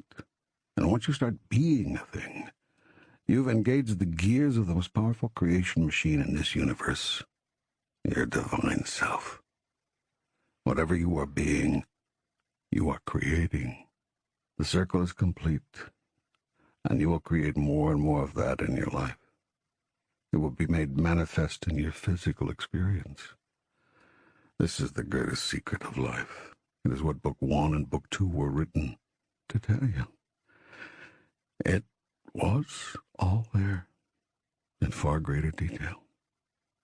Explain to me now, please, why sincerity is so important in giving to another what you choose for yourself. If you give to another as a contrivance, a manipulation meant to get something to come to you, your mind knows this. You've just given it a signal that you do not now have this. And since the universe is nothing but a big copying machine, reproducing your thoughts in physical form, that will be your experience. That is, you will continue to experience not having it, no matter what you do. Furthermore, that will be the experience of the person to whom you're trying to give it. They will see that you are merely seeking to get something, that you have nothing really to offer, and your giving will be an empty gesture, seen for all the self-serving shallowness from which it springs. The very thing you sought to attract, you will thus push away. Yet when you give something to another with purity of heart, because you see that they want it, need it, and should have it, then you will discover that you have it to give. That is a grand discovery. This is true. It really works this way. I can remember once when things were not going so well in my life, holding my head and thinking that I had no more money and very little food and that I didn't even know where I was going to eat my next square meal or how I was going to pay my rent. That very evening I met a young couple at a bus station. I'd gone down there to pick up a package or something, and there were these kids there, huddled on a bench, using their coats as a blanket. I saw them, and my heart went out to them, of course. I could remember when I was young and how it was when we were kids, just skimming by and on the move like that. Well, I walked over to them and asked them if they'd like to come over to my place and sit by a hot fire, have a little hot chocolate, maybe open up the daybed and get a good night's rest. And they looked up at me with eyes wide, like children on Christmas morning. Well, we got to the house, and I made him a meal. You know, we all ate better that night than any of us had for quite a while. The food had always been there. The refrigerator was loaded. I just had to reach back and grab all the stuff I'd shoved back there. I made an everything-in-the-fridge stir-fry, and it was terrific. I remember thinking, where did all this food come from? The next morning, I even gave the kids breakfast. Then I sent them on their way, reached into my pocket as I dropped them off at the bus station, gave them a $20 bill. Maybe this will help, I said. Gave them a hug, sent them on their way. I felt better about my own situation all day. Heck, all week. And that experience, which I've never forgotten, produced a profound change in my outlook and my understandings about life. Things got better from there, and as I looked at myself in the mirror this morning, I noticed something very important. I'm still here. That's a beautiful story. And you're right. That's exactly how it works. So when you want something, give it away. You will then no longer be wanting it. You will immediately experience having it. From there on, it is only a question of degree. Psychologically, you will find it much easier to add on to than to create out of thin air. I feel I've just heard something very profound here. Can you relate this now to the second part of my question? I mean, is there a connection? What I'm proposing, you see, is that you already have the answer to that question.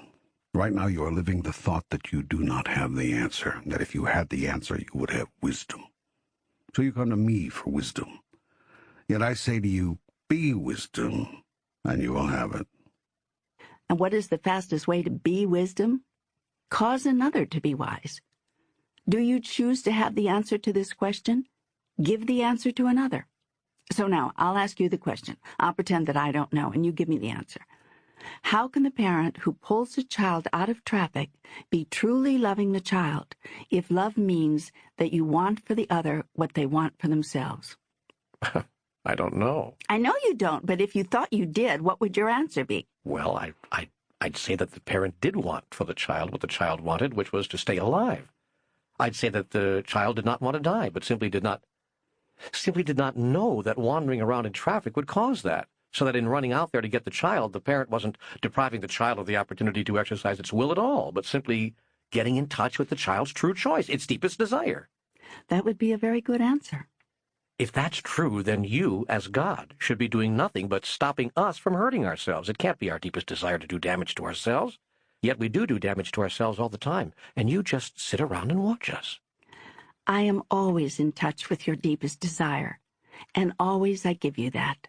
Even when you do something that would cause you to die, if that is your deepest desire, that is what you get, the experience of dying.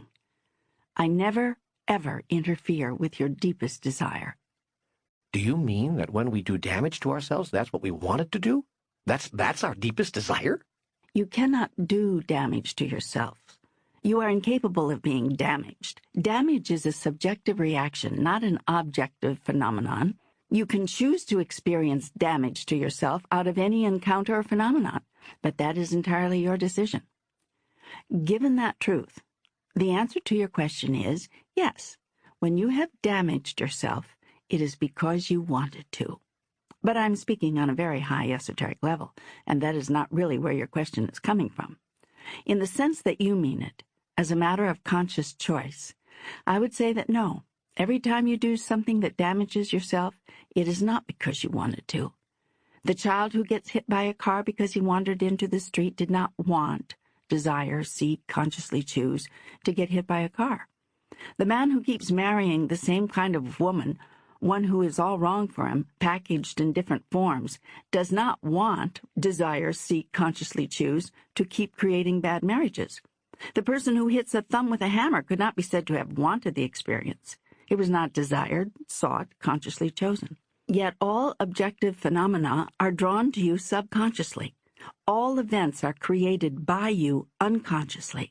Every person, place, or thing in your life was drawn to you by you, was self-created, if you will, to provide you with the exact and perfect conditions, the perfect opportunity to experience what you next wish to experience as you go about the business of evolving.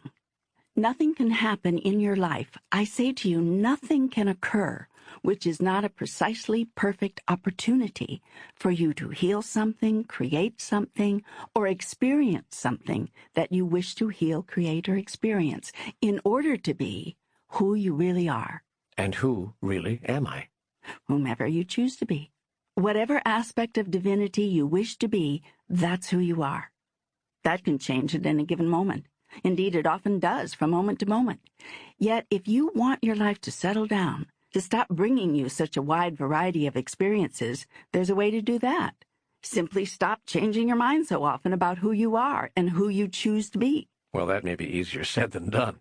What I see is that you are making these decisions at many different levels. The child who decides to go out into the street to play in traffic is not making a choice to die. She may be making a number of other choices, but dying is not one of them. The mother knows that. The problem here is not that the child has chosen to die, but that the child has made choices that could lead to more than one outcome, including her dying. That fact is not clear to her. It is unknown to her. It is the missing data which stops the child from making a clear choice, a better choice. So you see, you have analyzed it perfectly. Now I, as God, will never interfere with your choices. but I will always know what they are. Therefore, you may assume that if a thing happens to you, it is perfect that it did so, for nothing escapes perfection in God's world. The design of your life, the people, places, and events in it, all have been perfectly created by the perfect creator of perfection itself, you, and me, in, as, and through you. Now, we can work together in this co-creative process consciously or unconsciously. You can move through life aware or unaware. You can walk your path asleep or awake. You choose. Wait, go back to that comment about making decisions at many different levels. You said that if I wanted life to settle down, I should stop changing my mind about who I am and who I wish to be. When I said that that may not be easy, you made the observation that all of us are making our choices at many different levels. Can you elaborate on that? What does that mean? What are the implications? If all you desired is what your soul desired, everything would be very simple.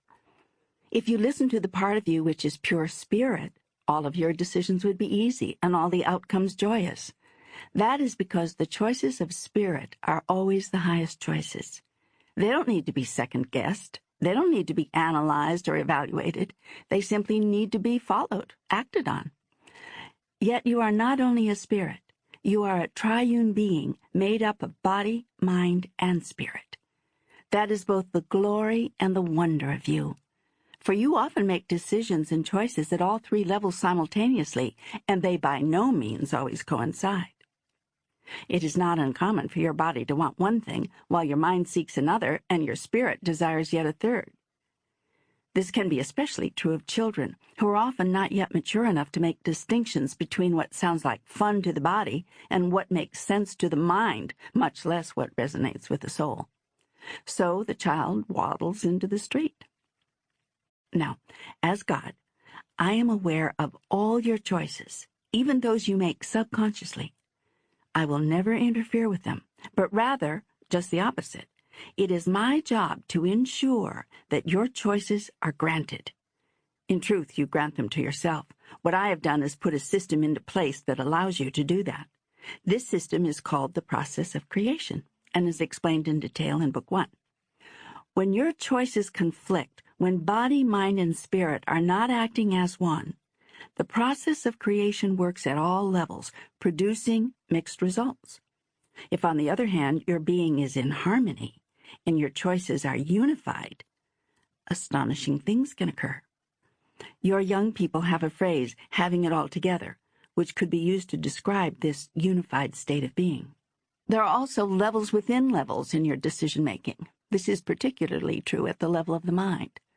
Your mind can and does make decisions and choices from one of at least three interior levels: logic, intuition, emotion, and sometimes from all three, producing the potential for even more inner conflict. And within one of those levels, emotion, there are 5 more levels. These are the 5 natural emotions: grief, anger, envy, fear, and love. And within these also there are 2 final levels: love and fear. The 5 natural emotions include love and fear, yet love and fear are the basis of all emotions. The other 3 of the 5 natural emotions are outgrowths of these 2. Ultimately, all thoughts are sponsored by love or fear. This is the great polarity. This is the primal duality. Everything ultimately breaks down to one of these. All thoughts, ideas, concepts, understandings, decisions, choices, and actions are based in one of these.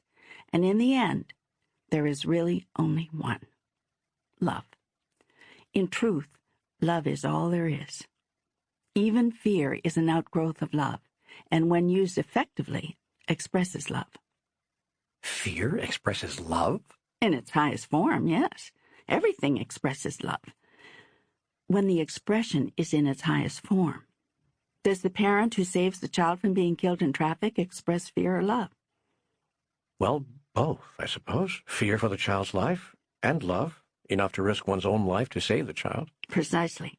And so here we see that fear in its highest form becomes love, is love, expressed as fear. Similarly, moving up the scale of natural emotions, grief, anger, and envy are all some form of fear, which in turn is some form of love. one thing leads to another. Do you see? The problem comes in when any of the 5 natural emotions become distorted. Then they become grotesque and not recognizable at all as outgrowths of love, much less as God, which is what absolute love is. I've heard of the 5 natural emotions before, from my wonderful association with Dr. Elizabeth Kubler-Ross. She taught me about them. Indeed, it was I who inspired her to teach about this. So I see that when I make choices, much depends on where I'm coming from. That where I'm coming from could be several layers deep. Yes, that is what is so. Please tell me. I'd like to hear about it again because I've forgotten so much of what Elizabeth taught me. Tell me all about the 5 natural emotions. Grief is a natural emotion. It's that part of you which allows you to say goodbye when you don't want to say goodbye. To express, push out, propel the sadness within you at the experience of any kind of loss. It could be the loss of a loved one or the loss of a contact lens. When you are allowed to express your grief, you get rid of it. Children who are allowed to be sad when they are sad feel very healthy about sadness when they are adults, and therefore usually move through their sadness very quickly. Children who are told, there, don't cry, have a hard time crying as adults. After all, they've been told all their life not to do that, so they repress their grief. Grief that is continually repressed becomes chronic depression, a very unnatural emotion. People have killed because of chronic depression. Wars have started. Nations have fallen. Anger is a natural emotion. It is the tool you have which allows you to say, no, thank you. It does not have to be abusive, and it never has to be damaging to another. When children are allowed to express their anger, they bring a very healthy attitude about it to their adult years, and therefore usually move through their anger very quickly. Children who are made to feel that their anger is not okay, that it is wrong to express it, and in fact that they shouldn't even experience it, will have a difficult time appropriately dealing with their anger as adults. Anger that is continually repressed becomes rage, a very unnatural emotion. People have killed because of rage. Wars have started. Nations have fallen. Envy is a natural emotion. It is the emotion that makes a 5-year-old wish he could reach the doorknob the way his sister can. Or ride that bike. Yeah. Envy is the natural emotion that makes you want to do it again. To try harder. To continue striving until you succeed. It is very healthy to be envious, very natural. When children are allowed to express their envy, they bring a very healthy attitude about it to their adult years, and therefore usually move through their envy very quickly. Children who are made to feel that envy is not okay, that it is wrong to express it, and in fact, that they shouldn't even experience it, will have a difficult time appropriately dealing with their envy as adults. Envy that is continually repressed becomes jealousy, a very unnatural emotion. People have killed because of jealousy. Wars have started. Nations have fallen. Fear is a natural emotion. All babies are born with only 2 fears, the fear of falling and the fear of loud noises. All other fears are learned responses, brought to the child by its environment, taught to the child by its parents. The purpose of natural fear is to build in a bit of caution. Caution is a tool that helps keep the body alive. It is an outgrowth of love of self. Children who are made to feel that fear is not okay, that it is wrong to express it, and in fact that they shouldn't even experience it, will have a difficult time appropriately dealing with their fear as adults. Fear that is continually repressed becomes panic, a very unnatural emotion. People have killed because of panic. Wars have started. Nations have fallen. Love is a natural emotion. When it is allowed to be expressed and received by a child normally and naturally, without limitation or condition, inhibition, or embarrassment, it does not require anything more. For the joy of love expressed and received in this way is sufficient unto itself. Yet love which has been conditioned, limited, warped by rules and regulations, rituals and restrictions, controlled, manipulated, and withheld, becomes unnatural. Children who are made to feel that their natural love is not okay, that it is wrong to express it, and in fact, that they shouldn't even experience it, will have a difficult time appropriately dealing with love as adults. Love that is continually repressed becomes possessiveness, a very unnatural emotion. People have killed because of possessiveness. Wars have started. Nations have fallen. And so it is that the natural emotions, when repressed, produce unnatural reactions and responses. And most natural emotions are repressed in most people. Yet these are your friends. These are your gifts. These are your divine tools with which to craft your experience. You were given these tools at birth. They are to help you negotiate life. Why are these emotions repressed in most people? They've been taught to repress them. They've been told to. By whom? Their parents, those who've raised them. Why? Why would they do that? Because they were taught by their parents, and their parents were told by theirs. Yes, but why? What is going on? What is going on is that you have the wrong people doing the parenting. What do you mean? Who are the wrong people? The mother and the father. The mother and the father are the wrong people to raise the children? When the parents are young, yes. In most cases, yes. In fact, it's a miracle that so many of them do as good a job as they do. No one is more ill-equipped to raise children than young parents. And no one knows this, by the way, better than young parents. Most parents come to the job of parenting with very little life experience. They're hardly finished being parented themselves. They're still looking for answers, still searching for clues. They haven't even discovered themselves yet, and they're trying to guide and nurture discovery in others even more vulnerable than they. They haven't even defined themselves, and they're thrust into the act of defining others. They are still trying to get over how badly they have been misdefined by their parents. They haven't even discovered yet who they are, and they're trying to tell you who you are. And the pressure is so great for them to get it right, yet they can't even get their own lives right. So they get the whole thing wrong, their lives and the lives of their children. If they're lucky, the damage to their children won't be too great. The offspring will overcome it, but not, probably, before passing some on to their offspring. Most of you gain the wisdom, the patience, the understanding, and the love to be wonderful parents after your parenting years are over. Why? Why is this? I don't understand this. I see that your observation is in many cases correct, but why is this? Because young child makers were never intended to be child raisers. Your child-raising years should really begin when they are now over.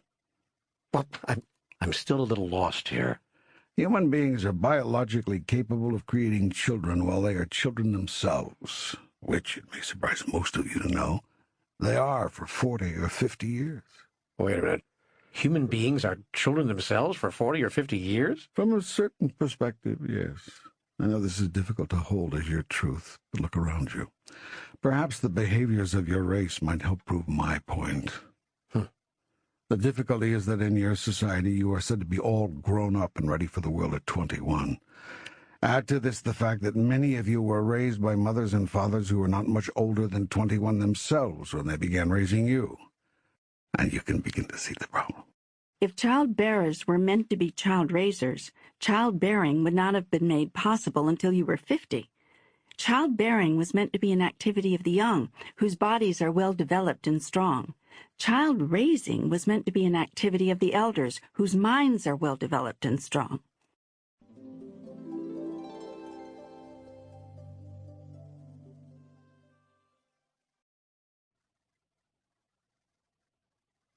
In your society, you have insisted on making child-bearers responsible for child raising, with the result that you've made not only the process of parenting very difficult, but distorted many of the energies surrounding the sexual act as well. Could you explain? Yes. Many humans have observed what I've observed here, namely that a good many humans, perhaps most, are not truly capable of raising children when they are capable of having them. However, having discovered this, humans have put in place exactly the wrong solution. Rather than allow younger humans to enjoy sex and, if it produces children, have the elders raise them, you tell young humans not to engage in sex until they are ready to take on the responsibility of raising children. You have made it wrong for them to have sexual experiences before that time, and thus have created a taboo around what was intended to be one of life's most joyful celebrations. Of course, this is a taboo to which offspring will pay little attention, and for good reason. It is entirely unnatural to obey it. Human beings desire to couple and copulate as soon as they feel the inner signal which says they are ready. This is human nature. Yet their thought about their own nature will have more to do with what you as parents have told them than about what they are feeling inside.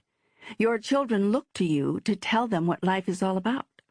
So when they have their first urges to peek at each other, to play innocently with each other, to explore each other's differences, they will look to you for signals about this. Is this part of their human nature good? Is it bad? Is it approved of? Is it to be stifled, held back, discouraged? It is observed that what many parents have told their offspring about this part of their human nature has had its origin in all manner of things. What they were told, what their religion says, what their society thinks, everything except the natural order of things. In the natural order of your species, sexuality is budding at anywhere from age 9 to age 14. From age 15 onward, it is very much present and expressing in most human beings.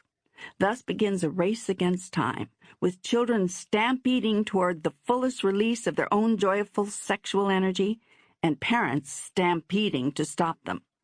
Parents have needed all the assistance and all the alliances they could find in this struggle, since, as has been noted, they are asking their offspring to not do something that is every bit a part of their nature. So adults have invented all manner of familial, cultural, religious, social, and economic pressures, restrictions, and limitations to justify their unnatural demands of their offspring. Children have thus grown to accept that their own sexuality is unnatural. How can anything that is natural be so shamed, so always stopped, so controlled, held at bay, restrained, bridled, and denied?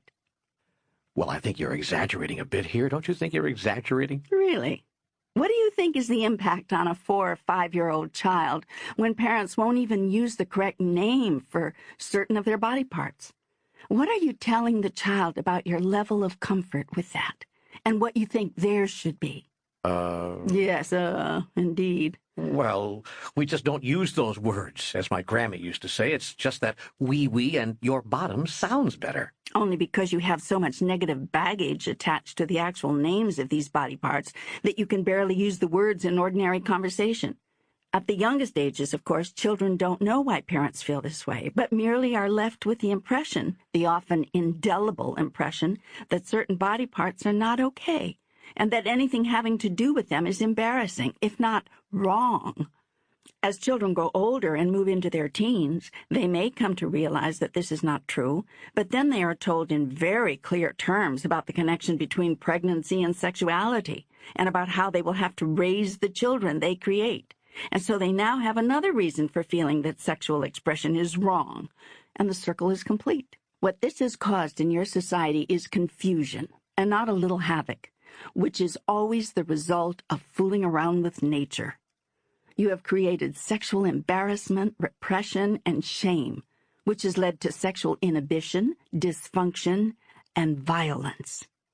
You will, as a society, always be inhibited about that over which you are embarrassed, always be dysfunctional with behaviors which have been repressed, and always act out violently in protest of being made to feel shame about that over which you know in your heart you should never have felt shame at all.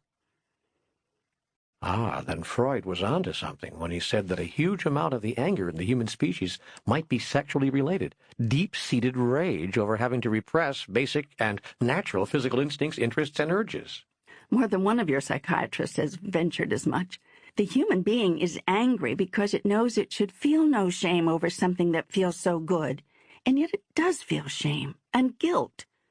First, the human becomes angry with the self for feeling so good about something which is supposed to be so obviously bad.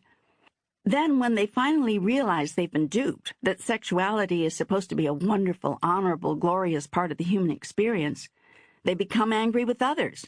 Parents for repressing them, religion for shaming them, members of the opposite sex for daring them, the whole society for controlling them. Finally, they become angry with themselves for allowing all of this to inhibit them. Much of this repressed anger has been channeled into the construction of distorted and misguided moral values in the society in which you now live, a society which glorifies and honors with monuments, statues, and commemorative stamps, films, pictures, and TV programs some of the world's ugliest acts of violence, but hides, or worse yet, cheapens some of the world's most beautiful acts of love. And all of this has emerged from a single thought, that those who bear children bear also the sole responsibility for raising them. But if the people who have children aren't responsible for raising them, who is? The whole community, with special emphasis on the elders. The elders? In most advanced races and societies, elders raise the offspring, nurture the offspring, train the offspring, and pass on to the offspring the wisdom, teachings, and traditions of their kind. Later, when we talk about some of these advanced civilizations, I'll touch on this again. In any society where producing offspring at a young age is not considered wrong because the tribal elders raised them, and there is therefore no sense of overwhelming responsibility and burden, sexual repression is unheard of, and so is rape, deviance, and social sexual dysfunction. Are there such societies on our planet? Yes, although they've been disappearing. You've sought to eradicate them, assimilate them, because you have thought them to be barbarian. In what you have called your non-barbarian societies, children, and wives and husbands for that matter, are thought of as property, as personal possessions, and child-bearers must therefore become child-raisers because they must take care of what they own. A root thought at the bottom of many of your society's problems is this idea that spouses and children are personal possessions, that they are yours. We'll examine this whole subject of ownership later when we explore and discuss life among highly evolved beings. But for now, just think about this for a minute. Is anyone really emotionally ready to raise children at the time they're physically ready to have them? The truth is, most humans are not equipped to raise children, even in their 30s and 40s, and shouldn't be expected to be. They really haven't lived enough as adults to pass deep wisdom to their children. I've heard that before. Mark Twain had a take on this. He was said to have commented, "When I was 19, my father knew nothing, but when I was 35, I was amazed at how much the old man had learned." He captured it perfectly. Yeah. Your younger years were never meant to be for truth-teaching, but for truth-gathering. How can you teach children a truth you haven't yet gathered? Well, you can't, of course. So you'll wind up telling them the only truth you know, the truth of others. Your fathers, your mothers, your cultures, your religions. Anything, everything but your own truth. You are still searching for that. And you will be searching and experimenting and finding and failing and forming and reforming your truth, your idea about yourself, until you are half a century on this planet or near to it. Then you may begin at last to settle down and settle in with your truth. And probably the biggest truth on which you'll agree is that there is no constant truth at all. The truth, like life itself, is a changing thing, a growing thing, an evolving thing, and that just when you think that process of evolution has stopped, it has not, but only really just begun. Yes, I've already come to that. I'm just past 50, and I've arrived at that. Good. You're now a wiser man, an elder. Now you should raise children. Or better yet, 10 years from now. It is the elders who should raise the offspring, and who were intended to. It is the elders who know of truth and life of what is important and what is not, of what is really meant by such terms as integrity, honesty, loyalty, friendship, and love. I see the point you've been making here. It's difficult to accept, but many of us have barely moved from child to student when we have children of our own and feel we have to start teaching them. So we figure, well, I'll teach them what my parents taught me. Thus, the sins of the father are visited upon the son, even unto the 7th generation. How can we change that? How can we end the cycle? Place the raising of children in the hands of your respected old ones. Parents see the children whenever they wish, live with them if they choose, but are not solely responsible for their care and upbringing. The physical, social, and spiritual needs of the children are met by the entire community, with education and values offered by the elders.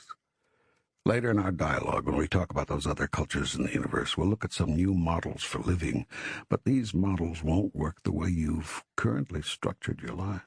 What do you mean? I mean, it's not just parenting you're doing with an ineffective model, but your whole way of living. Again, what do you mean?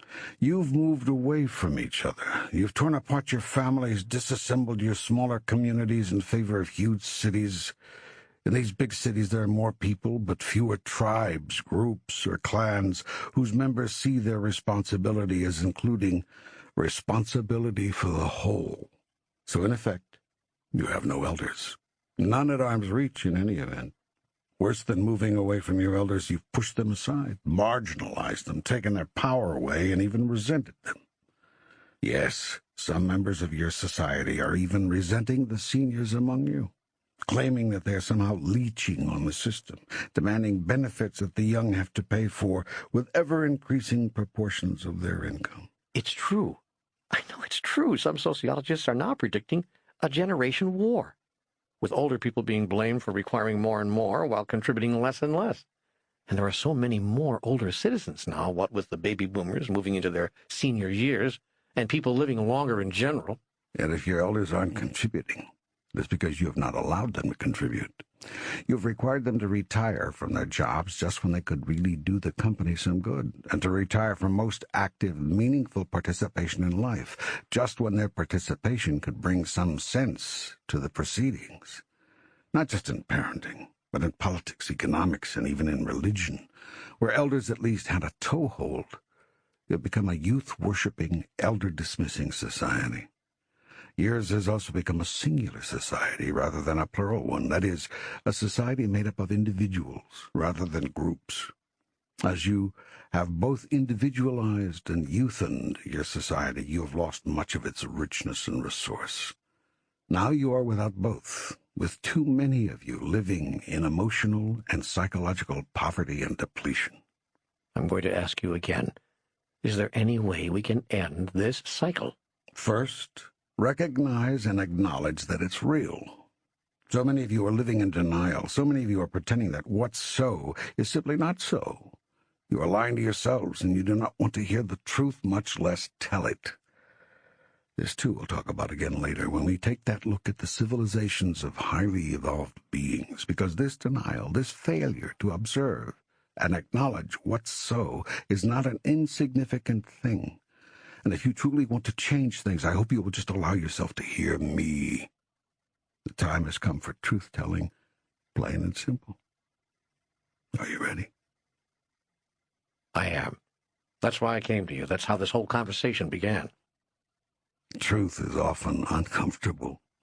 It is only comforting to those who do not wish to ignore it. Then truth becomes not only comforting, but inspiring. For me, this whole 3-part dialogue has been inspiring. Please, go on.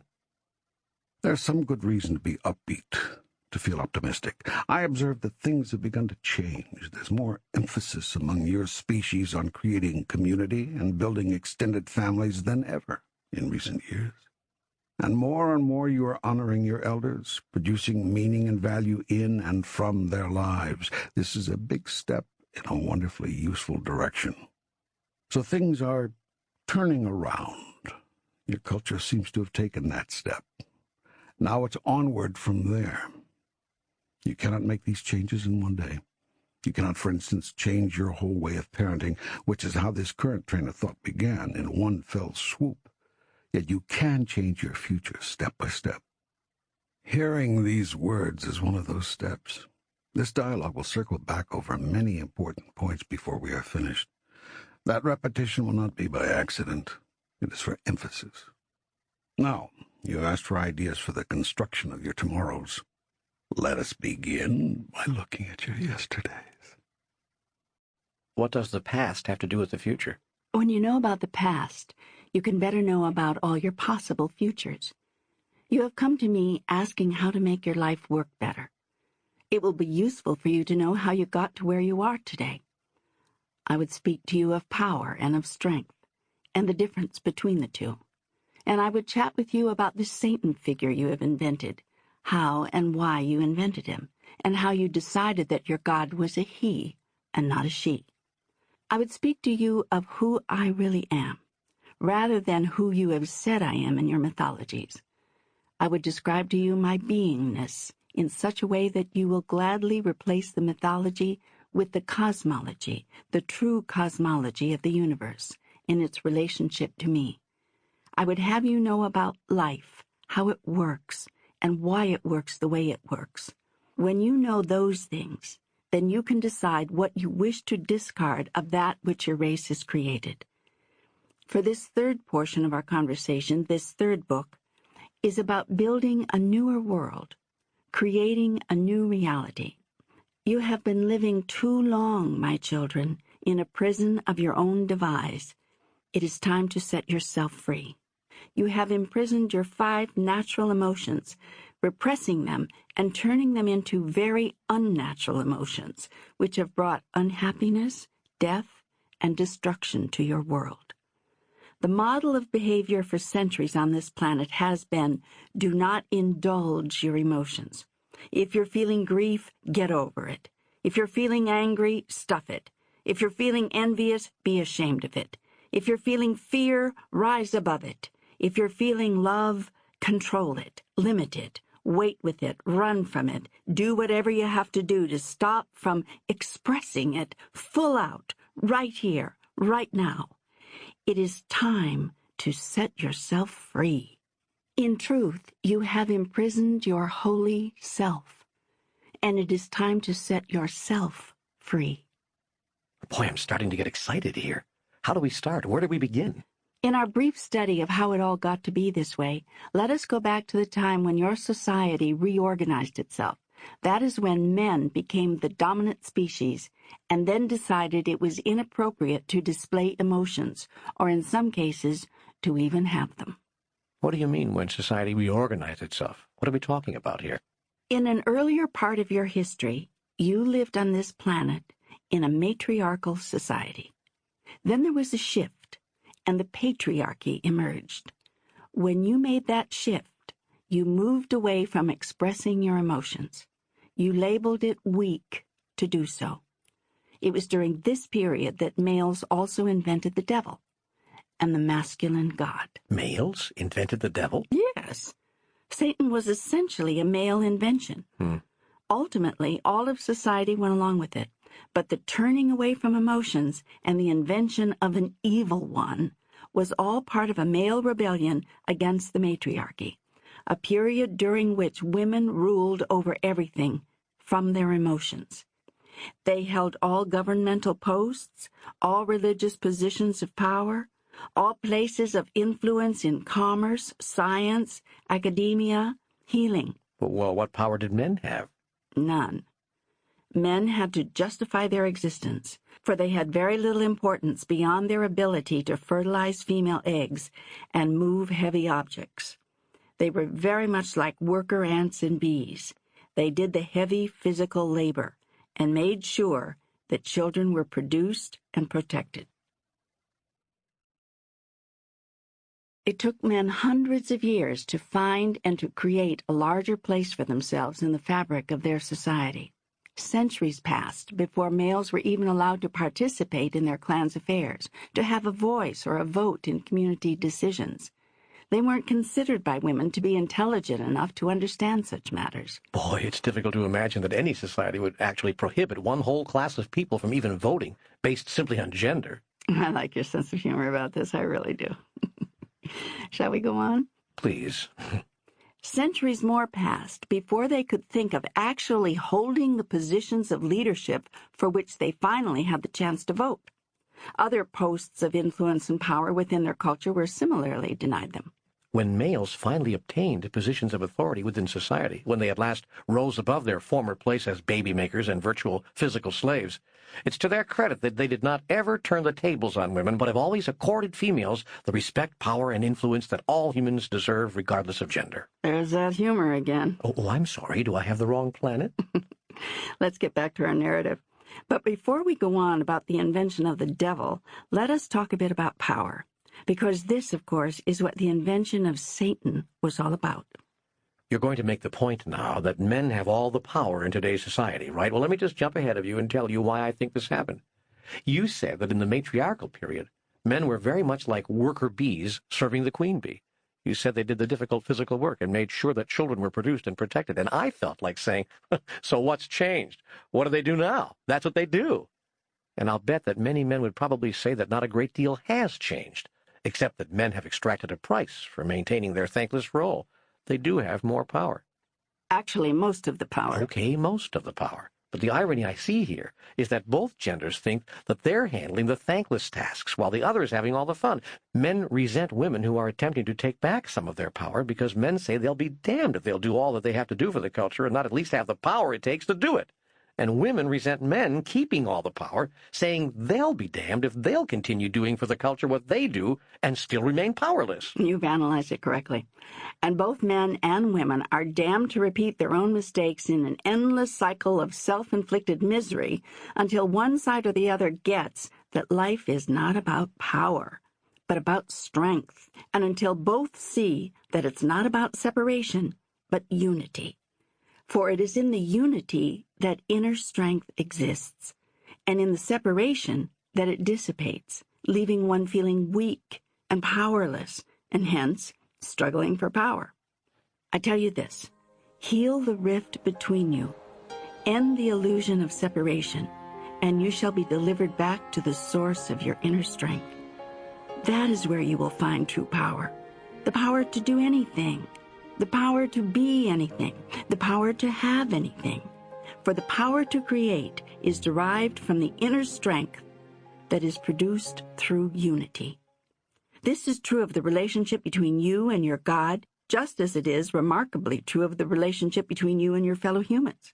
Stop thinking of yourself as separate, and all the true power that comes from the inner strength of unity is yours as a worldwide society and as an individual part of that whole to wield as you wish.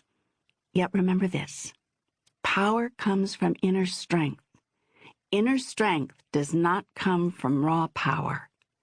In this, most of the world has it backwards. Power without inner strength is an illusion. Inner strength without unity is a lie that has not served the race, but that has nevertheless deeply embedded itself into your race consciousness. For you think that inner strength comes from individuality and from separateness, and that is simply not so. Separation from God and from each other is the cause of all your dysfunction and suffering. Still, separation continues to masquerade as strength, and your politics, your economics, and even your religions have perpetuated the lie. This lie is the genesis of all wars and all the class struggles that lead to war, of all animosity between races and genders, and all the power struggles that lead to animosity, of all personal trials and tribulations, and all the internal struggles that lead to tribulations. Still you cling to the lie tenaciously, no matter where you've seen it lead you, even as it has led you to your own destruction. Now I tell you this, know the truth, and the truth shall set you free. There is no separation. Not from each other, not from God, and not from anything that is. This truth I will repeat over and over. This observation I will make again and again. Act as if you were separate from nothing and no one, and you will heal your world tomorrow. This is the greatest secret of all time. It is the answer for which man has searched for millennia. It is the solution for which he has worked, the revelation for which he has prayed. Act as if you were separate from nothing, and you heal the world. Understand that it is about power with, not power over. So getting back, first it was females who had power over males, and now it's the other way around. And males invented the devil in order to wrest this power away from the female tribal or clan leaders? Yes. They used fear because fear was the only tool they had. Again, not much has changed. Men do that to this day. Sometimes even before appeals to reason are tried, men use fear, particularly if they are the bigger men, the stronger men, or the bigger or stronger nation. Sometimes it seems actually ingrained in men. I mean, it seems cellular. Might is right. Strength is power. Yes. This has been the way since the overturn of the matriarchy. How did it get that way? That's what this short history is all about. Well, then go on, please. What men had to do to gain control during the matriarchal period was not to convince women that men ought to be given more power over their lives, but to convince other men. Life was, after all, going smoothly, and there were worse ways men could have to get through the day than simply doing some physical work to make themselves valued and then have sex. So it was not easy for men who were powerless to convince other powerless men to seek power, until they discovered fear. Fear was the one thing women hadn't counted on. It began, this fear, with seeds of doubt sown by the most disgruntled among the males. These were usually the least desirable of the men, the unmuscled, the unadorned, and hence those to whom women paid the least attention. And I'll bet that because this was so, their complaints were discounted as the ravings of rage born of sexual frustration. That is correct.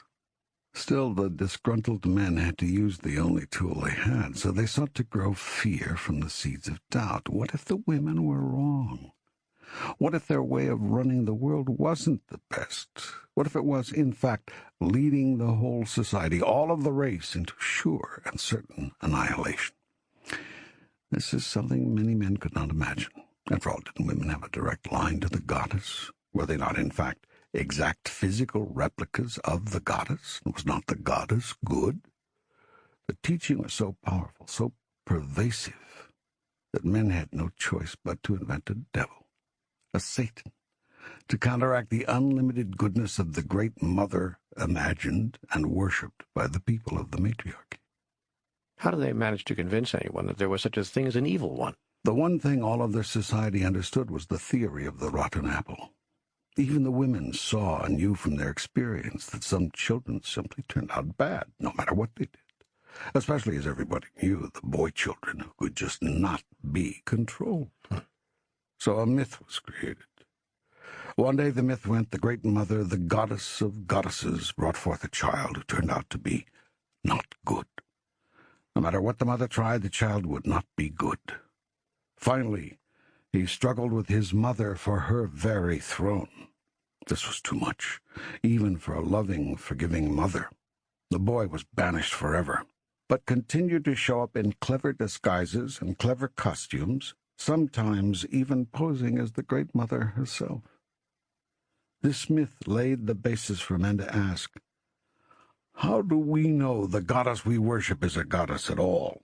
It could be the bad child, now grown up and wanting to fool us. By this device, men got other men to worry, then to be angry that women weren't taking their worries seriously, then to rebel. The being you now call Satan was thus created. It was not difficult to create a myth about a bad child, and not difficult either to convince even the women of the clan of the possibility of the existence of such a creature. It was also not difficult getting anyone to accept that the bad child was male. Weren't males the inferior gender? This device was used to set up a mythological problem. If the bad child was male, if the evil one was masculine, who would there be to overpower him? Surely not a feminine goddess. For, said the men cleverly, when it came to matters of wisdom and insight, of clarity and compassion, of planning and thinking, no one doubted feminine superiority. Yet in matters of brute strength was not a male needed.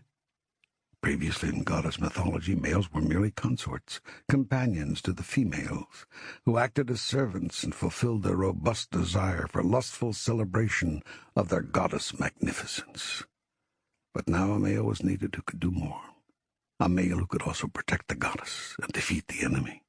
This transformation did not occur overnight, but across many years. Gradually, very gradually, societies began seeing the male consort as also the male protector in their spiritual mythologies. For now that there was someone to protect the goddess from, such a protector was clearly needed. It was not a major leap from male as protector to male as equal partner, now standing alongside the goddess. The male god was created, and for a while gods and goddesses ruled mythology together. Then, again, gradually, gods were given larger roles. The need for protection, for strength, began to supplant the need for wisdom and love. A new kind of love was born in these mythologies, a love which protects with brute force. But it was a love which also covets what it protects, which was jealous of its goddesses, which now did not simply serve their feminine lusts, but fought and died for them. Myths began to emerge of gods of enormous power, quarreling over, fighting for goddesses of unspeakable beauty. And so was born the jealous god. This is fascinating. Wait, we're coming to the end. But there's just a little more. It wasn't long before the jealousy of the gods extended not only to the goddesses, but to all creations in all realms. We had better love him, these jealous gods demanded, and no other god, or else. Since males were the most powerful species and gods were the most powerful of the males, there seemed little room for argument of this new mythology. Stories of those who did argue and lost began to emerge. The god of wrath was born. Soon the whole idea of deity was subverted. Instead of being the source of all love, it became the source of all fear. A model of love which was largely feminine, the endlessly tolerant love of a mother for a child, and yes, even of a woman for her not too bright, but after all useful man, was replaced by the jealous, wrathful love of a demanding, intolerant God who would brook no interference, allow no insouciance, ignore no offense. The smile of the amused goddess, experiencing limitless love and gently submitting to the laws of nature, was replaced by the stern countenance of the not-so-amused god, proclaiming power over the laws of nature and forevermore limiting love. This is the God you worship today, and that's how you got where you are now. Amazing. Interesting and amazing. But what is the point of telling me all of this? It's important for you to know that you've made it all up. The idea that might is right or that power is strength was born in your male-created theological myths. The god of wrath and jealousy and anger was an imagining. It's something you imagined for so long it became real. Some of you still consider it real today. Yet it has nothing to do with ultimate reality or what's really going on here. And what is that? What's going on is that your soul yearns for the highest experience of itself it can imagine. It came here for that purpose, to realize itself, that is, make itself real, in its experience. Then it discovered pleasures of the flesh, not just sex, but all manner of pleasures. And as it indulged in these pleasures, it gradually forgot the pleasures of the spirit. These, too, are pleasures, greater pleasures than the body could ever give you.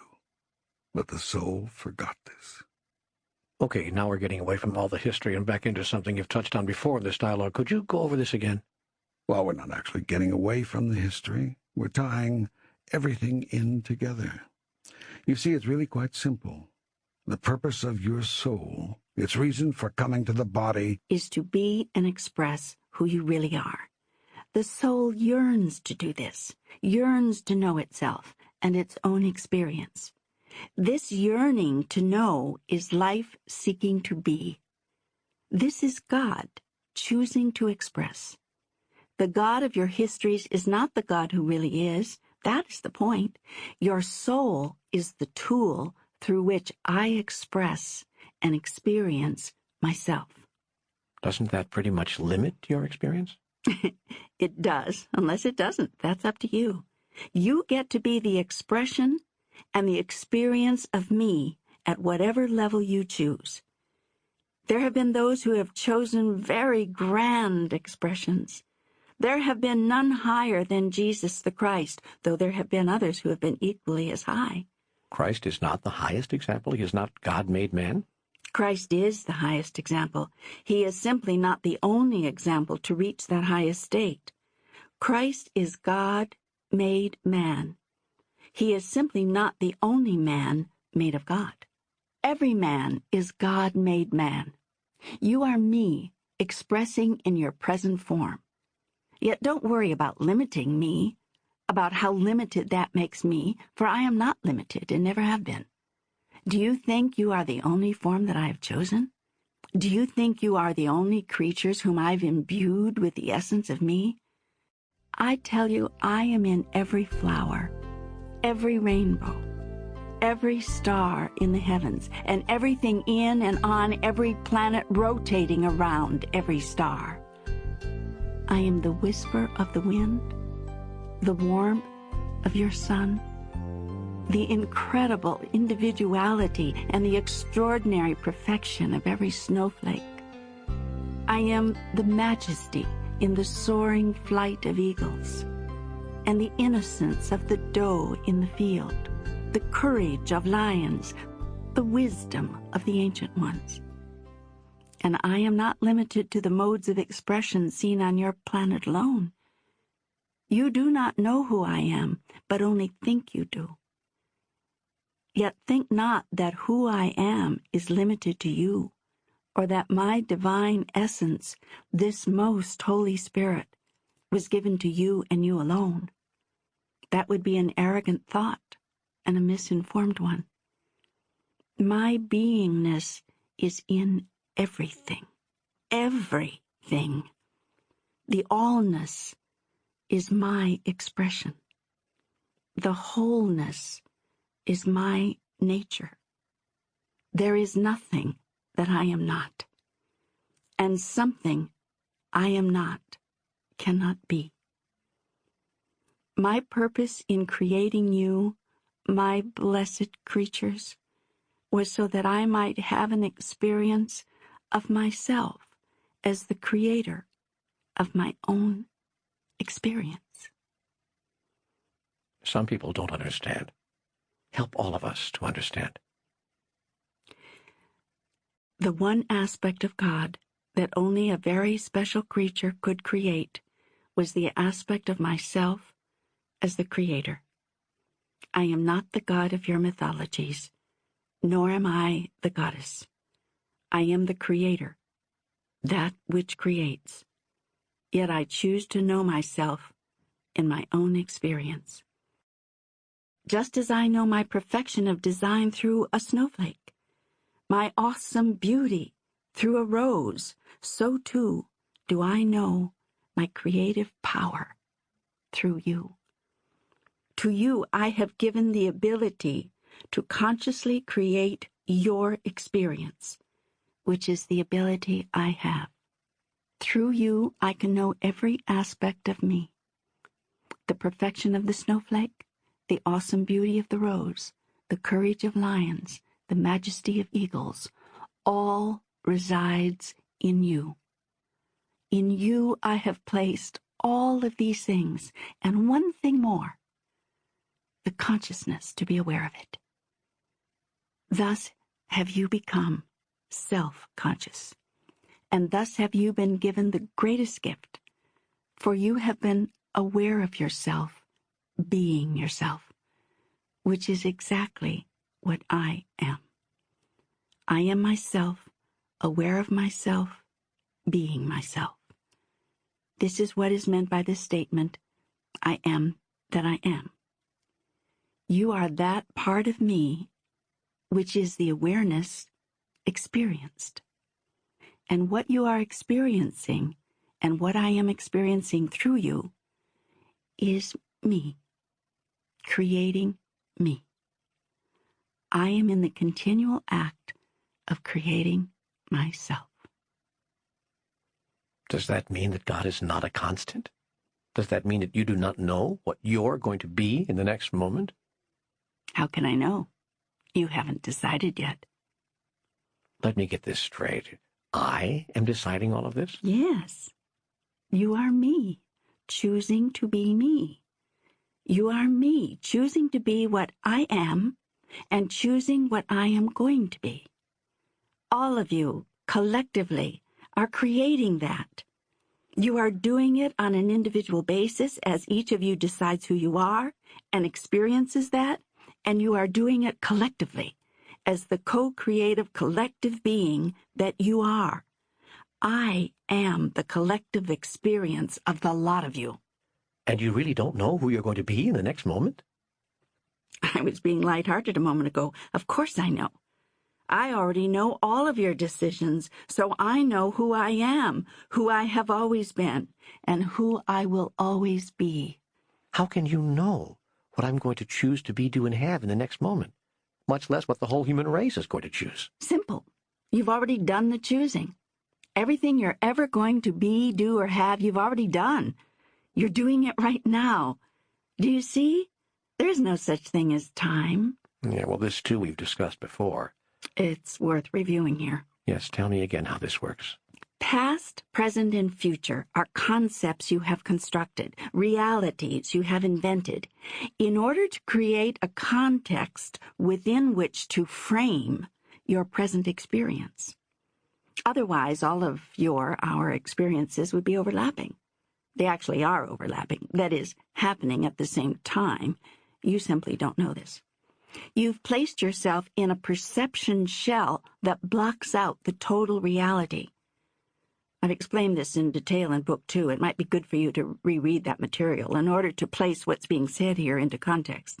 The point I'm making here is that everything is happening at once. Everything. So yes, I do know what I'm going to be, what I am, and what I was. I know this always.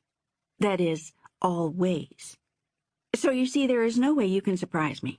Your story, the whole worldly drama, was created so that you could know who you are in your own experience. It's also been designed to help you forget who you are, so that you might remember who you are once again and create it. Because I can't create who I am if I'm already experiencing who I am. I can't create being 6 feet tall if I am already 6 feet tall. I'd have to be less than 6 feet tall, or at least think that I am. Exactly. You understand it perfectly. And since it is the greatest desire of the soul, God, to experience itself as the creator, and since everything has already been created, we had no choice other than to find a way to forget all about our creation. I'm amazed that we found a way. Trying to forget that we are all one, and that the one of us which we are is God. Must be like trying to forget that a pink elephant is in the room. How could we be so mesmerized? Well, you've just touched on the secret reason for all of physical life. It is life in the physical which has so mesmerized you, and rightly so, because it is, after all, an extraordinary adventure. What we used here to help us forget is what some of you would call the pleasure principle. The highest nature of all pleasure is that aspect of pleasure which causes you to create who you really are in your experience right here, right now, and to recreate and recreate and recreate again who you are at the next highest level of magnificence. That is the highest pleasure of God. The lower nature of all pleasure is that part of pleasure which causes you to forget who you really are. Do not condemn the lower nature, for without it, you could not experience the higher. It's almost as if the pleasures of the flesh at first cause us to forget who we are, then become the very avenue through which we remember. There you have it. You've just said it. And the use of physical pleasure as an avenue to remembering who you are is achieved by raising up through the body the basic energy of all life. This is the energy which you sometimes call sexual energy, and it is raised up along the inner column of your being until it reaches the area you call the third eye. This is the area just behind the forehead, between and slightly above the eyes. As you raise the energy, you cause it to course all through your body. It's like an inner orgasm. How is this done? How do you do that?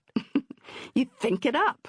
I mean that, just as I said it. You literally think it up, the inner pathway of what you have called your chakras.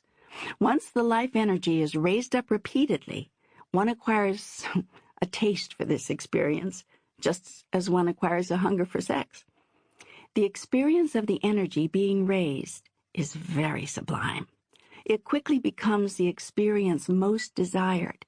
Yet you never completely lose your hunger for the lowering of the energy, for the basic passions, nor ought you to try. For the higher cannot exist without the lower in your experience, as I have pointed out to you many times. Once you get to the higher, you must go back to the lower in order to experience again the pleasure of moving to the higher. This is the sacred rhythm of all life. You do this not only by moving the energy around inside your body, you also do this by moving around the larger energy inside the body of God. You incarnate as lower forms, then evolve into higher states of consciousness. You are simply raising the energy in the body of God. You are that energy. And when you arrive at the highest state, you experience it fully. Then you decide what next you choose to experience and where in the realm of relativity you choose to go in order to experience it. You may wish to again experience yourself becoming yourself. It is a grand experience indeed, and so you may start all over again on the cosmic wheel. Is this the same as the karmic wheel? No, there is no such thing as a karmic wheel, not the way you have imagined it. Many of you have imagined that you are on not a wheel but a treadmill, in which you are working off the debts of past actions and trying valiantly not to incur any new ones. This is what some of you have called the karmic wheel. It's not so very different from a few of your Western theologies, for in both paradigms you are seen as an unworthy sinner, seeking to gain the purity to move on to the next spiritual level. The experience which I've described here, on the other hand, I am calling the cosmic wheel, because there is nothing of unworthiness, debt repayment, punishment, or purification. The cosmic wheel simply describes the ultimate reality, or what you might call the cosmology of the universe. It is the cycle of life, or what I sometimes term the process.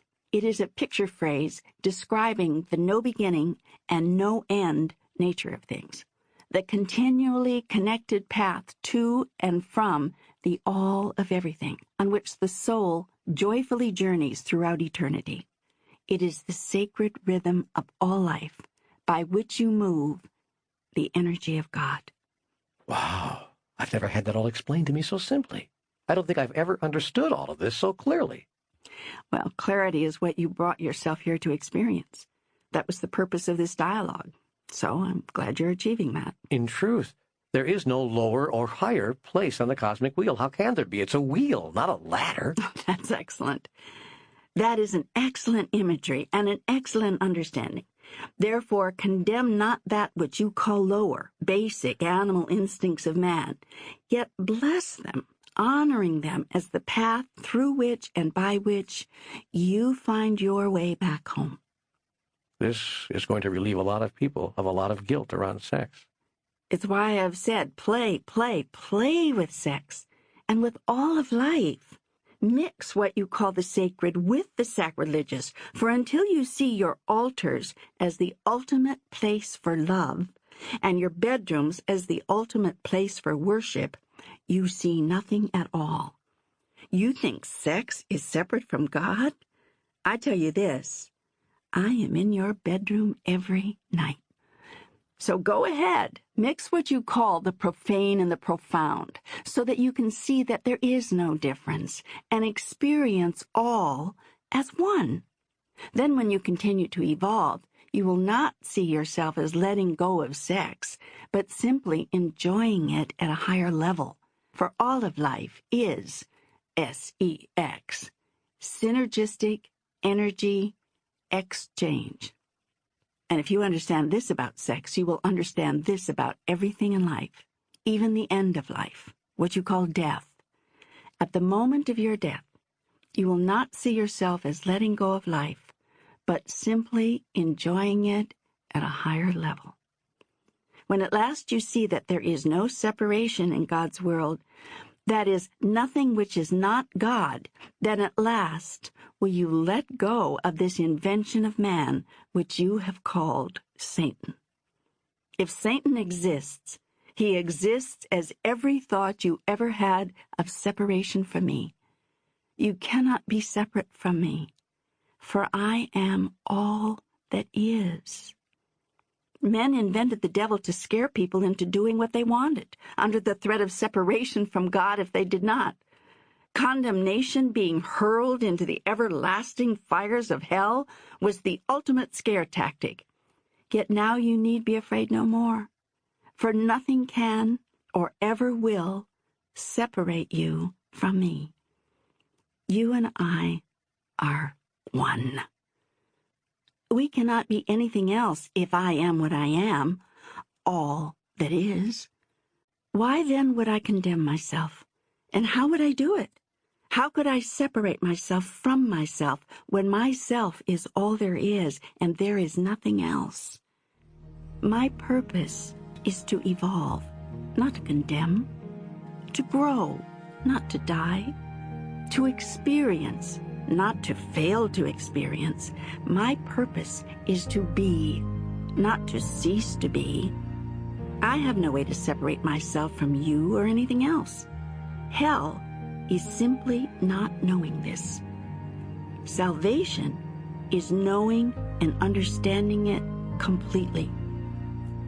You are now saved.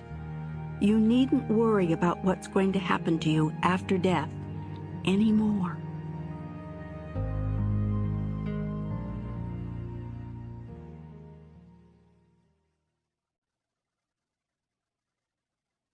Can we talk about this death business for a minute? You said this third book was going to be about higher truths, about universal truths. Well, through all the conversations we've had, we haven't talked that much about death and what happens after that. Let's do that now. Let's get to that. Fine. What do you want to know? Well, what happens when you die? What do you choose to have happen? You mean that what happens is whatever we choose to have happen? Do you think that just because you've died, you stop creating? I don't know. That's why I'm asking you. Fair enough.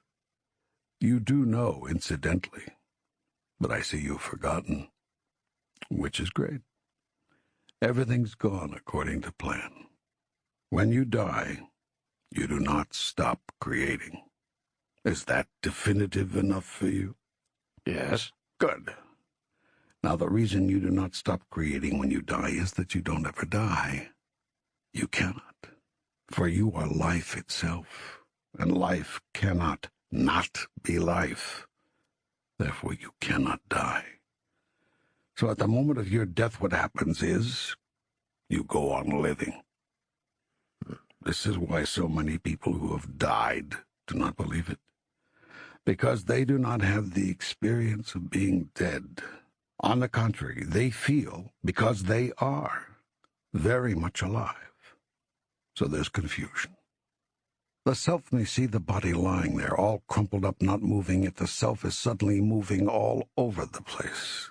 It has the experience often of literally flying all over the room, then of being everywhere in the space, all at once. And when it desires a particular point of view, it suddenly finds itself experiencing that. If the soul, the name we will now give to the self, wonders, gee, why is my body not moving? It will find itself right there, hovering right over the body, watching the stillness curiously. Someone enters the room and the soul thinks, who is that? Immediately the soul is in front of or next to that person. Thus, in a very short time, the soul learns that it can go anywhere with the speed of its thought. A feeling of incredible freedom and lightness overtakes the soul, and it usually takes a little while for the entity to get used to all this bouncing around with every thought. If the person had children, and should think of those children, immediately the soul is in the presence of those children wherever they are. Thus the soul learns that not only can it be wherever it wants with the speed of its thought, it can be in 2 places at once, or 3 places. places, or 5. It can exist, observe, and conduct activities in these places simultaneously, without difficulty or confusion. Then it can rejoin itself, returning to one place again, simply by refocusing. The soul remembers in the next life what it would have been well to remember in this life, that all effect is created by thought, and that manifestation is a result of intention. What I focus on as my intention becomes my reality. Exactly. The only difference is the speed with which you experience the result. In the physical life, there might be a lapse between thought and experience. In the spirit's realm, there is no lapse. Results are instantaneous.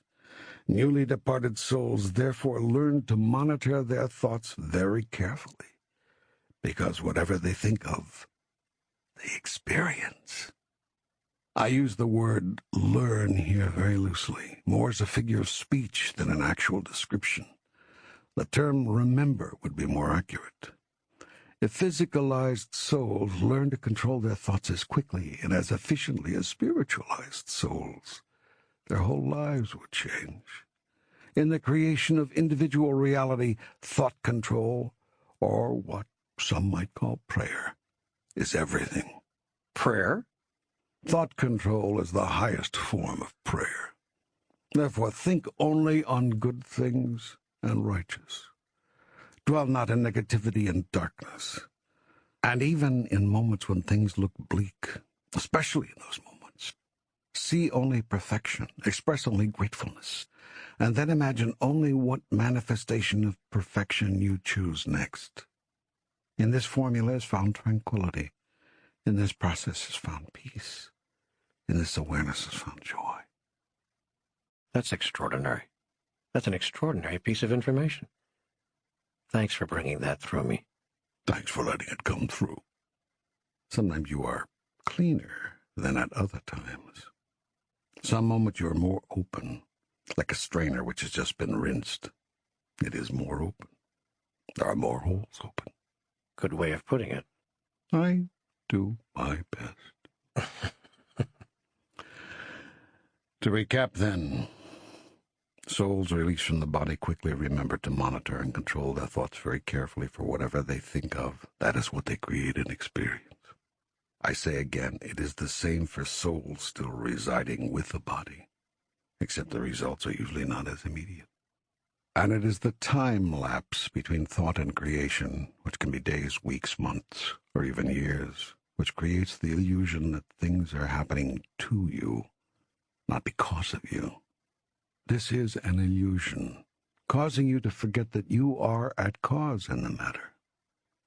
As I have described now several times, this forgetting is built into the system. It is part of the process, for you cannot create who you are until you forget who you are. So the illusion causing forgetfulness is an effect created on purpose. When you leave the body, it will therefore be a big surprise to see the instant, obvious connection between your thoughts and your creations. It will be a shocking surprise at first, and then a very pleasant one, as you begin to remember that you were at cause in the creation of your experience, not at the effect of it. Why is there such a delay between thought and creation before we die, and no delay at all after we die? Because you are working within the illusion of time. There's no delay between thought and creation away from the body, because you are also away from the parameter of time. In other words, as you have said so often, time does not exist. Not as you understand it. The phenomenon of time is really a function of perspective. Why does it exist while we are with the body? You have caused it to by moving into, by assuming your present perspective. You use this perspective as a tool with which you can explore and examine your experiences much more fully, by separating them into individual pieces rather than a single occurrence. Life is a single occurrence, an event of the cosmos that is happening right now. All of it is happening everywhere. There is no time but now. There is no place but here. Here and now is all there is.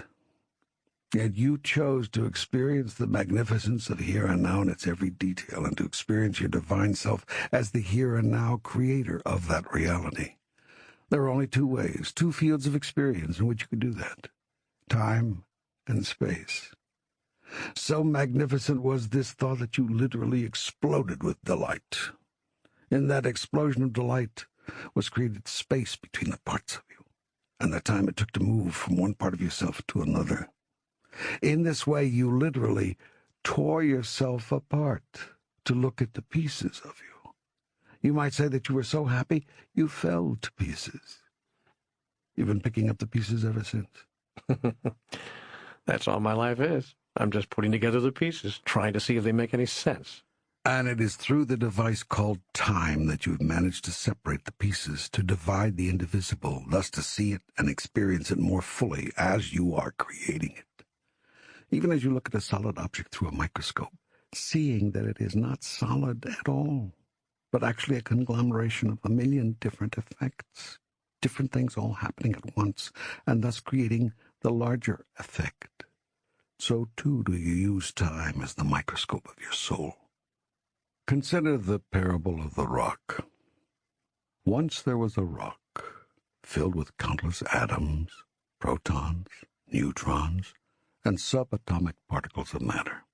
These particles were racing around continually in a pattern, each particle going from here to there, and taking time to do so.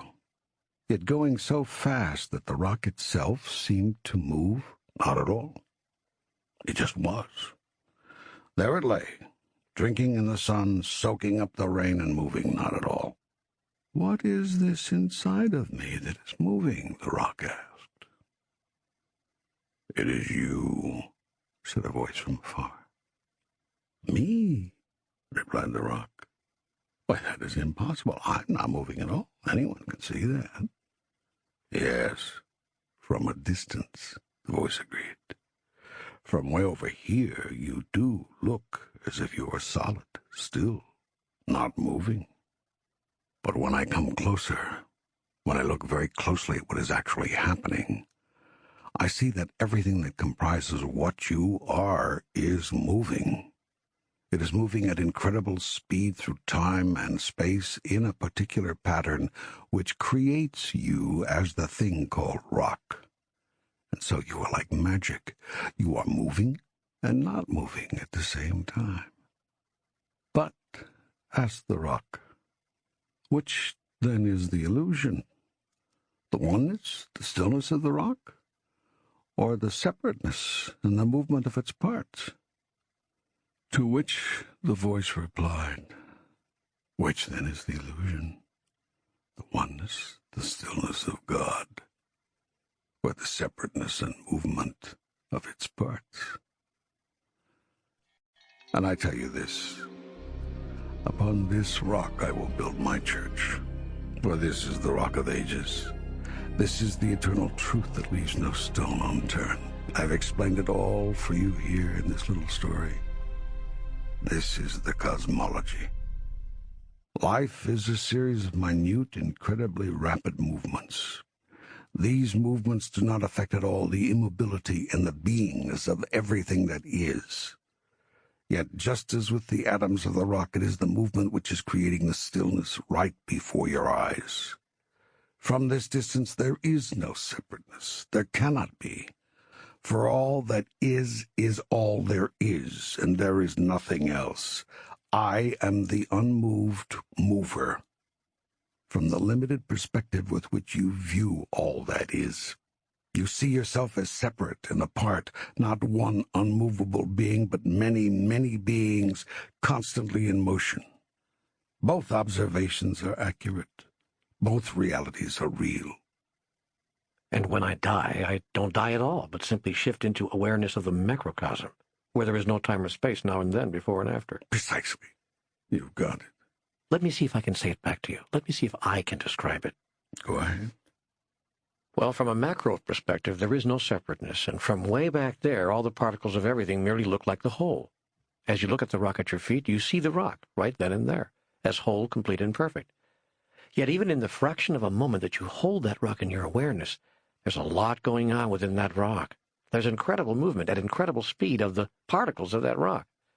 And what are those particles doing? They're making the rock what it is. As you look at this rock, you do not see this process, even if you're conceptually aware of it.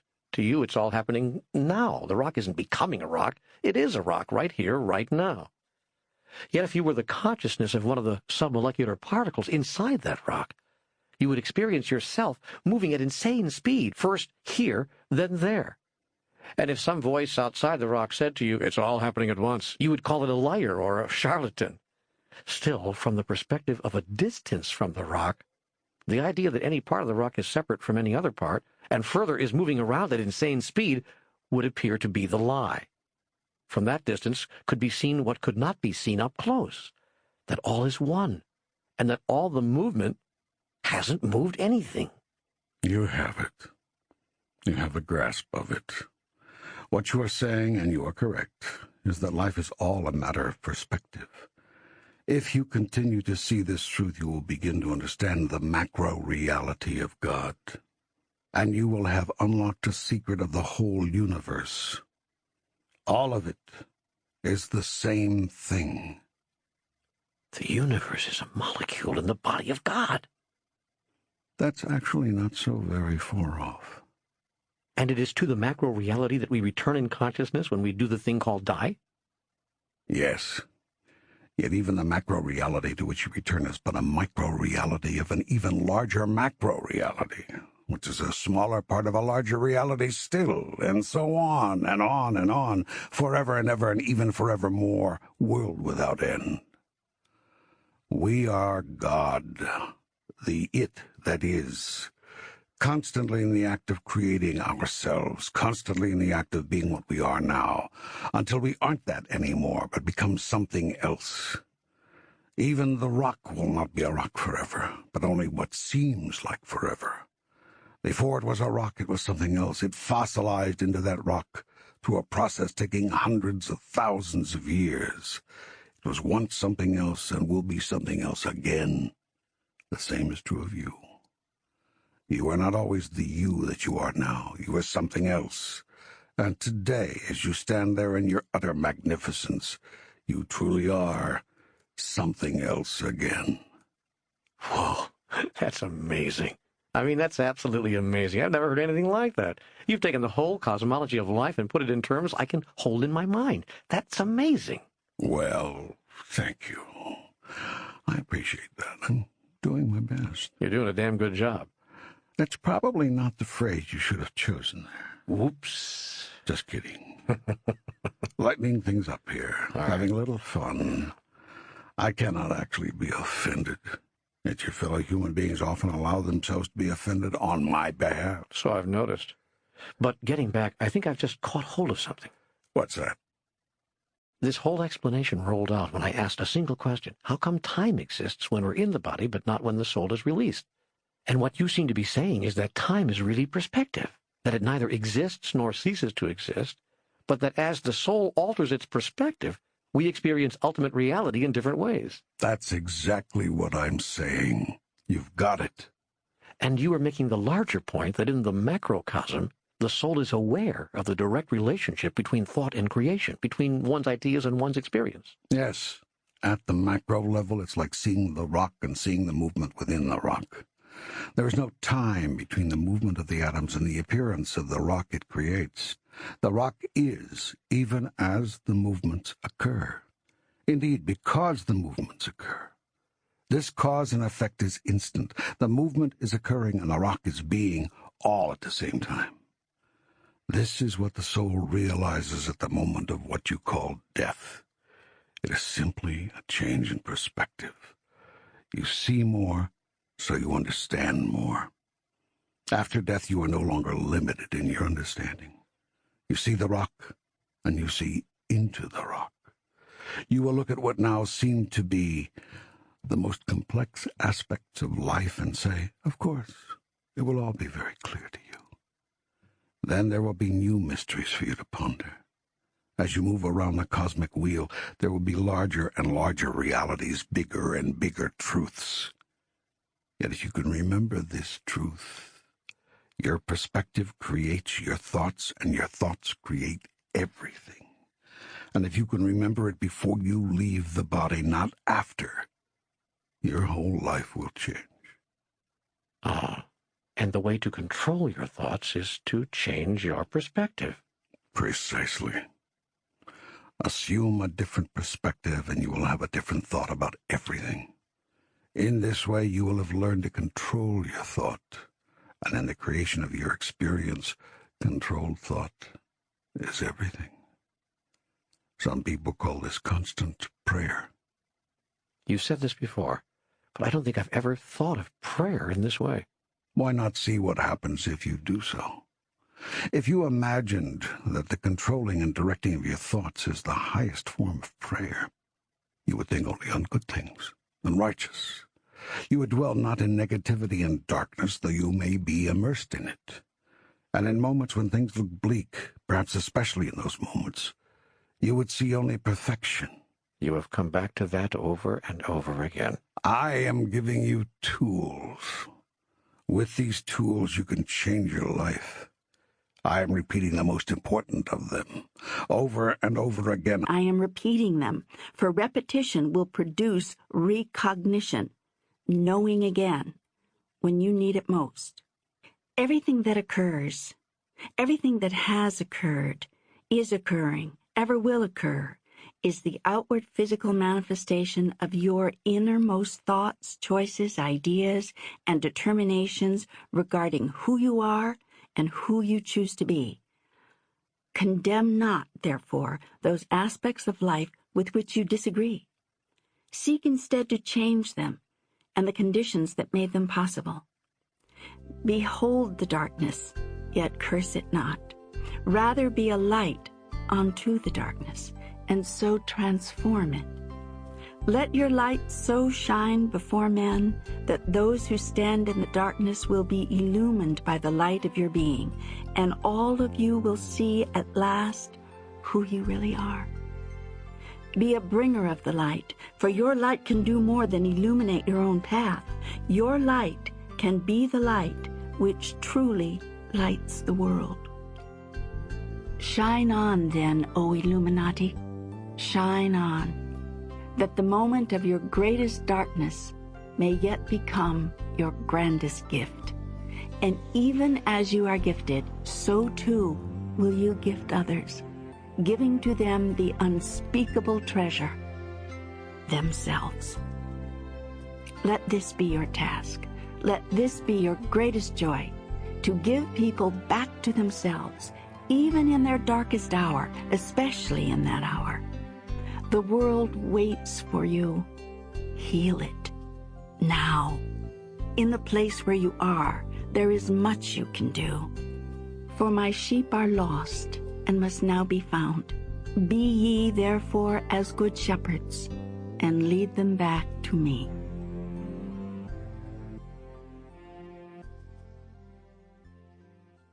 Thank you.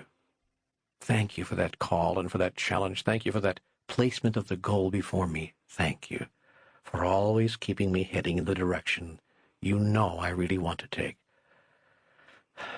That is why I come to you. That is why I have loved and blessed this dialogue, for it is in conversation with you that I find the divine within me and begin to see it within all others. My dearly beloved, the heavens rejoice when you say that. That is the very reason I have come to you, and will come to everyone who calls to me, even as I come now to those others who are hearing these words. For this conversation was never intended to be with you alone. It was intended for millions around the world, and it has been placed in each person's hands just exactly when they have needed it, sometimes in the most miraculous ways. It has brought them to the wisdom they themselves have called forth, perfectly suited for this moment in their lives. This is the wonder of what has been happening here, that each of you is producing this result by yourself. It looks as if someone else gave you this material, brought you to this conversation, opened you to this dialogue, yet you brought yourself here. So let us now explore together the remaining questions which you have held in your heart. May we, please, then speak more of life after death? You were explaining what happens to the soul after death, and I so want to know as much about that as I can. We will speak of it then, until your yearning has been satisfied. I said earlier that what happens is whatever you want to happen. I meant that. You create your own reality, not only when you are with the body, but when you are away from it. At first you may not realize this, and so you may not be consciously creating your reality. Your experience will then be created by one of two other energies, your uncontrolled thoughts or the collective consciousness. To the degree that your uncontrolled thoughts are stronger than the collective consciousness, to that degree you will experience them as reality. To the degree that the collective consciousness is accepted, absorbed, and internalized, to that degree you will experience it as your reality. This is no different from how you create what you call reality in your present life. Always in life you have before you three choices. 1. You may allow your uncontrolled thoughts to create the moment. 2. You may allow your creative consciousness to create the moment. 3. You may allow the collective consciousness to create the moment. Here's an irony. In your present life, you find it difficult to create consciously from your individual awareness, and, indeed, often assume your individual understandings to be wrong, given all that you are seeing around you, and so you surrender to the collective consciousness, whether it serves you to do so or not. In the first moments of what you call the afterlife, on the other hand, you may find it difficult to surrender to the collective consciousness, given all that you are seeing around you, which may be unbelievable to you, and so you will be tempted to hold to your own individual understandings, whether they serve you or not. I would tell you this. It is when you are surrounded by lower consciousness that you will benefit more from remaining with your individual understandings, and when you are surrounded by higher consciousness, that you receive greater benefit from surrender. It may therefore be wise to seek beings of high consciousness. I cannot overemphasize the importance of the company you keep. In what you call the afterlife, there is nothing to worry about on this score, for you will instantly and automatically be surrounded by beings of high consciousness and by high consciousness itself. Still, you may not know that you are being so lovingly enveloped. You may not immediately understand. It may therefore seem to you as if you are having things happen to you, that you are at the whim of whatever fortunes are working at the moment. In truth, you experience the consciousness in which you die. Some of you have expectations without even knowing it. All your life you've had thoughts about what occurs after death, and when you die, those thoughts are made manifest, and you suddenly realize, make real, what you've been thinking about. And it is your strongest thoughts, the ones you've held most fervently, that, as always in life, will prevail. Then a person could go to hell. If people believed all during life that hell is a place which most certainly existed and that God will judge the quick and the dead, that he will separate the wheat from the chaff and the goats from the sheep, and that they are surely going to hell, given all they have done to offend God, then they would go to hell. They would burn in the everlasting fires of damnation. How could they escape it? You've said repeatedly throughout this dialogue that hell does not exist, yet you also say that we create our own reality and have the power to create any reality at all out of our thought about it. So hellfire and damnation could and does exist for those who believe in it. Nothing exists in ultimate reality save that which is. You are correct in pointing out that you may create any sub-reality you choose, including the experience of hell as you describe it. I've never said at any point in this entire dialogue that you could not experience hell. I said that hell does not exist. Most of what you experience does not exist, yet you experience it nonetheless. This is unbelievable. A friend of mine named Barnett Bain just produced a movie about this. I mean, about this exactly. It's August 7th, 1998, as I speak these words, and I'm inserting this in the dialogue in between lines of a discussion of 2 years ago, and I have never done this before, but just before sending this to the publisher, I was rereading the manuscript one last time, and I realized, hold it! Robin Williams has just made a movie about exactly what we're talking about here. It's called What Dreams May Come. And it's a startling depiction on film of what you've just said. I am familiar with it. You are? God goes to the movies? God makes movies. Whoa. Yes. You never saw Oh God? Well, sure, but I never... What do you think God only writes books? So is the Robin Williams movie literally true? I mean, is that how it is? No. No movie or book or other human explanation of the divine is literally true. Not even the Bible? The Bible is not literally true? No. And I think you know that. Well, what about this book? Surely this book is literally true. No, I hate to tell you this, but you're bringing this through your personal filter. Now, I will agree that the mesh on your filter is thinner, finer. You've become a very good filter. But you are a filter nonetheless. Yeah, I know that. I just wanted it stated again here, because some people take books like this and movies like What Dreams May Come as, well, as literal truth. And I want to stop them from doing that. The writers and producers of that film brought some enormous truth through an imperfect filter. The point they sought to make is that you will experience after death exactly what you expect and choose to experience. They made that point very effectively. Now, shall we get back to where we were? Yes, I'd like to know just what I wanted to know when I was watching that movie. If there is no hell, yet I am experiencing hell, what the hell is the difference? There wouldn't be any as long as you remain in your created reality.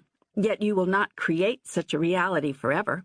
Some of you won't experience it for more than what you would call a nanosecond, and therefore you will not experience, even in the private domains of your own imagination, a place of sadness or suffering. Well, what would stop me from creating such a place for all eternity if I believed all my life that there was such a place, and that something I had done had caused me to deserve such a place? Your knowledge and understanding. Just as in this life your next moment is created out of the new understandings you've gained from your last moment, so too in what you call the afterlife will you create a new moment from what you've come to know and understand in the old. And one thing you will come to know and understand very quickly is that you are at choice always about what you wish to experience.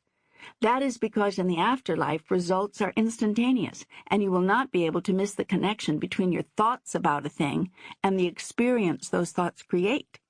You will understand yourself to be creating your own reality. Well, this would explain why some people's experience is happy and some people's experience is frightening.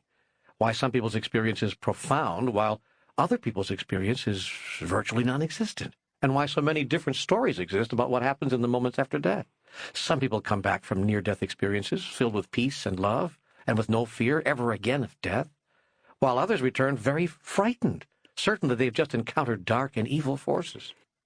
The soul responds to, recreates the mind's most powerful suggestion, producing that in its experience. Some souls remain in that experience for a time, making it very real, even as they remained in their experiences while with the body, though they were equally as unreal and impermanent. Other souls quickly adjust, see the experience for what it is, begin to think new thoughts, and move immediately to new experiences. Do you mean that there is no one particular way that things are in the afterlife? Are there no eternal truths that exist outside of my own mind? Do we continue to go on creating myths and legends and make-believe experiences right past our death and into the next reality? When do we get released from the bondage? When do we come to know the truth? When you choose to. That was the point of the Robin Williams movie. That is the point being made here. Those whose only desire is to know the eternal truth of all that is, to understand the great mysteries, to experience the grandest reality, do so. Yes, there is a one great truth. There is a final reality. But you will always get what you choose, regardless of that reality, precisely because the reality is that you are a divine creature, divinely creating your reality even as you are experiencing it. Yet should you choose to stop creating your own individual reality and begin to understand and experience the larger unified reality, you will have an immediate opportunity to do that. Those who die in a state of such choosing, of such desiring, of such willingness and such knowing, move into the experience of the oneness at once. Others move into the experience only if, as, and when they so desire. It is precisely the same when the soul is with the body. It is all a matter of desire, of your choosing, of your creating, and ultimately of your creating the uncreatable. That is, of your experiencing that which has already been created. This is the created creator, the unmoved mover. It is the Alpha and the Omega, the before and the after, the now, then, always aspect of everything which you call God. I will not forsake you, yet I will not force myself upon you. I've never done so, and I never will. You may return to me whenever you wish, now, while you are with the body, or after you have left it. You may return to the one and experience the loss of your individual self whenever it pleases you. You may also recreate the experience of your individual self whenever you choose. You may experience any aspect of the all that is that you wish, in its tiniest proportion or its grandest. You may experience the microcosm or the macrocosm. I may experience the particle or the rock. Yes, good, you're getting this. When you reside with the human body, you are experiencing a smaller portion than the whole. That is, a portion of the microcosm, although by no means the smallest portion thereof. When you reside away from the body in what some would call the spirit world, you've enlarged by quantum leaps your perspective. You will suddenly seem to know everything, be able to be everything. You will have a macrocosmic view of things, allowing you to understand that which you do not now understand. One of the things you will then understand is that there's a larger macrocosm still. That is, you will suddenly become clear that all that is even greater than the reality you are then experiencing. This will fill you at once with awe and anticipation, wonder and excitement, joy and exhilaration. For you will then know and understand what I know and understand, that the game never ends. Will I ever get to a place of true wisdom? In the time after your death, you may choose to have every question you ever had answered, and open yourself to new questions you never dreamed existed. You may choose to experience oneness with all that is, and you will have a chance to decide what you wish to be, do, and have next. Do you choose to return to your most recent body? Do you choose to experience life again in human form, but of another kind? Do you choose to remain where you are in the spirit world, at the level you are then experiencing? Do you choose to go on, go further in your knowing and experiencing? Do you choose to lose your identity altogether and now become part of the oneness? What do you choose? What do you choose? What do you choose? Always that is the question I will be asking you. Always that is the inquiry of the universe. For the universe knows nothing except how to grant your fondest wish, your greatest desire. Indeed, it is doing that every moment, every day. The difference between you and me is that you are not consciously aware of this. I am. Tell me, will my relatives, my loved ones, meet me after I die and help me understand what's going on, as some people say they will? Will I be reunited with those who have gone before? Will we be able to spend eternity together? What do you choose? You choose for these things to happen? Then they will. Okay, I'm confused. Are you saying that all of us have free will and that this free will extends even past our deaths? Yes, that is what I am saying. Well, if that's true, then the free will of my loved ones would have to coincide with mine. They must have the same thought and desire that I have when I'm having it, or they wouldn't be there for me when I die. Further, what if I wanted to spend the rest of eternity with them and one or two of them wanted to move on? Maybe one of them wanted to move higher and higher into this experience of reunification with the oneness, as you put it. Then what? There is no contradiction in the universe. There are things that look like contradictions, but there are none in fact. Should a situation arise such as the one you described, it's a very good question, by the way, what will happen is that you will both be able to have what you choose. Both? Both. May I ask how? You may. Okay, how? What is your thought about God? Do you think that I exist in one place only? No, I think you exist everywhere at once. I believe God is omnipresent. Well, you are right about that. There is nowhere that I am not. Do you understand this? I think so. Good. So what makes you think it's any different with you? Well, because you're God and I'm a mere mortal. I see. We're still hung up on this mere mortal thing. Okay. Suppose I assume for the sake of discussion that I, too, am God, or at least made up of the same stuff as God. Then are you saying that I, too, can be everywhere all the time? It is merely a matter of what the consciousness chooses to hold in its reality. In what you would call the spirit world, what you can imagine, you can experience. Now, if you want to experience yourself being one soul in one place at one time, you may do that. Yet if you wish to experience your spirit being larger than that, being in more than one place at one time, you may do that as well. Indeed, you may experience your spirit as being anywhere you wish, any time. That is because, in truth, there is only one time and one place, and you are in all of it always. You may thus experience any part or parts of it you wish, whenever you choose. But what if I want my relatives to be with me, but one of them wants to be a part of the all that is somewhere else? What then? It is not possible for you and your relatives not to want the same thing. You and I and your relatives and I, all of us, are one and the same. The very act of your desiring something is the act of me desiring something, since you are simply me, acting out the experience called desire. Therefore, what you desire, I desire. Your relatives and I are also one and the same. Therefore, what I am desiring, they are desiring. So it follows then that what you desire, your relatives are also desiring. On earth, it is also true that all of you desire the same thing. You desire peace. You desire prosperity. You desire joy. You desire fulfillment. You desire satisfaction and self-expression in your work, love in your life, health in your body. You all desire the same thing. You think this is a coincidence? It is not. It is the way life works. I'm explaining that to you right now.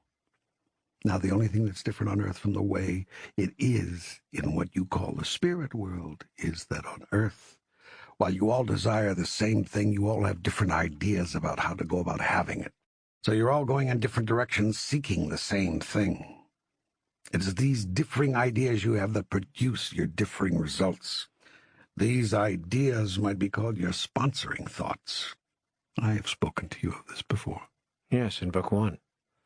One such thought which many of you share in common is your idea of insufficiency. Many of you believe at the core of your being that there is simply not enough of anything. There's not enough love, not enough money, not enough food, not enough clothing, not enough shelter, not enough time, not enough good ideas to go around, and certainly not enough of you to go around. This sponsoring thought causes you to employ all sorts of strategies and tactics in seeking to acquire what you think there is not enough of. These are approaches you would abandon at once when you clear that there is enough for everybody, of whatever it is that you desire. In what you call heaven, your ideas of not enoughness disappear because you become aware that there is no separation between you and anything you desire. You are aware that there's even more than enough of you. You are aware that you can be in more than one place at any given time, so there is no reason not to want what your brother wants, not to choose what your sister chooses. If they want you in their space at the moment of their death, the very thought of you calls you to them, and you have no reason not to race to them, since your going there takes away nothing from whatever else you may be doing. This state of having no reason to say no is the state in which I reside at all times. You have heard it said before, and it is true. God never says no. I will give you all exactly what you desire always, even as I have done from the beginning of time. Are you really always giving everyone exactly what they desire at any given time? Yes, my beloved, I am. Your life is a reflection of what you desire, and what you believe you may have of what you desire. I cannot give you what you do not believe you may have, no matter how much you desire it, because I will not violate your own thought about it. I cannot. That is the law. Believing that you cannot have something is the same thing as not desiring to have it, for it produces the same result. But on earth, we cannot have whatever we desire. We can't be in two places at once, for instance. And there are many other things we may desire but can't have, because on earth, we're also limited. I know that you see it that way, and so that is the way it is for you. For one thing that remains eternally true is that you'll always be given the experience you believe you will be given. Thus, if you say that you cannot be in two places at once, then you cannot be. But if you say that you can be anywhere you wish with the speed of your thought, and can even make yourself manifest in physical form in more than one place at any given time, then you may do that. No, you see, that's where this dialogue leaves me. I want to believe that this information is coming straight from God, but when you say things like that, I get all crazy inside because I just can't believe that. I mean, I just don't think that what you said there is true. Nothing in the human experience has demonstrated that. On the contrary, saints and sages of all religions have been said to have done both of these things. Does it take a very high level of belief, an extraordinary level of belief, the level of belief attained by one being in 1,000 years? Yes. Does that mean it is impossible? No. How can I create that belief? How can I get to that level of belief? You cannot get there. You can only be there. And I'm not trying to play with words. I mean that. This kind of belief, what I would call complete knowing, is not something you try to acquire. In fact, if you are trying to acquire it, you cannot have it. It is something you simply are. You simply are this knowing. You are this being. Such beingness comes out of a state of total awareness. It can come out of only such a state. If you are seeking to become aware, then you cannot be. It's like trying to be 6 feet tall when you are 4'9". You cannot be 6 feet tall. You can only be what you are, 4'9". You will be 6 feet tall when you grow into that. When you are 6 feet tall, you will then be able to do all the things that 6-foot-tall people can do. And when you are in a state of total awareness, then you will be able to do all the things that beings in a state of total awareness can do. Do not, therefore, try to believe that you can do these things. Try instead to move to a state of total awareness. Then belief will no longer be necessary. Complete knowing will work its wonders. Once, when I was meditating, I had the experience of total oneness, of total awareness. It was wonderful. It was ecstatic. Ever since then, I've been trying to have that experience again. I sit in meditation and try to have that total awareness again, but I've never been able to. This is the reason, right? You're saying to me that as long as I am seeking to have something, I cannot have it, because my very seeking is a statement that I do not now have it. The same wisdom you've been giving me throughout this dialogue. Yes, now you understand it. It's becoming more clear to you now. That is why we keep going around in circles here. That is why we keep repeating things, revisiting things. You get it the third, the fourth, maybe the fifth time around. Well, I'm glad I asked the question, because this could be dangerous stuff, this business about you can be in 2 places at once, or you can do anything you want to do. This is the kind of stuff that makes people run to jump off the Empire State Building shouting, "I'm God, look at me, I can fly." You'd better be in a state of total awareness before you do that. If you have to prove yourself to be God by demonstrating it to others, then you do not know yourself to be. And this not knowing will demonstrate itself in your reality. In short, you will fall flat on your face. God seeks to prove itself to no one, for God has no need to do that. God is, and that is what is so. Those who know themselves to be one with God, or have the experience of God within, have no need, nor do they seek to prove that to anyone, least of all themselves.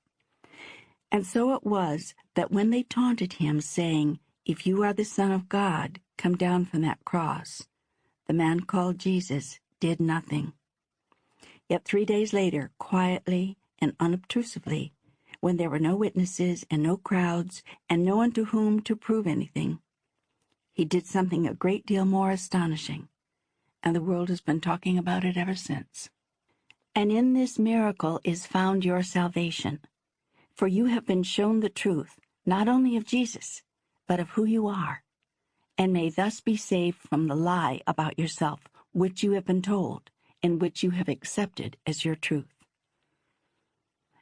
God invites you always to your highest thought about yourself. There are those on your planet right now who have manifested many of these higher thoughts, including causing physical objects to appear and disappear, making themselves appear and disappear, even living forever in the body or coming back to the body and living again. And all of this has been made possible because of their faith, because of their knowing, because of their immutable clarity about how things are and how they are meant to be. And while in the past, whenever people in earthly form have done these things, you have called the events miracles, and have made the people saints and saviors. Yet they are no more saints and saviors than you, for you are all saints and saviors, which is the very message they have been bringing you. How can I believe that? I want to believe that with all my heart, but I can't. I just can't. No, you cannot believe it. You can only know it. But how can I know it? How can I come to that? Whatever you choose for yourself, give to another. If you cannot come to that, help someone else come to that. Tell someone else that they already have. Praise them for it. Honor them for it. This is the value in having a guru. That's the whole point. There's been a lot of negative energy in the West on the word guru. It has almost become pejorative. To be a guru is to somehow be a charlatan. To give your allegiance to a guru is to somehow give your power away. Honoring your guru is not giving away your power. It is getting your power. For when you honor the guru, when you praise your master teacher, what you say is, I see you. And what you see in another, you can begin to see in yourself. It is outward evidence of your inner reality. It is outward proof of your inner truth, the truth of your being. This is the truth which is being brought through you in the books you write. I don't see myself as writing these books. I see you, God, as the author, and me merely as the scribe. God is the author, and so are you. There is no difference between my writing them and you writing them. As long as you think there is, you will have missed the point of the writing itself. Yet most of humanity has missed this teaching. And so I send you new teachers, more teachers, all with the same message as the teachers of old. I understand your reluctance to accept the teaching as your own personal truth. Were you to go around claiming to be one with God, or even a part of God, speaking or writing these words, the world would not know what to make of you. People can make of me whatever they wish. This much I know. I don't deserve to be the recipient of the information I've been given here. And in all of these books, I don't feel worthy to be the messenger of this truth. I'm working on this third book, yet I know even before its release that I, of all people, with all the mistakes I've made, all the selfish things I've done, am simply not worthy to be the bringer of this wonderful truth. Yet that, perhaps, is the greatest message of this trilogy. That God stays hidden from no man, but speaks to everyone, even the least worthy among us. For if God will speak to me, God will speak directly into the heart of every man, woman, and child who seeks the truth. There is thus hope for all of us. None of us is so horrible that God would forsake us, nor so unforgivable that God would turn away. Is that what you believe? All of that which you have just written? Yes. Then so be it, and so shall it be with you. Yet I tell you this, you are worthy, as is everyone else. Unworthiness is the worst indictment ever visited upon the human race. You have based your sense of worthiness on the past, while I base your sense of worthiness on the future. The future. The future. Always the future. That is where your life is, not in the past. The future. That is where your truth is, not in the past. What you have done is unimportant compared to what you are about to do. How you have erred is insignificant compared to how you are about to create.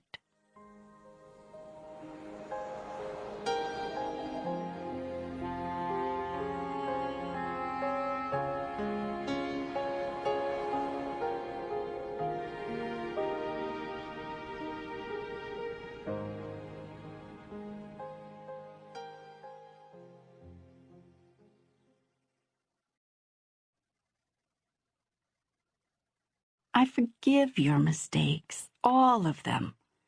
I forgive your misplaced passions, all of them. I forgive your erroneous notions, your misguided understandings, your hurtful actions, your selfish decisions, all of them. Others may not forgive you, but I do. Others may not release you from your guilt, but I do. Others may not let you forget, allow you to go on, become something new, but I do. For I know that you are not what you were, but are and always will be what you are now. A sinner can become a saint in 1 minute, in 1 second, in 1 breath. In truth, there is no such thing as a sinner, for no one can be sinned against, least of all me.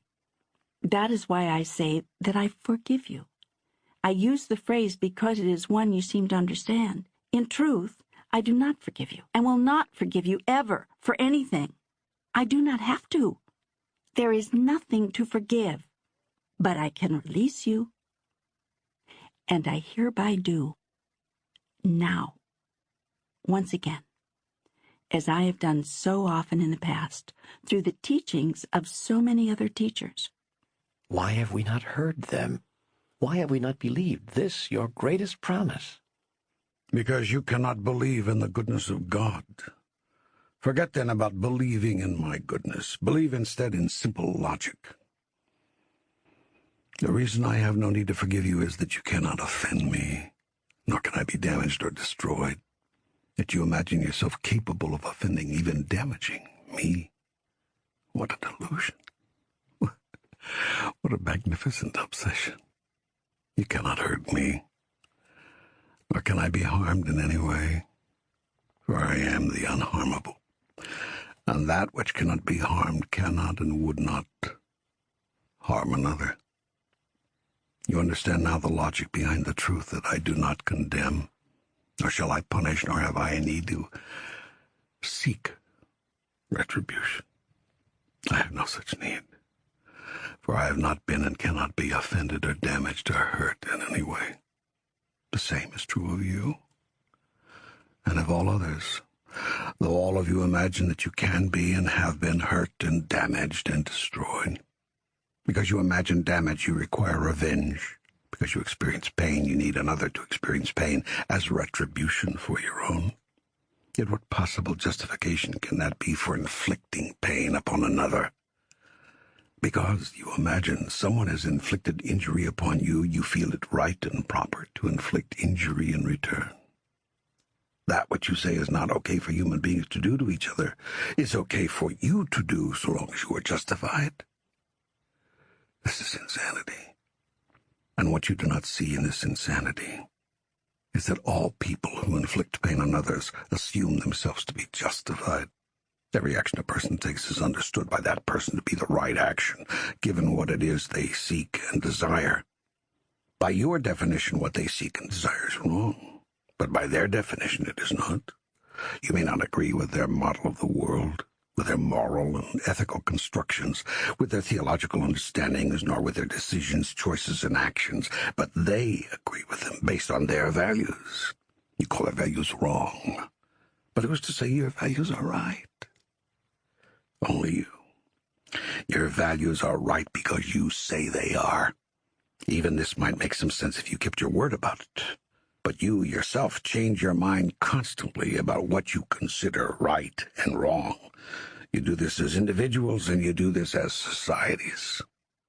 What your society considered right just a few decades ago, you consider wrong today. What you considered wrong in the not-too-distant past, you now call right. Who could tell what is what?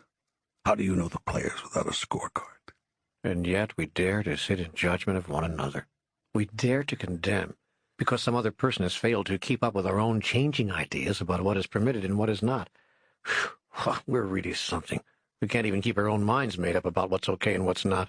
That isn't the problem. Changing your ideas of what's right and wrong isn't the problem. You have to change those ideas or you would never grow. Changing is a product of evolution. No, the problem is not that you have changed or that your values have changed. The problem is that so many of you insist on thinking that the values you now have are the right and perfect ones, and that everyone else should adhere to them. Some of you have become self-justified and self-righteous. Stick to your beliefs, if that serves you. Hold tight, do not waver, for your ideas about right and wrong are your definitions of who you are. Yet do not require that others define themselves according to your terms. And do not stay so stuck in your present beliefs and customs that you halt the process of evolution itself. Actually, you could not do that if you wanted to, for life goes on with you or without you. Nothing stays the same, nor can anything remain unchanged. To be unchanged is to not move, and to not move is to die. All of life is motion. Even rocks are filled with motion. Everything moves, everything. There is nothing that is not in motion. Therefore, by the very fact of motion, nothing is the same from one moment to the next. Nothing. Remaining the same or seeking to moves against the laws of life. This is foolish, because in this struggle, life will always win. So change. Yes, change. Change your ideas of right and wrong. Change your notions of this and that. Change your structures, your constructions, your models, your theories. Allow your deepest truths to be altered. Alter them yourself, for goodness sake. I mean that quite literally. Alter them yourself, for goodness sake. Because your new idea of who you are is where the growth is.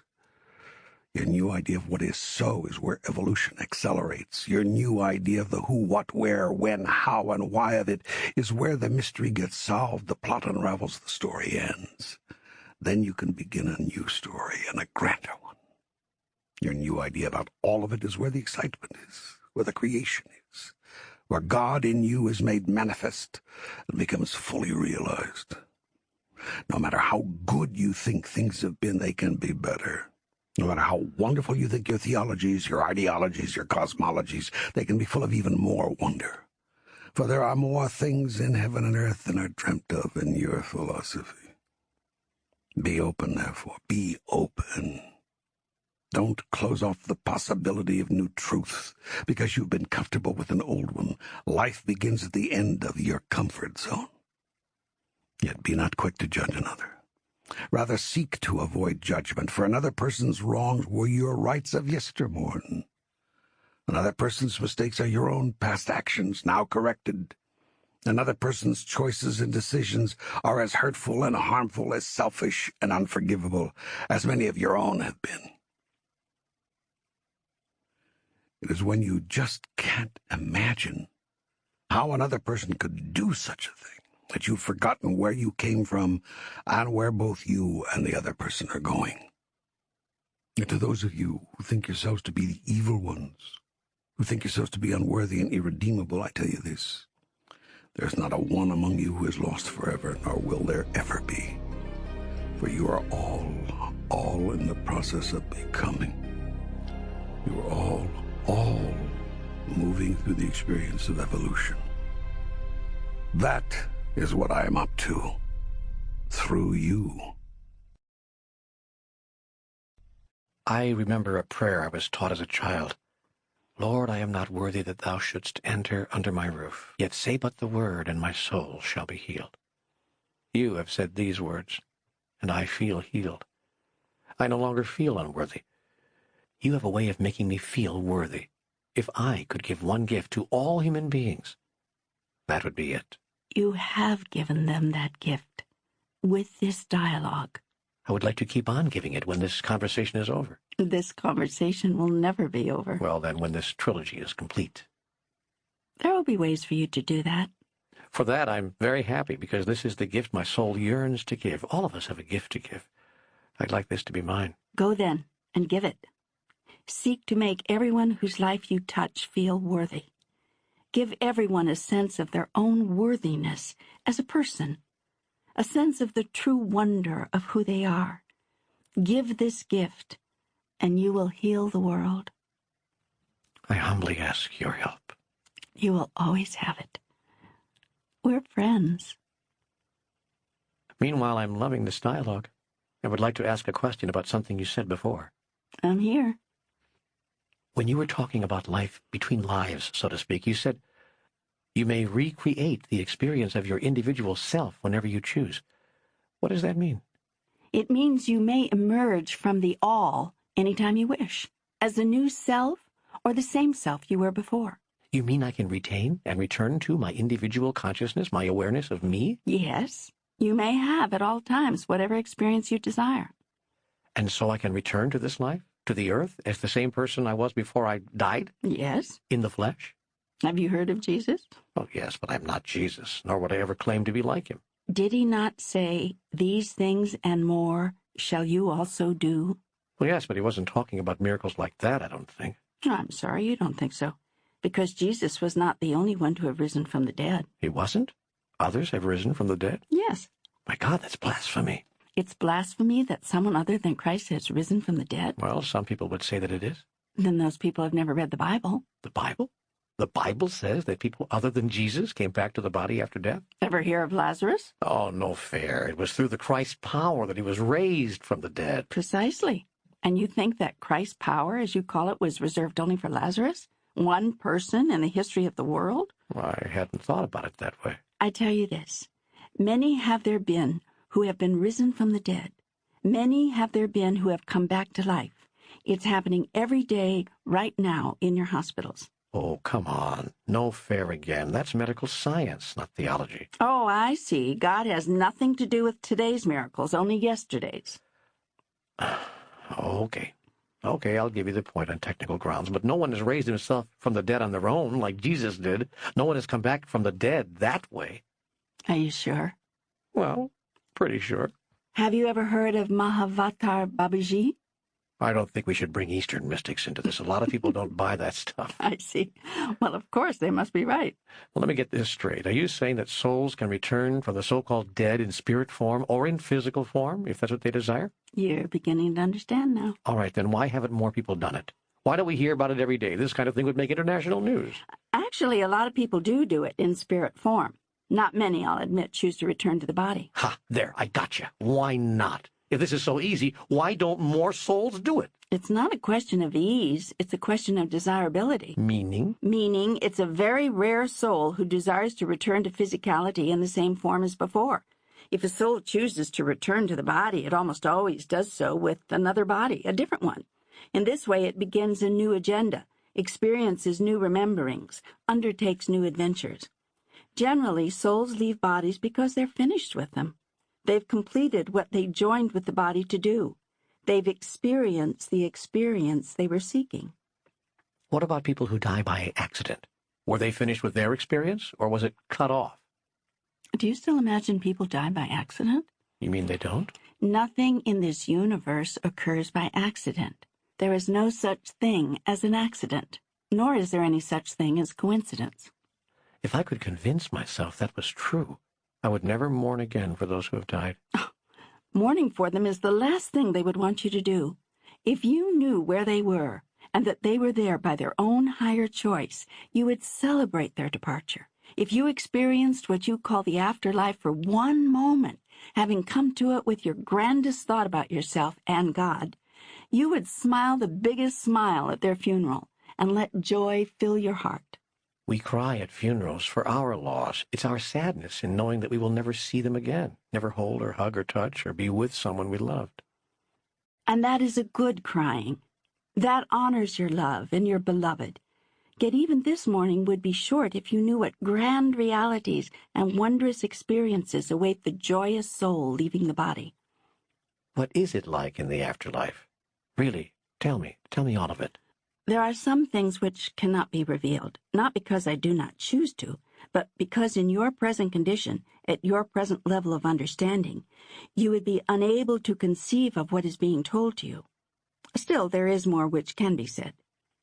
As we discussed earlier, you may do one of three things in what you call the afterlife, just as in the life you are now experiencing. You may submit to the creations of your uncontrolled thoughts. You may create your experience consciously out of choice, or you may experience the collective consciousness of all that is. This last experience is called reunification, or rejoining the One. Should you take the first path, most of you will not do so for very long, unlike the way you behave on Earth. This is because in the moment you don't like what you're experiencing, you will choose to create a new and more pleasant reality, which you will do by simply stopping your negative thoughts. Because of this, you will never experience the hell of which you are so afraid, unless you choose to. Even in that case, you will be happy. in that you will be getting what you want. More people than you know are happy being miserable. So you will keep experiencing it until you don't choose to anymore. For most of you, the moment you even begin to experience it, you will move away from it and create something new. You can eliminate the hell in your life on earth exactly the same way. Should you take the second path and consciously create your experience, you will no doubt experience going straight to heaven, because this is what anyone who is freely choosing and who believes in heaven would create. If you do not believe in heaven, you will experience whatever you wish to experience, and the moment you understand that, your wishes will get better and better, and then you will believe in heaven. Should you take the third path and submit to the creations of the collective consciousness, you will move very quickly into total acceptance, total peace, total joy, total awareness, and total love, for that is the consciousness of the collective. Then you will become one with the oneness, and there will be nothing else except that which you are, which is all there ever was, until you decide that there should be something else. This is nirvana, the one with the oneness experience that many of you have had briefly in meditation, and it is an indescribable ecstasy. After you experience the oneness for an infinite time, no time, you will cease to experience it, because you cannot experience the oneness as oneness unless and until that which is not one also exists. Understanding this, you will create, once again, the idea and the thought of separation or disunity. Then you will keep traveling on the cosmic wheel, keep going, keep circling, keep on being forever and ever, and even forevermore. You will return to the oneness many times, an infinite number of times, and for an infinite period each time. And you will know that you have the tools to return to the oneness at any point on the cosmic wheel. You may do so now, even as you are hearing this. You may do so tomorrow in your meditation. You may do so at any time. And you've said that we do not have to stay at the level of consciousness we're at when we die? No. You may move to another as quickly as you wish, or take as much time as you like. If you die in a state of limited perspective and uncontrolled thoughts, you'll experience whatever that state brings you until you don't want it anymore. Then you'll wake up, become conscious, and start experiencing yourself creating your reality. You'll look back at the first stage and call it purgatory. The second stage, when you can have anything you want with the speed of your thought, you'll call heaven.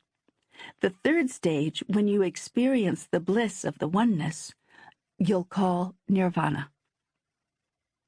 I have one more thing I'd like to explore along these lines. It's not about after death, but it is about experiences outside the body.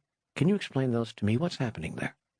The essence of who you are has simply left the physical body. This can happen during normal dreaming, often during meditation, and frequently in a sublime form while the body is in deep sleep. During such an excursion, your soul can be anywhere it wishes. Frequently, the person reporting such an experience has no aftermemory of having made volitional decisions about this. They may experience it as just something that happened to me. However, nothing which involves an activity of the soul is non-volitional. How can we be shown things? How can things be revealed to us during one of these experiences if all we are doing is creating as we go along? It seems to me that the only way things could be revealed to us would be if those things existed separate from us, not as part of our own creation. I need some help with this. Nothing exists separate from you, and everything is your own creation. Even your apparent lack of understanding is your own creation. It is literally a figment of your imagination. You imagine that you do not know the answer to this question, and so you do not. Yet as soon as you imagine that you do, you do. You allow yourself to do this sort of imagining so that the process can go on. The process? Life, the eternal process. In those moments during which you experience yourself being revealed to yourself, whether these are what you call out-of-body experiences or dreams or magic moments of wakefulness when you are greeted by crystal clarity, what has happened is that you have simply slipped into remembering. You're remembering what you have already created, and these rememberings can be very powerful. They can produce a personal epiphany. Once you've had such a magnificent experience, it can be very difficult to go back to real life in a way that blends well with what other people are calling reality. That is because your reality has shifted. It has become something else. It has expanded, grown, and it cannot be shrunk again. It's like trying to get the genie back in the bottle. It can't be done. Well, is that why so many people who come back from out-of-body experiences or so-called near-death experiences sometimes seem very different? Exactly. And they are different because now they know so much more. Yet frequently, the further they get from such experiences, the more time that passes, the more they revert to their old behaviors, because they have again forgotten what they know. Is there any way to keep remembering? Yeah. Act out your knowingness in every moment. Keep acting on what you know rather than what the world of illusion is showing you. Stay with it no matter how deceiving appearances are. This is what all masters have done and do. They judge not by appearances, but act according to what they know. And there is another way to remember. Yes? Cause another to remember. That which you wish for yourself, give to another. That's what I feel I'm doing with these books. That is exactly what you are doing. The longer you keep on doing it, the less you will have to do it. The more you send this message to another, the less you will have to send it to yourself. Because myself and the other are one, and what I give to another, I give to myself. You see? Now you are giving me the answers. And that, of course, is how it works. Wow, I just gave God an answer. That is cool. That is really cool. You're telling me. That's what's cool. The fact that I'm telling you. And I will tell you this. The day will come when we will speak as one. That day will come for all people. Well, if that day is going to come for me, I'd like to make sure I understand exactly what it is you're saying. So I'd like to go back to something else just one more time. I know you said this more than once, but I really want to make sure I understand it. Am I clear that once we reach this state of oneness, which many call nirvana, once we return to the source, we don't stay there? The reason I'm asking this again is that this seems to run counter to my understanding of many Eastern esoteric and mystical teachings. To remain in the state of sublime no thing, or oneness with the all, would make it impossible to be there. As I've just explained, that which is cannot be, except in the space of that which is not. Even the total bliss of oneness cannot be experienced as total bliss unless something less than total bliss exists. So, something less than the total bliss of total oneness had to be, and continually has to be, created. But when we are in total bliss, when we have merged once more with the oneness, when we have become everything no-thing, how can we even know that we exist? I mean, since there's nothing else that we are experiencing, I don't know. I don't seem to be able to understand this. This is one thing I can't seem to get a handle on. You are describing what I call the divine dilemma. This is the same dilemma God has always had, and that God solved with the creation of that which was not God, or thought it was not. God gave and gives again in every instant, a part of itself to the lesser experience of not knowing itself, so that the rest of itself can know itself as who and what it really is. Thus, God gave his only begotten Son that you might be saved. You see now from where this mythology has sprung. Well, I think that we're all God, that we are constantly, every one of us, journeying from knowing to not knowing to knowing again, from being to not being to being again, from oneness to separation to oneness again, in a never-ending cycle. That this is the cycle of life, what you call the cosmic wheel. Exactly. Precisely. That is well said. But do we all have to go back to ground zero? Do we always have to start over completely, go back to the beginning, return to square one, do not pass go, do not collect $200? You do not have to do anything. Not in this lifetime, not in any other. You will have choice. Always you will have free choice. to go anywhere you wish to go, do anything you wish to do, in your recreation of the experience of God. You can move to any place on the cosmic wheel. You may come back as anything you wish, or in any other dimension, reality, solar system, or civilization you choose. Some of those who have reached the place of total union with the divine have even chosen to come back as enlightened masters. And yes, some were enlightened masters when they left, and then chose to come back as themselves. You must surely be aware of reports of gurus and masters who have returned to your world over and over again, manifesting in repeated appearances throughout the decades and centuries. You have one entire religion based on such a report.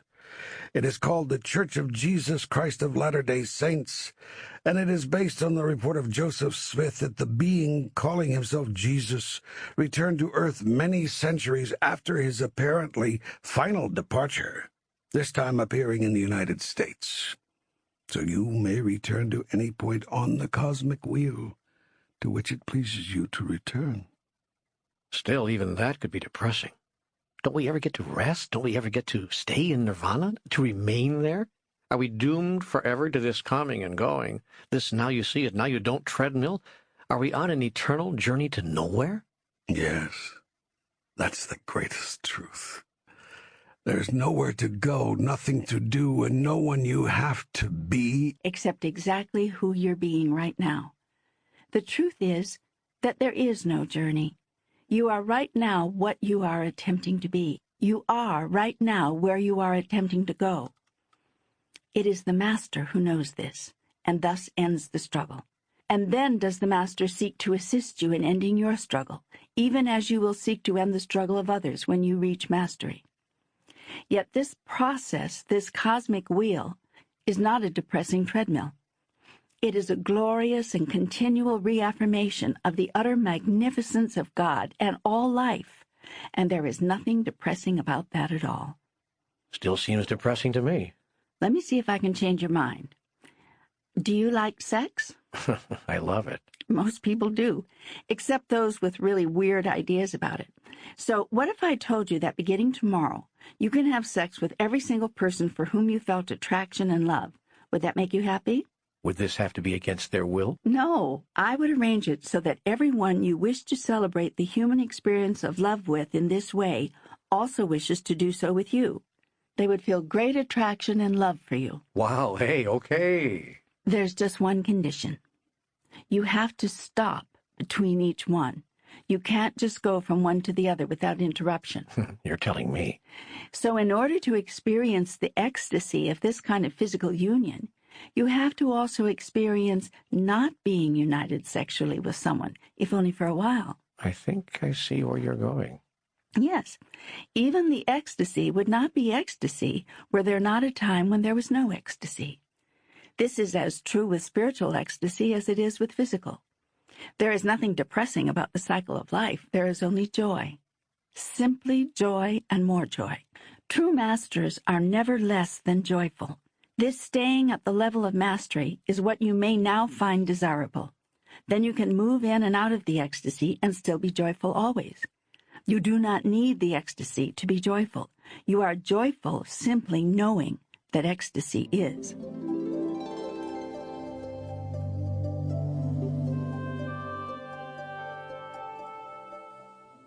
I'd like to change the subject now, if I could, and talk about Earth changes. But before I do, I'd like to make just an observation, if I could. It seems as though there are a lot of things being said here more than once. I sometimes feel like I'm hearing the same things over and over again. That's good, because you are. As I said earlier, this is by design. This message is like a spring. When it is coiled, it circles back onto itself. One circle covers the other, and it seems to be literally going around in circles. Mm-hmm. Only when the spring is uncoiled will you see that it stretches out in a spiral, farther than you could have ever imagined. Yes, you are right. Much of what is being said has been said a number of times in different ways, sometimes in the same way. The observation is correct. When you are finished with this message, you should be able to repeat its essential points virtually verbatim. The day may come when you may wish to. Okay, fair enough. Now, moving forward, a bunch of people seem to think that I have a direct line to God. and they want to know, is our planet doomed? I know I've asked this before, but now I'd really like a direct answer. Will the Earth changes occur, as so many are predicting? And if not, what are all those psychics seeing? A made-up vision? Should we be praying, changing? Is there anything we can do, or is it all sadly hopeless? I will be happy to address those questions, but we will not be moving forward. We won't? No, because the answers have already been given you in my several previous explanations of time. Ah, you mean the part about everything that's ever going to happen has already happened? Yes. But what is the everything that has already happened? How did it happen? What happened? All of it happened. All of it has already happened. Every possibility exists as fact, as completed events. How can that be? I don't understand how that can be. I'm going to put this in terms to which you can better relate. See if this helps. Have you ever watched children use a CD-ROM to play a computerized video game? Yes. Have you ever asked yourself how the computer knows how to respond to every move the child makes with the joystick? Yes, actually, I have wondered that. It's all on the disk. The computer knows how to respond to every move the child makes because every possible move has already been placed on the disk, along with its appropriate response. That's spooky. Almost surreal. What? That every ending and every twist and turn producing that ending is already programmed on the disk? There's nothing spooky about it. It's just technology. And if you think that the technology of video games is something, wait till you see the technology of the universe. Think of the cosmic wheel as that CD-ROM. All the endings already exist. The universe is just waiting to see which one you choose this time. And when the game is over, whether you win, lose, or draw, the universe will say, "Want to play again?" Your computer disk doesn't care whether you win or not, and you can't hurt its feelings. It just offers you a chance to play again. All the endings already exist, and which ending you experience depends on the choices you make. Whoa. So God is nothing more than a CD-ROM. I wouldn't put it that way exactly. Okay. But throughout this dialogue, I've been trying to use illustrations that embody concepts everyone can hold in their understanding. So I think the CD-ROM illustration is a good one. In many ways, life is like a CD-ROM. All the possibilities exist and have already occurred. Now you get to select which one you choose to experience. This relates directly to your question about Earth changes. What many of the psychics are saying about the Earth changes is true. They've opened a window onto the future and they have seen it. The question is, which future have they seen? As with the end of the game on the CD-ROM, there is more than one version. In one version, the Earth will be in upheaval.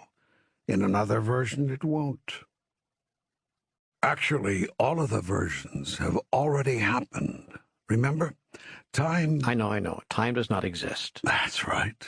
And so? So, everything's happening at once. Right again. All that has ever happened is happening now and ever will happen exists right now. Just as all the moves in the computer game exist right now on that disk.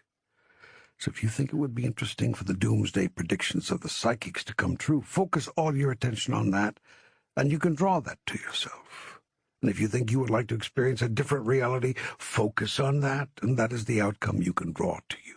So you won't tell me whether the Earth changes will occur or not, is that it? I'm waiting for you to tell me. You will decide by your thoughts, words, and actions. Okay, well, how about the year 2000 computer problem? There are those who are saying now that what we are now calling the Y2K glitch is going to be the cause of a great upheaval in our social and economic systems. Will it be? What do you say? What do you choose? Do you think that you have nothing to do with any of this? I tell you, that would be inaccurate. Won't you just tell us how this will all turn out? I am not here to predict your future, and I will not do that. This much I can tell you. This much anybody can tell you. If you are not careful, you will get exactly where you are going. If, therefore, you don't like the way you are headed, change direction. How do I do that? How do I affect such a large outcome? What should we do in the face of all these predictions of disaster by persons of psychic or spiritual authority? Go inside. Search your place of inner wisdom. See what this calls on you to do, then do it. If that means write your politicians and your industrialists, asking them to take action on environmental abuses that could lead to earth changes, do it. If that means bringing your community leaders together to work on the Y2K problem, do it. And if that means just walking your path, sending out positive energy every day, and keeping those around you from falling into a panic which brings on a problem, do it. Most important of all, do not be afraid. You cannot die in any event, so there's nothing to be afraid of. Be aware of the process unfolding, and quietly know that everything is going to be okay with you. Seek to get in touch with the perfection of all things. Know that you will be exactly where you have to be in order to experience exactly what you choose as you go about creating who you really are. This is the way to peace. In all things, see the perfection. Finally, don't try to get out of anything. What you resist persists. I told you that in the first book, and it's true. People who are sad about what they see in the future, or what they've been told about the future, are failing to stay in the perfection. Okay, any other advice? Celebrate. Celebrate life. Celebrate self. Celebrate the prediction. Celebrate God. Celebrate. Play the game. Bring joy to the moment, whatever the moment seems to bring, because joy is who you are and who you will always be. God cannot create anything imperfect. If you think that God can create anything imperfect, then you know nothing of God. So celebrate. Celebrate the perfection. Smile and celebrate and see only the perfection. And that which others call the imperfection will not touch you in any way which is imperfect for you. You mean I can avoid the Earth shifting on its axis, or being smashed by a meteor, or being crumpled by earthquakes, or being caught in a confusing and hysterical aftermath of Y2K? You can definitely avoid being affected negatively by any of that. That isn't what I asked you. But it is what I answered. Face the future fearlessly, understanding the process and seeing the perfection of all of it. That peace, that serenity, that calmness will lead you away from most of the experiences and outcomes others would have called negative. What if you are wrong about all of this? What if you are not God at all, but just the overworkings of my fertile imagination? Back to that question, huh? Yeah. Well, what if? So what? Can you think of a better way to live? All I'm saying here is to stay calm, stay peaceful, stay serene in the face of these dire predictions of planet-wide calamity, and you will have the best outcome possible. Even if I'm not God and I'm just you, making it all up. Can you get any better advice? No, I think not. So, as usual, it makes no difference whether I'm God or not. With this, as with the information in all three books, just live the wisdom. Or if you can think of a better way to proceed, do that. Look, even if it really is just Neil Donald Walsh doing the talking in all these books, you can hardly find better advice to follow on any of the subjects covered. So look at it this way. Either I am God talking, or this Neil fellow's a pretty bright guy. What's the difference? Well, the difference is if I were convinced it was really God saying these things, I'd listen more closely. Bananas. I've sent you messages 1,000 times in 100 different forms. You've ignored most of them. Yeah, I suppose I have. You suppose. Okay, I have. So this time, don't ignore. Who do you suppose brought you to this book? You did. So if you can't listen to God, listen to yourself.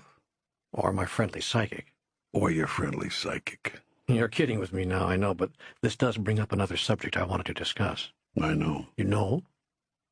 Of course. You want to discuss psychics. How did you know? I'm psychic. Hey, I'll bet you are. You're the mother of all psychics. You're the chief honcho, the top banana, the big cheese. You're the man, the boss, the unit, the chairman of the board. My man, you have got it Right. Give me 5. Cool, brother. Right on. So what I want to know is, what is psychic power? You all have what you call psychic power. And it's truly a sixth sense. And you all have a sixth sense about things. Psychic power is simply the ability to step out of your limited experience into a broader view, to step back, to feel more than what the limited individual you have imagined yourself to be would feel, to know more than he or she would know. It is the ability to tap into the larger truth all around you, to sense a different energy. How does one develop this ability? Develop is a good word. It's sort of like muscle. You all have them, yet some of you choose to develop them, whereas in others they remain undeveloped and far less useful. To develop your psychic muscle, you must exercise it, use it, every day, all the time. Right now, the muscle is there, but it's small, it's weak, it's underused. So you'll get an intuitive hit now and then, but you won't act on it. You'll get a hunch about something, but you'll ignore it. You'll have a dream or an inspiration, but you'll let it pass, paying it scant attention. Thank goodness you did pay attention to the hit you had about this book, or you wouldn't be hearing these words now. You think you came to these words by accident? By chance? So the first step in developing psychic power is to know you have it and to use it. Pay attention to every hunch you have, every feeling you feel, every intuitive hit you experience. Pay attention. Then act on what you know. Don't let your mind talk you out of it. Don't let your fear pull you away from it. The more that you act on your intuition fearlessly, the more your intuition will serve you. It was always there, only now you're paying attention to it. But I'm not talking about the always finding a parking space kind of psychic ability. I'm talking about real psychic power. The kind that sees into the future, the kind that lets you know things about people you'd have no way of knowing otherwise. That's what I was talking about, too. Well, how does this psychic power work? Should I listen to people who have it? If a psychic makes a prediction, can I change it, or is my future set in stone? How can some psychics tell things about you the minute you walk into the room? What if I were Wait. That's 4 different questions there. Let's slow down a bit and try one at a time. All right. How does psychic power work?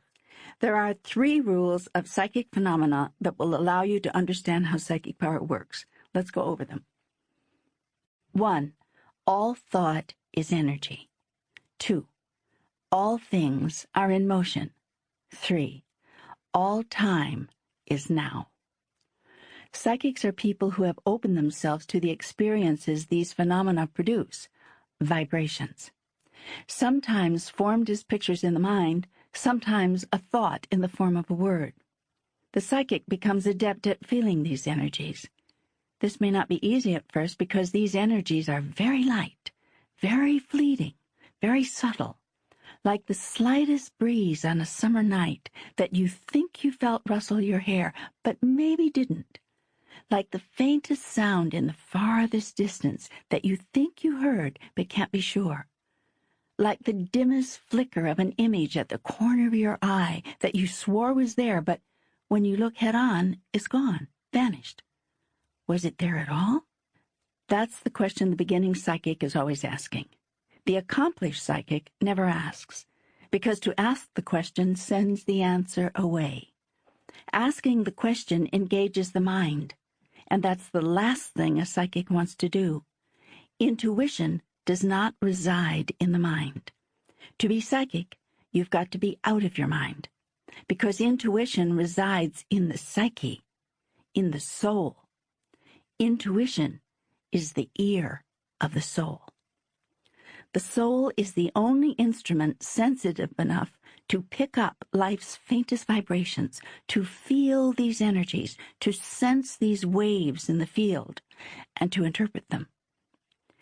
You have 6 senses, not 5. They are your sense of smell, taste, touch, sight, hearing, and knowing.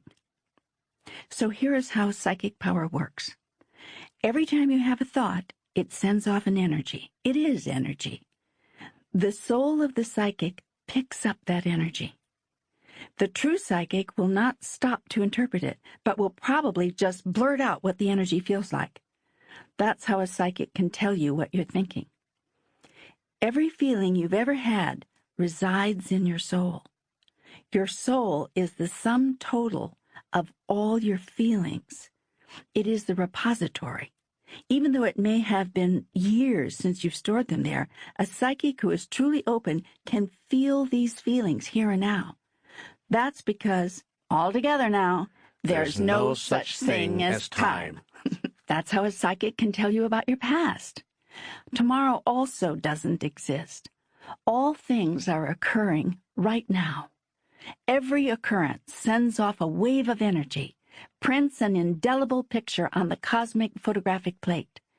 The psychic sees or feels the picture of tomorrow as if it's happening right now, which it is.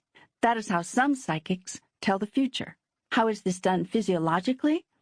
Perhaps without actually knowing what he's doing, a psychic, through the act of intense focusing, is sending out an actual submolecular component of himself. His thought, if you will, leaves the body, zings out into space, and goes far enough, fast enough, to be able to turn around and see from a distance the now that you have not yet experienced. Submolecular time travel. You could say that. Submolecular time travel. Okay. We've decided to turn this into a vaudeville show? No. I'll be good, I promise. Really.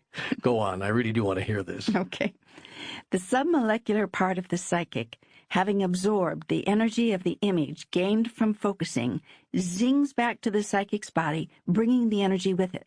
The psychic gets a picture, sometimes with a shiver, or feels the feeling, and tries very hard not to do any processing of the data, but simply and instantly describes it. The psychic has learned not to question what he's thinking or suddenly seeing or feeling, but merely to allow it to come through as untouched as possible. Weeks later, if the event pictured or felt actually occurs, the psychic is called a clairvoyant, which of course is true.